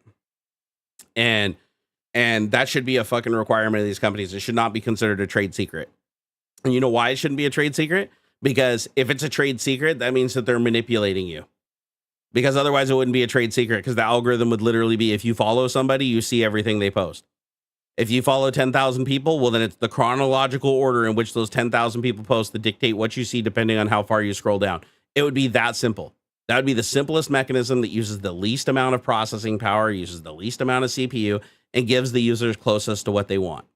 Right? And then if they have a tab where it's like recommendations, like if you want to click on the tab and do recommendations based on the algorithm trying to figure you out based on other people you follow and other things you watch, that's fine. As a starting point, you can have that. But you need to stop pushing people off of that to where that's not the default anymore. Like now you have to dig and dig and dig to find any semblance of something that works even remotely like that on any platform. And it's stupid. And it's like, I don't think the internet's ever going to be the same again, though. Like, I think we're fooling ourselves if we think that golden age of the internet's ever going to come back, like where everybody could just freely communicate and find each other. And it's like, because that doesn't exist anymore. All these platforms have moved away from it. Even if you follow somebody on YouTube, even if you go to their page and look for new videos and everything diligently every day, which is unrealistic for if you follow more than 10 people, you're still going to miss shit all the time with the way the new algorithm works on all these platforms. And that's what they want. They just want you to they want you to see the things that make them the most money. So if you want to be successful, like today, if you want to be successful, the thing you need to ask yourself is, what content do I need to create that entertains my audience? It doesn't matter. The content that you need to create needs to satisfy the platform and get you in front of eyeballs, right? That's the primary goal. Like clickbait shit, change your fucking, I'm not going to do that, but clickbait your shit, put titles that like don't make any sense to draw people in, like 0-day news, fucking lie about Elon Musk's next invention and fucking creating hydrogen reactors and stuff. It'll go to the front page of everything because those things are actually pushing the narrative that's hot and helping the algorithm. And those are the people that are dumb enough to watch that are going to be easily manipulated into buying shit. And so that's why that stuff goes to the top of the pool. People always ask, like, why does all this clickbait shit show up in every search on YouTube? Like all this false shit that's easily identifiable as scams and fraud and stuff like that. And the answer is because people watch it because it's like they can't stay away. It's like a train wreck, right? They're gullible people see something that's like, oh, wow, I can get a nuclear reactor or free energy. I can create a free energy device. I'm still seeing those things show up on YouTube. Like, why is that even? Free energy should be a banned fucking word because it's not even a thing. But you still find people on there, oh, buy my kid or whatever to build a free energy machine that'll like run your generator in your garage. Have free energy for your house forever. I'm going to create a brown gas machine that's going to give you 500,000 miles per gallon in your car or whatever. Still see this shit all over the place. 13 million views, 14 million views. And it's like, how the hell is this shit on there? Why don't they delete it when people report it? And the answer is because it brings in shitloads of ad revenue, because anybody that's dumb enough to watch that video and engage it for that period of time is also dumb enough to buy the ad that they put at the beginning of it to sell something that the person doesn't need for an absorbent price that they think is a deal. Hey, take it easy, Digibrat. You have a good one. Yeah, YouTube chooses what's seen on YouTube, but it's the same for everything. TikTok's the same way, Instagram's the same way, Facebook's the same way. Not a single platform that exists today that I know of, other than maybe Reddit, but I haven't used Reddit a whole bunch, which is kind of saying something. But it's these fucking algorithms, man. They all do it. Like every platform has figured out that it is way more lucrative and they can make way more money by manipulating their audience. And it drives me nuts. James Campbell said the fact that Tim Pool has as many viewers as he does illustrates the problem with the way the algorithm works. Yeah, and they can always, same thing with Elon Musk. Elon Musk has more followers than any person on any social media platform anywhere on the entire world. He's like the most followed person in the entire universe. A guy who basically like ripped off all of his investors and fucking claimed to create a car that he didn't. He hired the guy that created it, claimed to create a spaceship. Then the only one that he was heavily involved in the project and actual designing is the one that can't even fucking hardly get off the pad without blowing up. Way over budget, years over. I'm not saying that some of the things these companies do are absolutely amazing, but I'm saying Elon is just a fake fucking figurehead to these companies, right? He's billed as that brilliant genius to tie everything together so that anything he touches is like Midas and makes millions and billions of dollars, even if it doesn't do anything. And it's that paper money. It's that whole idea of the Elizabeth Holmes, right? The person who can just create something and overpromise and underdeliver or never deliver for that matter, and just ride on very few successes. And just keep blowing them up just because of the grandiose that they've created and the influence that they hold. Elon didn't buy Twitter because it was a good investment money-wise. He bought Twitter because he needs to assert control against his audience because he was losing them. He was selling the Tesla stock. He was pissing off the investors. He needed to go to the place where everybody was talking about the investments and to control that interaction, control who could see what, when they could see it, how could they see it, and how it could look, because that was the only way he would be able to keep fixing this. It wasn't going to last forever. He was never going to be able to just keep pumping, dumping infinitely on the stock market and crypto and everything and always keep winning. People were catching on. People were changing their strategies. Ultimately, at the end of the day, he needed to be able to see the data before anybody else, needed to be able to control what other people see after he's seen it. So, and the best way to do that is to control a social media platform. And he sure as fuck couldn't afford Facebook. So here we are. I mean, Elon Musk is a facade. He really is. Like, if you look at it, he is a facade. Some people like him. I mean, I thought he was the real deal for many years until I did a deep dive on him, and then I was like, holy shit, I'm an idiot. He is smart in some areas. He's not as smart as he says he is, though, not by a fucking country mile. He is definitely a snake oil salesman on many, many more levels than he is legitimate. And he does take a lot of credit for other people's work. You know, it's like that's something that's a big part of his facade. And you see that throughout his whole life. If you go back and look at his whole life story, him growing up, his story, how he fled his country, where he went, the schools he went to, how he took over his first businesses, how he came in and took over Tesla. If you look, he uses the same pattern over and over again. It's not like he's this brilliant genius, keeps coming up with something new. He just, anytime something's in the media and it's like the new biggest next thing, doesn't matter if it's AI, doesn't matter if it's neural networks or brain interfaces or tunnels, it doesn't matter what it is. It could literally be like if solar panels, well, actually solar panels were one of the flavors of the day, but whatever the flavor of the day is, he just comes out and just says, oh, okay, well, we're going to be creating the next biggest thing. And it's going to be the biggest thing in the world. And he never actually has to create it or deliver it. He just has to give that illusion. And everybody's like, okay, look back at his one success. And this will be successful too, because even if it's not, it doesn't matter, because Boring Company didn't have to actually make a profit to make investors money, right? I mean, SpaceX doesn't have to make a profit to make investors money. It's all on paper. It's all paper money. It's all a big rubber check, right? And that's how the stock market works, right? Stock market doesn't work on what a company is actually worth or what they're actually able to do. It's all projection. It's all based on perception, right? If you can convince people that something is going to happen, even if it never happens, and you can keep promising them more and more and more to keep them engaged. And anytime they start getting a little bit like, you know, wishy-washy and want to go away, you say, oh, but wait, there's more. As long as you can keep that going, and you can always put a new shiny or dangle a new thing or make it look like things are bigger and grandiose and, oh, you'd be dumb to get out now. You can keep that paper money going up and up and up and up perpetually, but it's got to pop at some point. But he does something right, i.e. PayPal and most of his endeavors. No, you got to go back and look at what he actually did, though. He's very much like Facebook, right? It's like Mark Zuckerberg didn't create Facebook. Mark Zuckerberg came in and just hostile takeover. Elon Musk did the same thing with the thing before PayPal that became PayPal, right? He did the same thing with Tesla, where he came in, where the two partners already established the company. They had already created their prototype car, right? He was just the one that fucked up the company and lost them all the money on the Roadster, and then got a second round of investment based on a false promise, and then brought in Franz, who actually was the person that still to this day is creating all of the cars at Tesla. So it's not Elon creating these things, right? It's like Elon is the face guy. He's the guy that gets on the camera. You know, it's a Bill Gates isn't the one writing Windows, right? Bill Gates wasn't the programmer creating Windows. Bill Gates was the person taking credit for it and claiming what they're doing and being the face that people could attach it to, right? Because it's easier for people to go, Bill Gates is the wonder genius that created Windows, when in reality, you know, it took a village, right? But it's hard for everybody to remember the name of 100 people. And if 50% of those engineers leave, then you've lost your value of the company. It's better to have one person that's always there. And Elon is that person. It's a PR thing. It's not about the companies. The companies aren't what's worth anything. It's Elon that's worth something.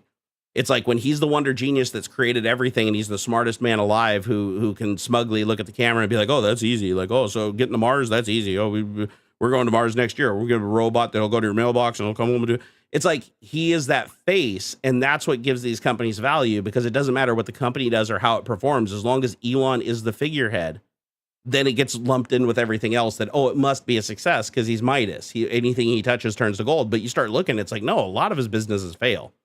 And they fail horrifically. And other people usually get left holding the bag.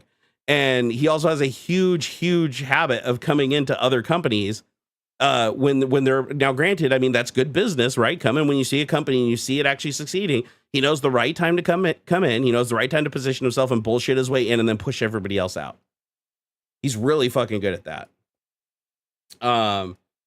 But he is the money. It's not the company. Elon is the money. So as soon as, if Elon tomorrow, if it came out that Elon was like a fucking super like, oh, crackpot, and everything came to fruition, and all of his dark little secrets came out of the closet, and everything was made clear about it, he did, all these tapes came forward of him fucking selling the stock out from under everybody and doing it maliciously and with intent. If that all came out and people were like just devastated by it, like, it wouldn't be a matter of just Elon just gets fired from these companies or whatever, he steps down from the board. No, those companies would fail. Like he has attached himself as the figurehead. It's like if he goes down, everything else goes down with him. But the flip side of that is no one member of these companies or no CEO of these companies can take the company down by themselves either.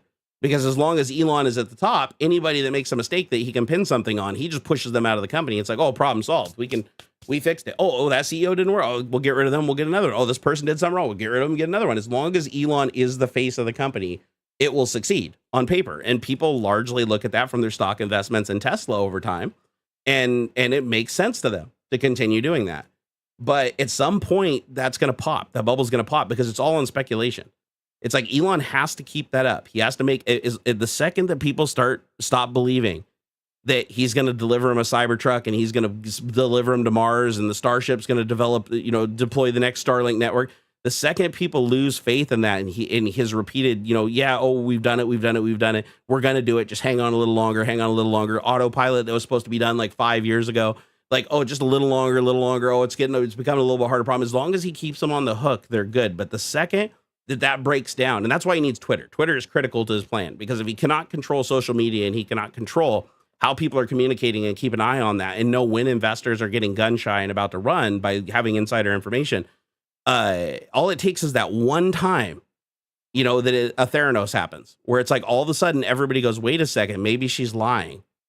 And as soon as everybody says that, it just spreads like wildfire and the whole fucking empire collapses. So he needs to make sure that doesn't happen. So, and so that's why he has Twitter. Like, it's not because he wanted to fix Twitter and he values free speech. Like, everything he's done has been anti-free speech. Everything he's done has been anti-social media. His goals are very, very much clear. It's to assert control, and it's to have a head start and to know what's going on and to control the narrative. But we'll see. I mean, it's like we don't have a choice. I mean, the dude paid the money. He owns it. Like, at the end of the day, that's how it works in capitalism. So, don't compare Theranos and Tesla. No, I'm comparing Theranos and Elon Musk, specifically Elon Musk. Remember, it's not the companies, it's Elon Musk. So Theranos was Elizabeth Holmes. Elon Musk is he's the figurehead of all the companies. They're all under one umbrella. It doesn't matter if they're doing spaceships, Neuralinks, building robots, fucking boring holes in the ground, building Cybertrucks, selling flamethrowers. It doesn't matter. It's like that is all associated with genius Elon Musk. Just like Theranos, everything was genius, young genius Elizabeth Holmes. So it is a very, very apt comparison. I highly recommend, even if you don't like the guy, go watch Thunderfoot's videos. He makes an absolute flawless fucking comparison between Elizabeth Holmes, her situation, financial situation, Theranos, and exactly what Elon's doing, and literally shows exactly which laws they both broke and where she is and where he is and why they're there. It's actually really well done. Technically, Elon got a bunch of other rich people to put up the money for Twitter. No, actually, Elon's pretty heavily invested in Twitter. I mean, he did have to get the Saudis, the people that like to chop heads off. They are his investor buddies because he couldn't afford Twitter alone. But he is pretty invested into Twitter. I think it's somewhere to the order of over $10 billion, $10 or $11 billion of his own money. That's a lot of money. That's definitely a lot of liquidity. But yeah, you're absolutely right. He couldn't afford Twitter on its own. So the fact that he took the company private to avoid the very public stock crash that was inevitable, to keep the investors thinking that, once he goes public again one day, it is going to pop off and they're all going to get their money back. But those investors are going to want their money at some point. They're either going to want their money or they're going to want control. And I think they'll settle for either. Like, do the Saudis really need to make money on Twitter? No, they could make money off of just asserting control, and he can sell them that, right? So he can pay him back in either money or something else, right? Sun Turtle, that's about the dumbest thing I think I've ever heard anybody say. Thunderfoot is a flat earth scientist. Thunderfoot is anti-flat earth. Thunderfoot literally makes videos debunking flat earth. Thunderfoot is anything but a flat earth scientist. Thunderfoot actually shows his work. Thunderfoot actually shows his math. Thunderfoot actually shows his sources. You don't have to like Thunderfoot. You don't have to like him, but he's anything but a flat earth scientist. Oh my God. Holy shit, man. That's I'm sorry, but that's got to be one of the most ignorant things I've heard said today. Now, do I think he is like a nice guy? Do I think that he tactfully handles everything? No, not by a fucking country mile. But no, to say he's a flat earth scientist is absolutely just silly. So, please quote me for that. Please quote. I used to think though. Please quote me for that. Do you mean quote? Please quote you for that. That Thunderfoot is a flat Earth scientist. No, that's fine. You can think. Everybody's allowed to think what they want. I mean, you're welcome to think he's a flat Earth. I'm just saying that my observations and the videos that I watched. Now, has he made? I haven't watched every video he's ever made. Has he made videos I disagree with? I'm sure he has. But I'm just saying in this specific case, he's dead on the fucking money.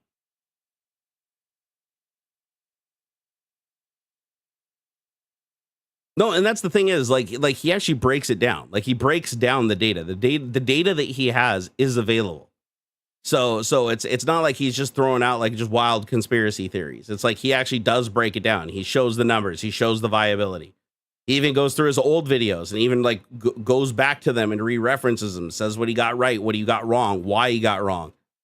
It's like the dude is literally a scientist. He's literally a fucking professor at a college that does actual fucking science. But yeah, anyways, I know not everybody likes him like as a person, and I don't think that you should have to. Like, I'm not saying like him as a person. I'm just saying his video series on Elon Musk are actually pretty dead on the money. And I like his science videos too. His science videos are awesome. Like I loved his experiments on radiation. I loved his debunking of the dryer. That was really cool. He actually does he does good science.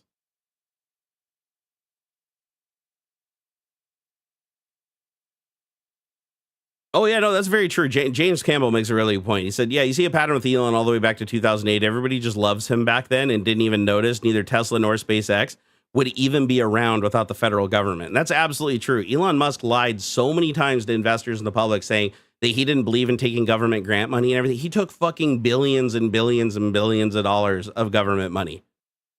And neither Tesla needed a huge bailout. Tesla wouldn't exist today. Like if the federal government didn't give him the money, Tesla would have been fucked. SpaceX definitely would have been fucked. SpaceX wouldn't have been nowhere where it is today without that money. So again, just like Elizabeth Holmes, it's like he would tell everybody one thing, like, oh yeah, no, we can run tests with a single drop of blood.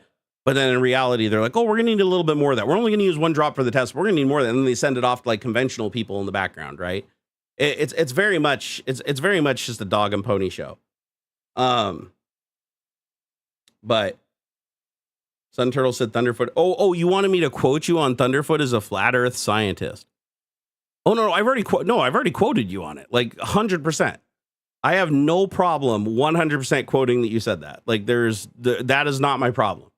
My problem is that I can prove that he isn't. Like I can 100% prove that he does not believe that the Earth is flat.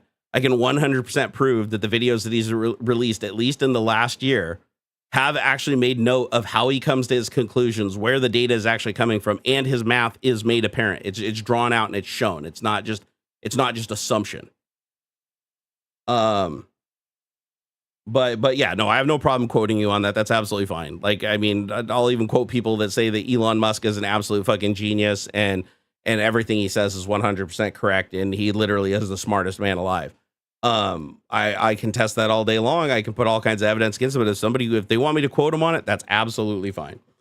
But guys, I gotta go, man. I'm an hour over. And I gotta go and get some rest because I stayed up all last night. I haven't gone to sleep yet, so it's really eating at me. If you guys didn't see though, you should go over to Twitter and see the cute videos I posted this morning before Tech Talk. I had a cool little encounter with a tree frog in my backyard. He was hanging out at the hot tub, and so he jumped up on my hand and was like climbing up my arm, and he got in my hair and he was climbing on my face, and he got on the phone, and he just seriously just hung out forever. And I like kept trying to put him down, but he kept getting back on me. He was like, he freaking loved me, man. Like I haven't had an interaction with a creature in nature in a long time. And I thought that was about the coolest shit ever. Like, I don't know what it was, but just having that little tree frog out there, I don't know, for like 20 minutes, I just forgot about all my problems. And I was just like, this little tree frog is like the coolest thing ever. So I hope a bird doesn't eat him, because I've seen him out there for 3 days. 3 days in a row, he's been in the exact same spot on the hot tub. So I'm hoping that I go out there again tonight or tomorrow and I see him again, because he's my little buddy. And every time I see him, I'm going to pick him up. I'm going to pet him. Maybe I'll find him some flies. I don't know. What do frogs eat? I'll go kill some bugs or whatever and mash them up for him or something. I mean, he's my little buddy now. So, and he loves the spa too. He loves the steam. He gets up under the edge where the steam is coming out, and he just loves the steam from it. Like, so I put a little bit of the warm water in like the little tray, and I set him down next to it, and he like jumped right in it. And he was just like sitting there having a spa with me. I was sitting there next to him for about a half an hour, and he was just sitting there, just like breathing and like moving around a little bit, but just hanging out in his little pool. It was cool as shit. I loved it. Frogs are awesome. Frogs eat other frogs sometimes. This thing's so small, I can't imagine there's a smaller frog than him. Hey, Tim, thank you, man. I appreciate that. Illuminate. He said thanks for the spa. Totally right. Like he loves my spa. I'll thank Adam on his behalf for getting it for me. When you have a moment, let's work on the merch program. Bradley, I don't think we're quite there yet. It's going to probably be a little while. Just given the viewership of the stream and having no content on YouTube and everything, it's just, I'm not there yet. I got to get to some place where I'm marketable again, before I think about selling merch. Cause I just don't think there's enough demand for it. The live streams alone are even struggling. I just don't think there's enough people that would even want to buy it right now, but I'm hoping that changes in the future, but we'll see. We'll see. It just depends. I'm really hoping I can get some of the health shit figured out though. Cause that's been a huge roller coaster for me, but I do know it's possible to have good days. They're far and few between, but it is possible to have a good day. When I have a good day, it's an amazing day. So I'm really hoping that I can just get more of those lined up, you know? Oh, freeze-dried grasshoppers? They like grasshoppers? Shit, I don't know if this guy can eat a grasshopper. You have to go see how small he is. I mean, I'd say he's about the same size as a grasshopper, so I don't know if he could eat one. Maybe I could mash it up. The family's doing pretty good, man. We're doing the best we can, given the hand we're dealt.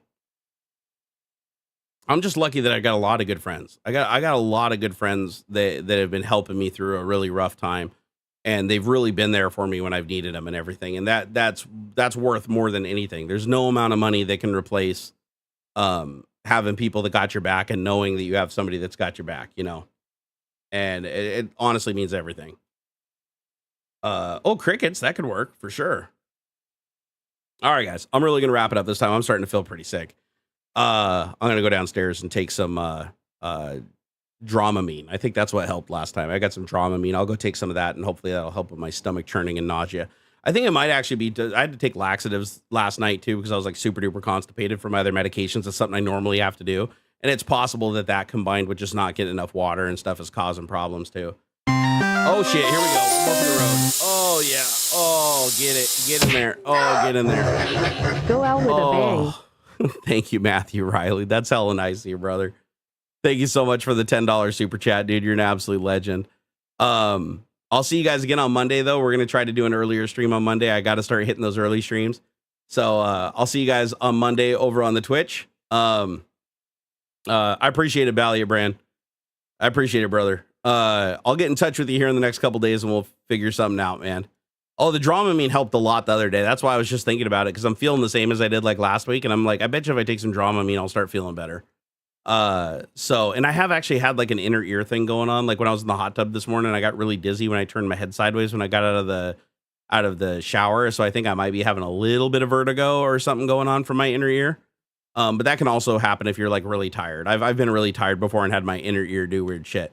Hey, Sun Turtle Camper, thank you. I appreciate that, man. And I hope you weren't too offended by me, you know, disagreeing with you on Thunderfoot there. Like I didn't mean to be offensive. I'm just kind of like tired and out of it right now. But no, I totally understand that he's not for everybody. I don't agree with everything he says. I'm just specifically the stuff that he said about Elon Musk and specifically in contrast to Elizabeth Holmes has been pretty crazy. Damn, dude. Shit, Joe Let's Taji. make it a double. You guys are awesome, man. Thank you so much, dude.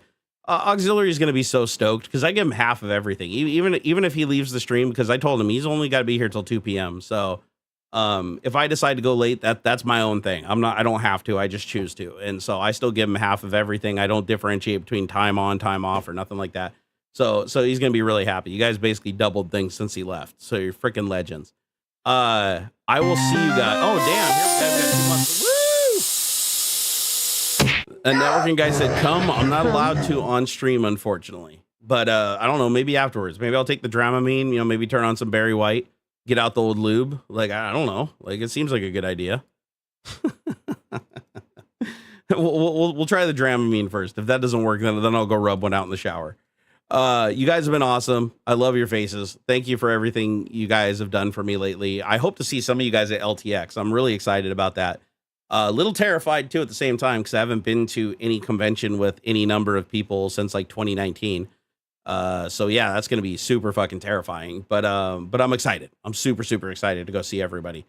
And depending on how much money I can make with my live streams in the beginning of July, I'm gonna possibly go get shot. Yeah. Anthony Luna, thank you for being a channel friend. I appreciate it, brother. Percent. That is awesome. You guys are epic. So depending on how well the Twitch streams do, if I can get the energy rolling and get an earlier stream going and get some good sleep, it's a big if. But if I can raise enough money, I'm gonna go get the steroid injections before LTX, like 2 weeks before LTX, because it takes them about a week to kick in. And it's about a 50-50 shot that they work. That's why I stopped getting them, is because they were too expensive. They're like $700, $500 or $700 out of pocket. I don't remember. I think it might be $5, and then insurance kicks the other $200 to get the SI joint injections. But I think I'm going to do it, because for LTX, even for the 50-50 shot, that it might keep the inflammation down so that I can be more mobile and walk more and get around more. I think it's worth it. So, but I have to see if I can make the money, because I can't afford to burn that much money out of our runway that's already down to below a year we have left.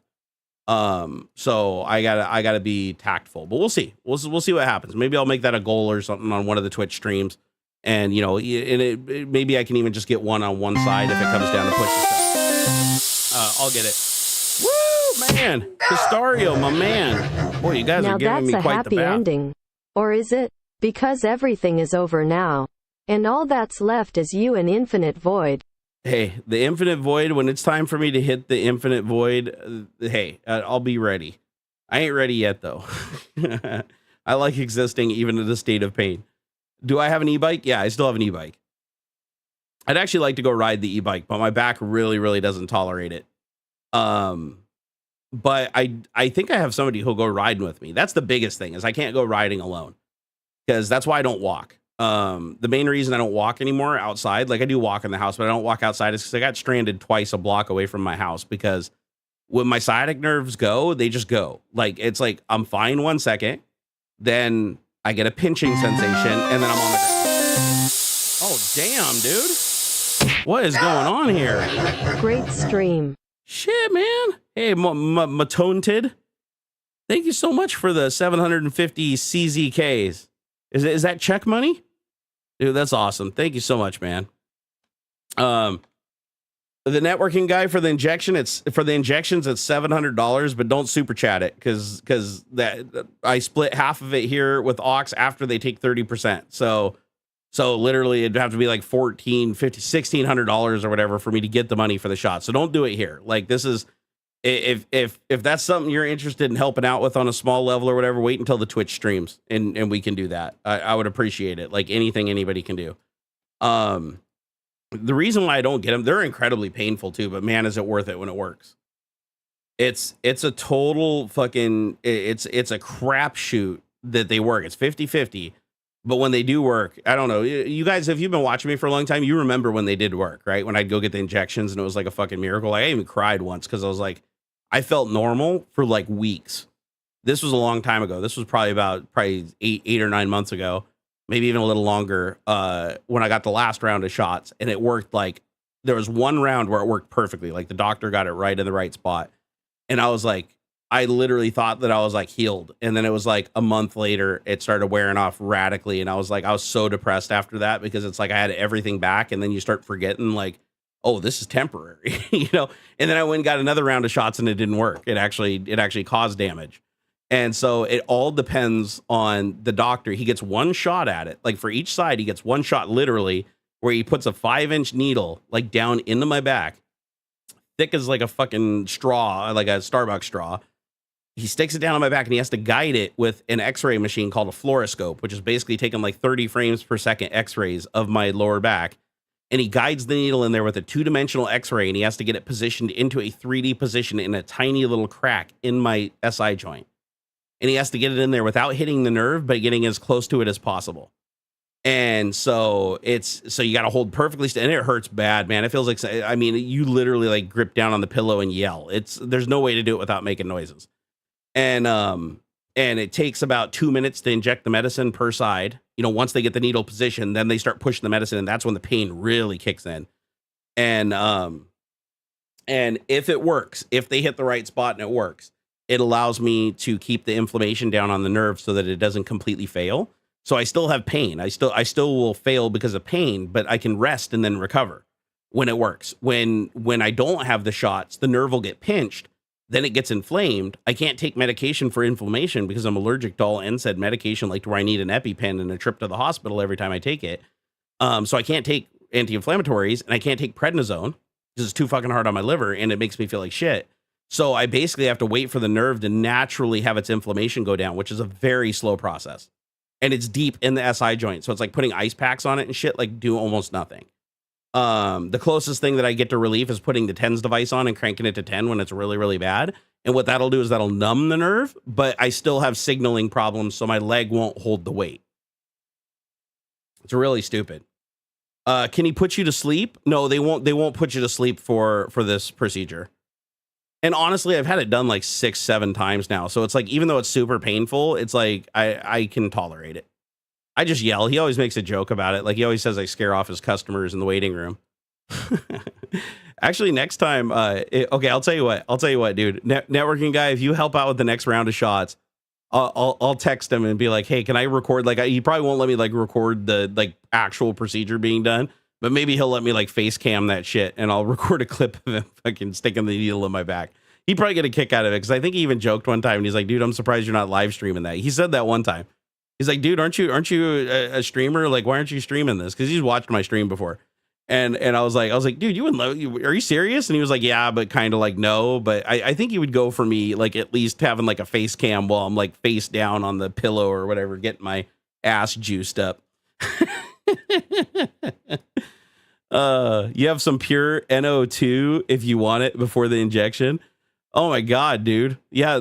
Should I do that? Should I just, do you think my pain doctor would take issue with me bringing in like a whipped cream container and like cracking some N2Os into it and taking a couple hits off that before he injects me? I'll just tell him I like whipped cream. I'll come in there and be like, hey, it's a comfort food for me. He's like, hey, but I don't hear any whipped cream coming out. Hey, you shut up. You just focus on the needle. I still can't believe you can just buy nitrous at the store. Like, seriously? That's like that kind of blows my mind a little bit. Like, you can literally go to like cash and carry, even on Amazon, and just buy like 50 fucking nitrous cartridges and get so fucked up that it doesn't last very long, but like you can technically kill yourself with it. Like you can OD on nitrous fairly easily. And you can just buy that shit. It's like a fucking, like, I don't get that. Like, that's, like, there's so many drugs that are, like, super illegal, but you could literally get pulled over by a cop and have, like, 5 whipped cream containers and, like, 1,000 cartridges. And as long as they're not, like, cracked open in the container with no whipped cream in it, they wouldn't do anything. It's very bizarre. Our legal system is really fucked up here. But the other thing is nitrous doesn't last long either. So... does bottles all over who uses that? I don't think it's that popular anymore. Like, I honestly don't know. Like, I think they call them whippets or something like that. I don't think it's very popular because some people get nausea from it and the effects last for like no time. Like, if you've ever had nitrous oxide before, it's like, it's only effective when you're constantly inhaling it. Like, if you just inhale it, it's like, okay, you get a little fuzzy and dizzy and laughy for like what, like 30 seconds or a minute or something like that. It's not, it doesn't really last, So it's one of those things where it's like, you basically just have to sit there. Like people that do it apparently like sit there and crack like 50 cartridges a day. And it's like, okay, that's got to be like fucking thousands of dollars, like, or hundreds of dollars. I don't know how much they cost, but it's got to be a lot.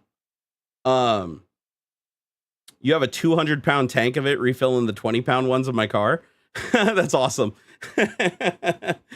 You're like, one for the car, one for me, one for the car, one for, it's the same thing. I'm sure the nitrous you get at the dentist is considered like food grade, just like the shit that you get in the whipped cream container, and the car stuff probably isn't as clean and probably has silicone oil added to it or something. But it's all the same thing. It's like nitrous has the same effect. A few years ago, there was something going on where I lived with lighter gas. It was cheap to get high. Yeah, that sounds super fucking dangerous. The thing is like everything that gets you high, the reason it's getting you high is because it's starving your brain of oxygen and it's fucking with your chemicals in your brain. Thank you, Hysterio Man. Let's start biohacking and CRISPR muscle injections.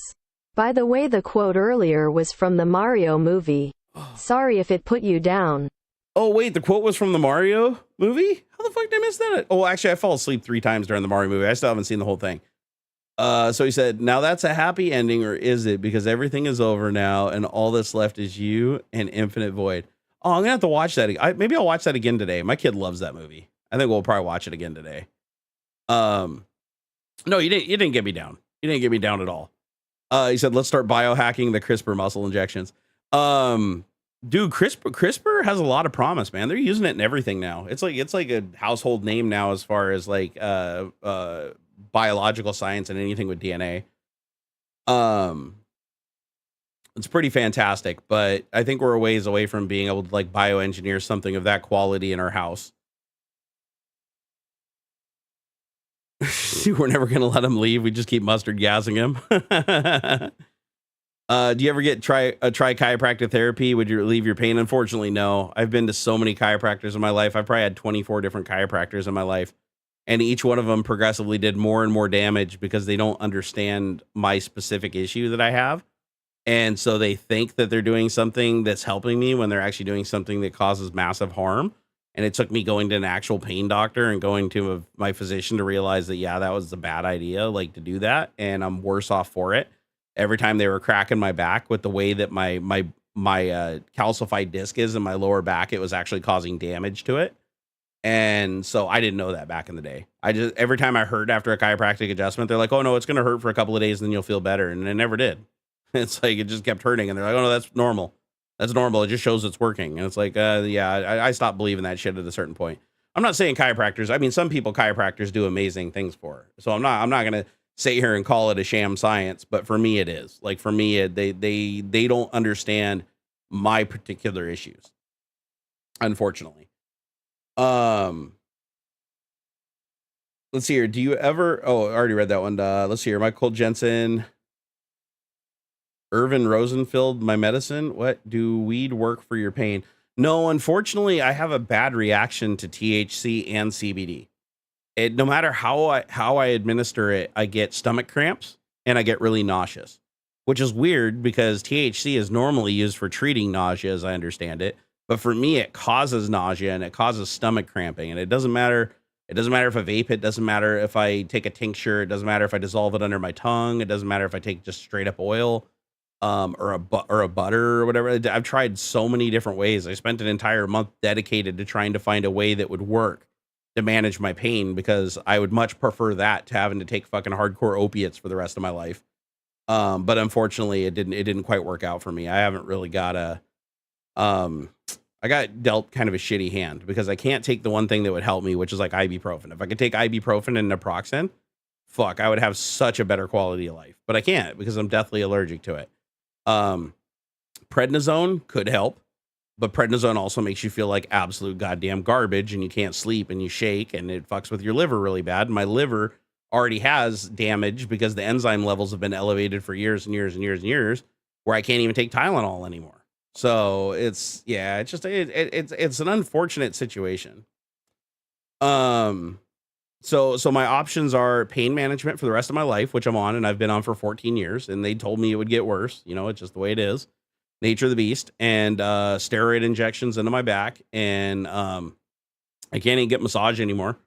Like I've got a bajillion massages at Massage Envy I can never ever use, and I can't cancel the account because I'll lose them all. So I'm like stuck in this weird fucking limbo with them that I'm trying to seek legal remedies for, because I can't get massage, because anytime I get massages, it causes everything to get inflamed. So if you rub anything in that area down there, even my shoulders and my wrist, it feels good like while you're doing it, but the second you finish, everything gets inflamed, all the nerves pinch, and I feel like I'm gonna fucking die.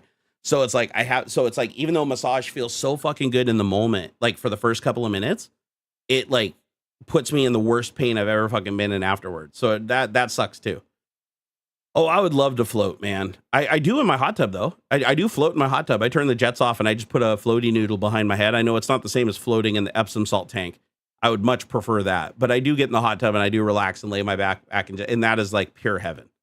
When I can get in the hot tub by myself and just lay back and just spend, like I did this morning before I came and did the stream, I did that. I went out at 9 a.m. and that's when I was playing with that little tree frog. And I went out there and just floated in the tank for a while, and it was absolute bliss. But the float tank was amazing. If you've never done a float tank, holy shit, that is a great experience. You know, just put some music in your ears, close your eyes, you're fully neutrally buoyant, your head is like comfortably above water, your spine is in perfect alignment. And then the water line just disappears. Like you don't feel the water line anymore. It just you feel like you're just, after a while your brain just feels like you're just free floating. It's really, really cool. Hot tub streams on Kick. I should do another hot tub stream. Maybe I will. Hot tub plus tree frog stream. I'll tell you what, if I go out there tomorrow, and the tree frog's out there tomorrow morning, I will fire up a little Twitch stream on my phone, and give you guys a little Twitch stream of me hanging out with my little buddy in the hot tub. He'll probably be out there too. I wouldn't be the least bit surprised if he is. And I'm going to spend a lot of time in the hot tub tomorrow because I can already feel that I'm going to need it. My lower back locked up like an hour and a half ago. Yeah, back surgery is not an option, unfortunately. Because what they could do is technically they could operate like up at like L5 and they could fuse the bones there, but that's not where the biggest problem is. The biggest problem is down in the actual SI joints where they can't really do anything. Because if they try to go in and try to do anything to the SI joints, they risk hitting that nerve. And if you even touch that nerve, it's fucking game over. And I'm a quadriplegic with my legs on fire for the rest of my life. So they're not really interested in surgical intervention right now. And besides, I couldn't afford it anyways. Like my deductibles even left to be now like another $2,000 deductible. And then all the follow-ups would still the deductible would roll over in the new year. Not that it's an option anyways, but I'm just saying, even if it was an option, it's like the money problem still is an issue. Do all types of highs deprive your brain of oxygen? No, they don't. Opiate highs do not deprive your brain of oxygen. If you overdose on opiates, then it'll deprive your brain of oxygen because your respiration will slow. But for pain management levels, no, your blood oxygen level stays constant and your brain doesn't take any damage. With nitrous oxide, though, you're replacing the oxygen in your lungs with nitrogen, which has no oxygen, and then that is getting metabolized into your bloodstream and effectively like replacing the oxygen. So your blood oxygen level is effectively dropping, and that's giving you that woozy sensation. And then there's some other aspect that the oxidizer property of it also numbs you. It numbs your nerves. So your nerve endings in your brain and everything like get super, super numb. It's kind of like getting injected with a numbing steroid or like lidocaine, but you're inhaling it. Why do USA take so many drugs? Because our fucking health system sucks balls. That's why. Use that dimmer plug in voice attack to dim the lights at night. Oh no, I can't. I can turn off Nerd Cave lights. Oh, do I not have voice attack running? Hold on. Did I close it? Turn off Nerd Cave lights. Oh, I guess I closed it. Oh, well, I can do it this way. There we go. This is nice. Now it's nice and dark in here.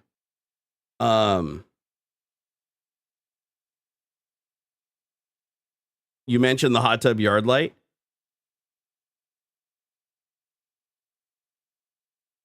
Oh yeah, that dimmer plug's $29. Fuck that noise. If I had one though, I'd probably stick it on that. Well, actually, I don't know. The outside light that I'm using is an LED, so I don't know if it's dimmable. It's one of those. The light that I'm using for the hot tub is it's one of those like LED snap-on lights. I don't know if it would even work with a dimmer. Most LEDs aren't, unless it's built to work with a dimmer. It probably won't.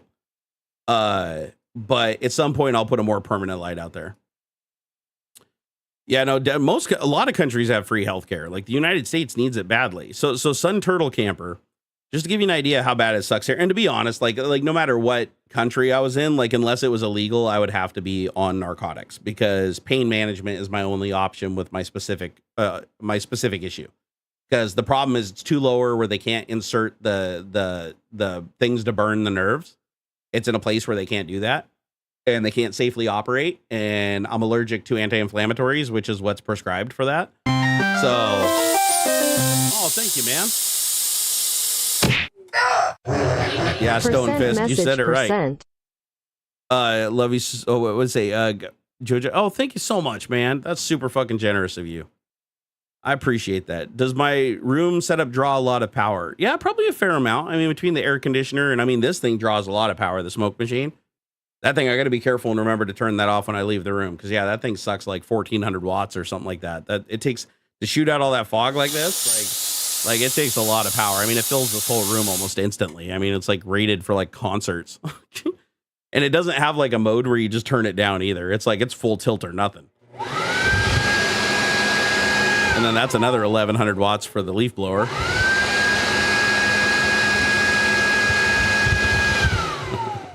I got to figure out why that's popping like that.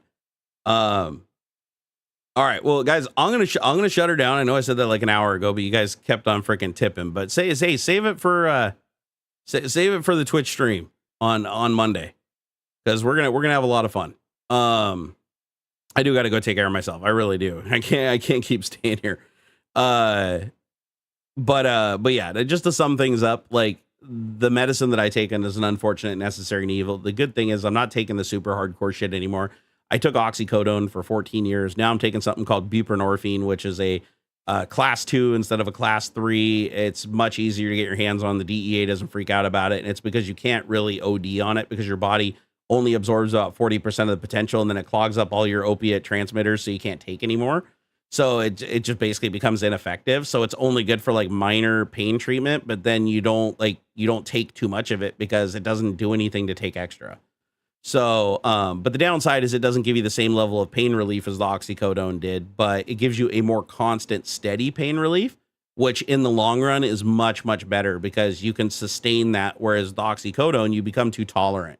And when you become too tolerant, then it doesn't work as good. And then your options are take more or suffer for a while to bring the tolerance back down. I'd rather just have a constant amount of pain management that's not great, like maybe like 30%, but it's enough that I can power through it and keep moving and doing stuff. Type the name, please. Wait, what am I supposed? What do you want me to do? Wait, what type the name. What name do you want me to type? Michael Cole Jensen. Save your load for the next stream. I will. Oh, type the name of the 40. Yeah, okay. It's buprenorphine. So it's basically, have you ever heard of Suboxone?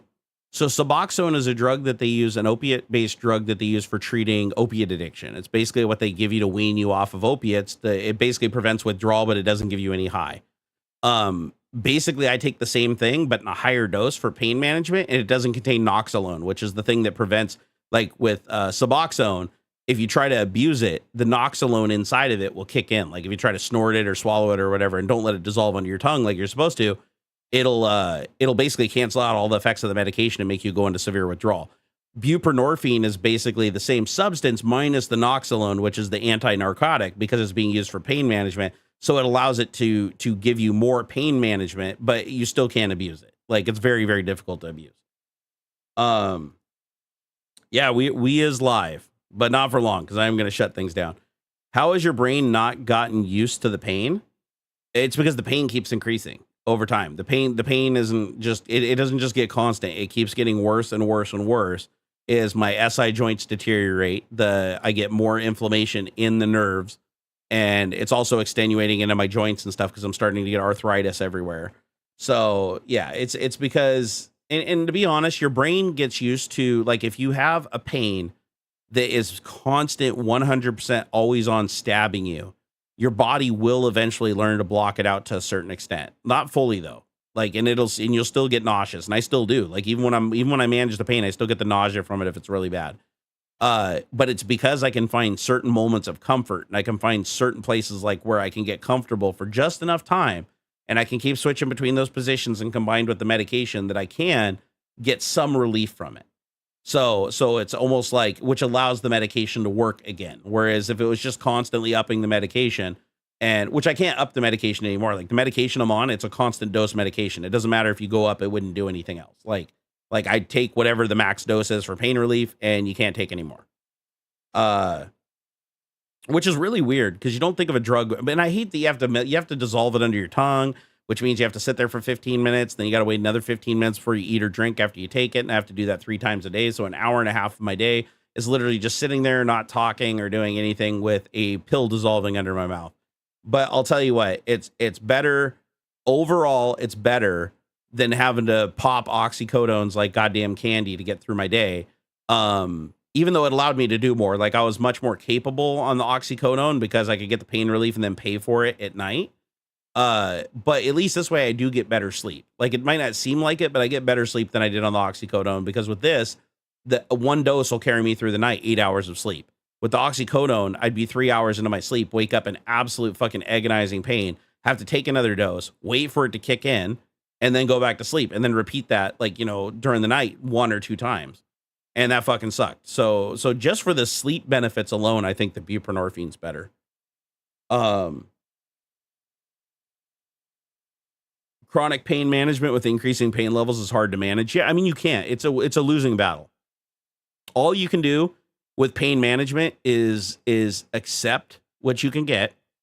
And I'll tell you this right now, like it's an ending battle. Unless you're on hospice care and you're heading for death, like if you are in so much pain that you are willing to just severely shorten your life, like even more so, to have some kind of comfort, which some people are in that situation. I feel absolutely terrible for them. In that case, then it's absolutely justified to keep upping the dose, even to levels where you're taking literally 1,000 milligrams of shit a day. Like, if that's what it takes for you to have a quality of life, then it's necessary. For me, I've been able to settle for less. Like what I had before was better than what I have now, but what I have now is more effective with less ups and downs. It's more constant throughout the day.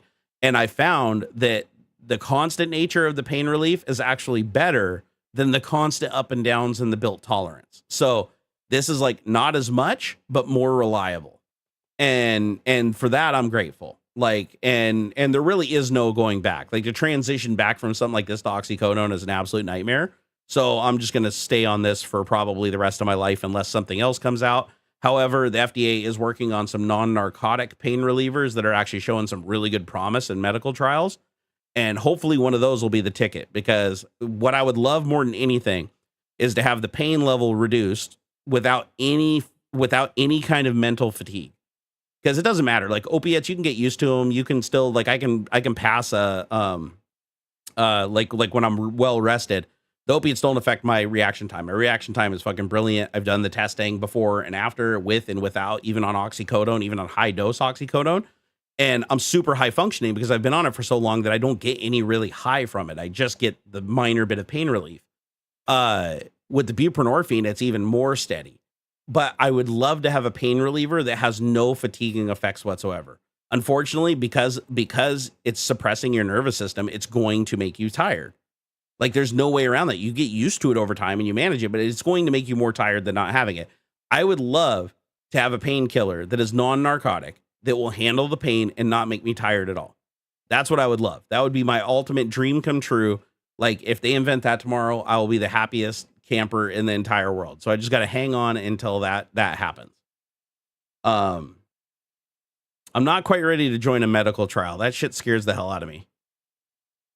What happens if you stop taking buprenorphine? Do you get withdrawal? Oh, hell yeah. Yes. You stop any opiate after any period of use and you're going to go through withdrawal.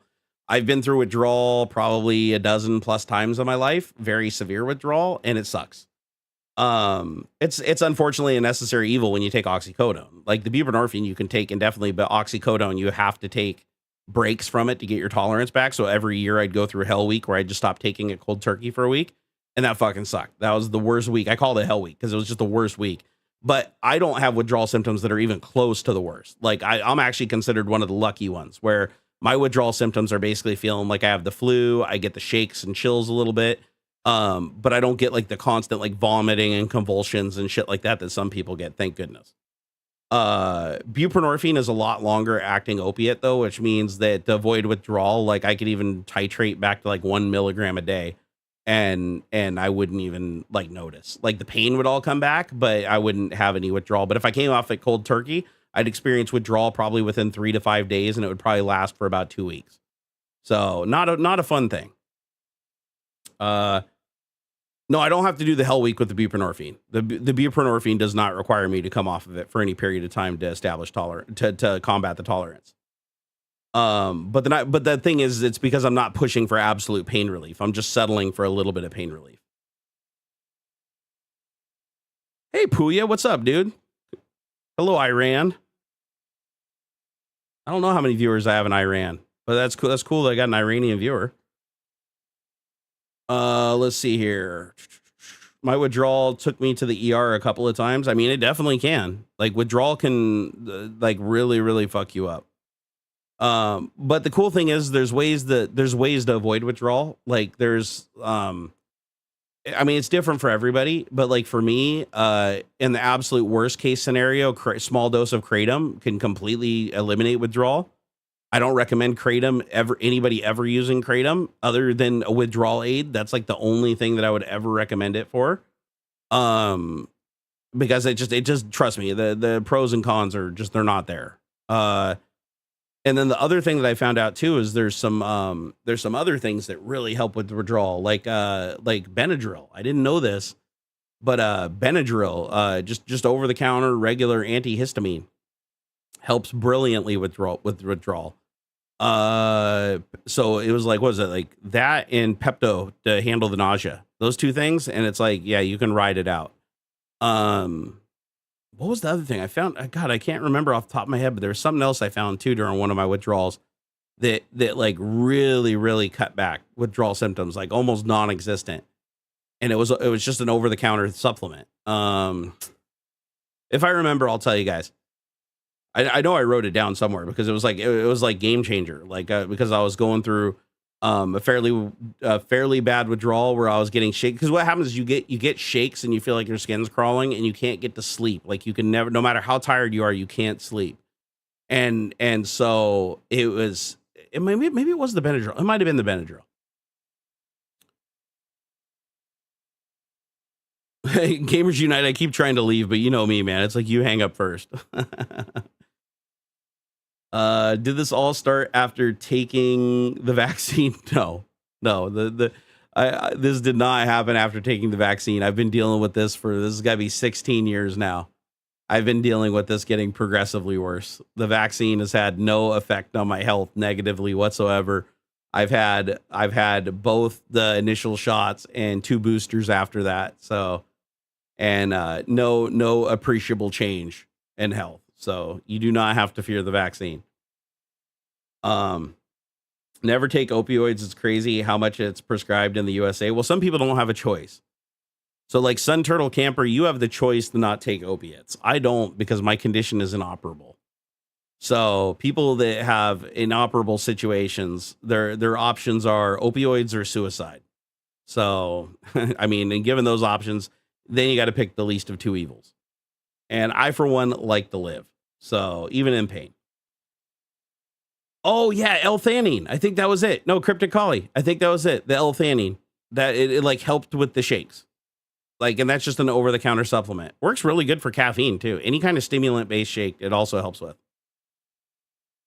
I mean, let's please the conspiracy theorist. Did you have any vaccines 16 years ago? Yes, Norman. I've had vaccines every year for the last 16 years, and it's entirely possible that 16 years ago, the one vaccine that maybe it was the DTaP or something that got me and did me in.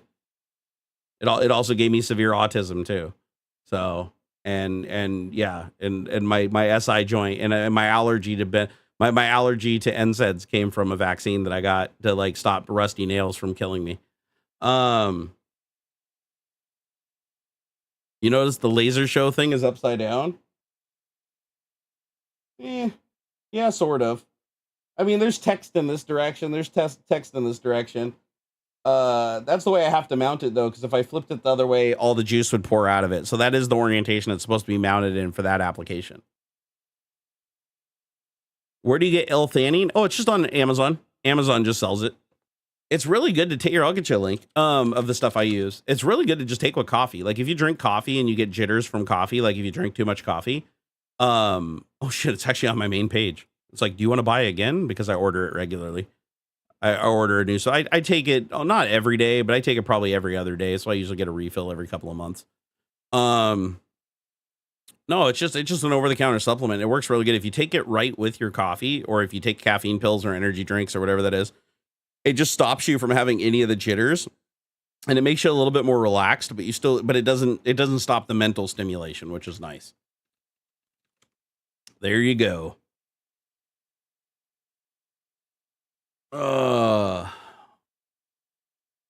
Let's hear. What I meant was, did it get worse? No, it's always been on the same trajectory.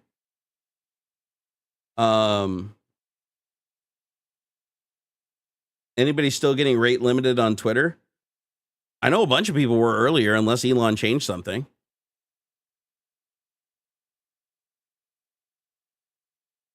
Amazon is using your microphone. They might be. I'm literally on Twitch, and I've told you guys before, Amazon owns Twitch, and every word I say gets fed into closed captions, and those closed captions are analyzed. So I wouldn't be the least bit surprised if every single word I'm saying is basically being fed into the cookies on Amazon or whatever to say, next time I come back to Amazon, what were the last 5 products he was talking about that he's purchased before, and then pop it up and say, hey, you want to go buy these again?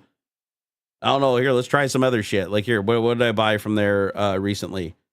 TP Link Casa TP Link Switch. Casa TP Link Switch. I want Casa TP Link Switch. Casa light bulbs. Casa TP switch. Smart switch. Smart power switch. Automation. Smart power switch. Automation. TP Link. Casa. All right, let me give that a couple seconds. I'll go F5 on Amazon and see what it says. First of all, let me check it before I refresh and make sure it's not showing that those things are already recommended. All right, there are no recommendations on the currently refreshed page before I said that. So I'm going to just give it a minute here, and then I'm going to come back and refresh and see if any of the recommended items on the main page are anything I just said. I'm going to laugh so hard if it is. Have you ever kept using that Chinese breathing crack pipe, and did it ever help with breathing over time, or was it just a sham? I used it for about 2 weeks, and you know what? I'm going to say, yeah, it's probably a sham.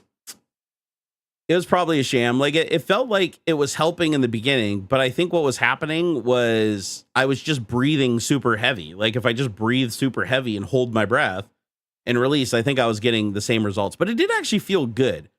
That's the weird thing about it is like, even though I don't believe it really like helped, because I did end up getting my breath back, but I don't think it was because of that. I think I was just going through some respiratory shit at that time. It did feel good. It felt oddly good. Like it gave you this weird vibration. Like when it gave you a percussion in your chest. It almost felt like have you ever stood next to like a bass speaker that's playing really loud and you feel it kind of like vibrating the air in your lungs? It kind of felt like that. And that was kind of a soothing sensation. It felt like it like knocked mucus out of there. Like if you were mucusy and you had like a congested stomach, I think that this would actually really help you to produce phlegm. Like to loosen stuff up and to, get it out. But as far as like exercising your lungs and stuff, like I didn't really, I mean, I used it for a week and it felt good, but other than that, it didn't, I don't think it made me breathe any better. I will say my oxygen's a lot better than it used to be though. Like my oxygen is now, I'm like 97, 98, when for like a year, it was like 94, 95. So I don't really know what changed. Like I guess I haven't really got down and like thought it out, but the last couple times I got my oxygen, it's been really good. So I don't know if it's just like the weather is changing outside or what the deal was, but man, I was struggling with breathing for a long time. And now I feel like breathing's not the problem, which is good. Yeah, not being able to breathe is a big fear of mine. Like suffocation is like a fucking huge fear of mine. And so whenever I have problems breathing, I have this, I get anxiety. And then when I get anxiety, it like exacerbates it because now I'm hyper focused on my breath and I still feel like I can't breathe. All right, here, let's refresh the Amazon page and see if we got anything on here. Hold on. Okay. So let's see. Okay. Oh. I shit you not. That was a positive result. So the first item recommended to me when I refreshed, oh, never mind. This is buy again. No, what the fuck am I doing? Hold on. Let me go back to the main page. Never mind. That was dumb. I went to the wrong page. I went to the buy again page. Okay. So pick up where you left off shows me all of those products, but that's because I clicked on them earlier. Keep shopping for does show me that outdoor plug that wasn't there before. And I don't know if I did click on the outdoor plug. So I'm going to say that was probably there too. I'm going to think about this a little bit more because this seems weird. Like the shit's like popping up that we're talking about, but I also could have been searching for it earlier too. So I want to do an actual test where I sit down and it's like, I think it out, Oh, wow. The Meta Quest Pro's down to $935. Wow. That didn't go well for him at all, did it? I remember when that thing was $1,500 when it came out. Now it's down to $935. Now I just got to come down another like $600, and then maybe I can get one and do VR with my son again. I miss doing VR with my son so much. I've been waiting for the Quest 3. I think the Quest 3 is going to come out here in a couple of months. I'm going to find some way to get my hands on one of those because my son always wants me to play Rec Room with him, and I can't. Although if I could just get this fucking room cleaned up and I could get everything squared away, I could probably get the old Valve Index working and play Rec Room on that just fine. Like just sitting here in the chair. Because I got the trackers in the corner of the room, and I think if I remember right, they work sitting here, so I could just do something like that. I also kind of want to fuck around with body tracking stuff, like Code Nico does. Like I really like that. Like I'd like to kind of have my own go at something like that. Quest 3 is gonna have pancake optics from the Pro, so that's cool. Yeah, no, I'm excited about the pancake optics. Like not having the God rays is gonna be awesome. Hey, Norman, I might actually take you up on that, dude. Because I have no problems with the Quest 2. Like, I know the Quest 3 is going to mop the floor with it in every possible way, but the Quest 2 is actually, like, my favorite VR headset made. Like, I actually prefer the Quest 2 over the Valve Index. Like, the honest truth is like, fuck, why don't I just sell? No, I'll just do that. When the Oculus 3 comes out, I'll just sell the Valve Index. I'll just pull down the Lighthouse towers and sell the whole thing, and then I'll use the money from that to get the Quest 3. Because I know there's some people that would give me enough money for the Valve Index used that I should be able to buy the Quest 3 new unless they jack the price up on it horrendously. Because I really like the Quest. I like, as much as I don't like Meta and I don't like Facebook and everything, I do like the Quest. I think the Quest, there's a reason why the Quest 2 is the most used VR headset on the planet. Like it plays all of the Steam VR collection through the networking completely lag free. It can do all the desktop sharing shit and stuff. If you want to like do all the desktop things, there's an app for that. The controllers are very comfortable and just take regular AA batteries. You can fucking use it anywhere. Like you don't have to have trackers set up or special environment. Literally anywhere you can stand or sit, you can use it. It's awesome. Oh, James, you want to buy it off me? Quest 3 is going to have the okay. Well, I might take you up on that when the Quest 3 comes out. Please remind me. VTuber Barnacules, yes. Well, I mean, if my health declines to the point where I can't even be seen on camera anymore, like respectably, that's the day I become a full VTuber. All right, guys. God, I really got to get going, man. I pushed this way too far today, but I had to. You guys were being so fucking generous, man. I can't just walk away when people are like doing that. You guys are fucking awesome. I will see you guys. Wait, thanks for the clarification. I try to take care of my health to the best of my abilities and almost never indulge in any substance. Take care, man. Yeah, I mean, hey, you know what the funny thing is? I didn't even like aspirin or Tylenol. I never drank. I never did anything until I was like 30 years old. And then when I got close to 30, that's when my back problems got really severe and the damage got to the point where I was like literally couldn't even walk. And then I had to be on pain management. And then it just deteriorated and snowballed from there. Like I could not, it was only going to get worse. And to be fair, like the doctors warned me, like even my chiropractors and my doctors like said that from my MRIs and x-rays in my 20s, they said that you will be in a wheelchair, you know, in your early 40s to late 40s. They said that's an inevitability. And I was like, no, bullshit. Because I could do mountain biking and snowboarding. And I was like, you guys are full of shit. Like I'm the fucking healthiest guy ever. They're like, nope, your back's super fucked up, man. It's just going to keep getting worse, and there's nothing you can do about it. The only thing that I wish I had heeded their warnings a little bit better is with the weight. Like, if I had kept my weight down, I would have been more functionable to a certain extent. But now the damage is done. It's like, even if I lose the weight, it's not going to change how the nerve gets pinched, and it's not going to change my signaling to my muscles. So that's just something I have to live with. But losing the weight still would help out tremendously with sleep and other areas. So it's still an admirable goal that I'm going to chase. But it's going to be on my terms. It's going to be slow, and I'm not going to share too much of that online because it ends up getting me so depressed that I relapse. And bad shit happens when I go to a mental place and I start getting suicidal and shit, and then I eat so that I'm not suicidal. So it's like some people can share their weight loss journeys online successfully. I learned the hard way that it's just not right for me. It ends up causing way more damage. Yeah, that fall scared the shit out of my wife. That to this day, that's the loudest I've ever heard her scream in my entire life knowing her. And that's even including my son having some close calls. So that I've never heard her shriek like that ever a day in my life. Like, although she has finally been warming up to let me like get up and change some bulbs on the ceiling and stuff every once in a while, but she still gets mad about it. Oh, thank you, 8-Bit Bunny. I appreciate that. I try to be fairly chill. I have my bad moments though. All right, so you guys are gonna come hang out on Tuesday on Monday? I'll try to stream on Monday on Twitch, and we'll try to get in a stream at like 3 or 4 p.m. Pacific time. And I hope to see a bunch of you over there. That'd be awesome.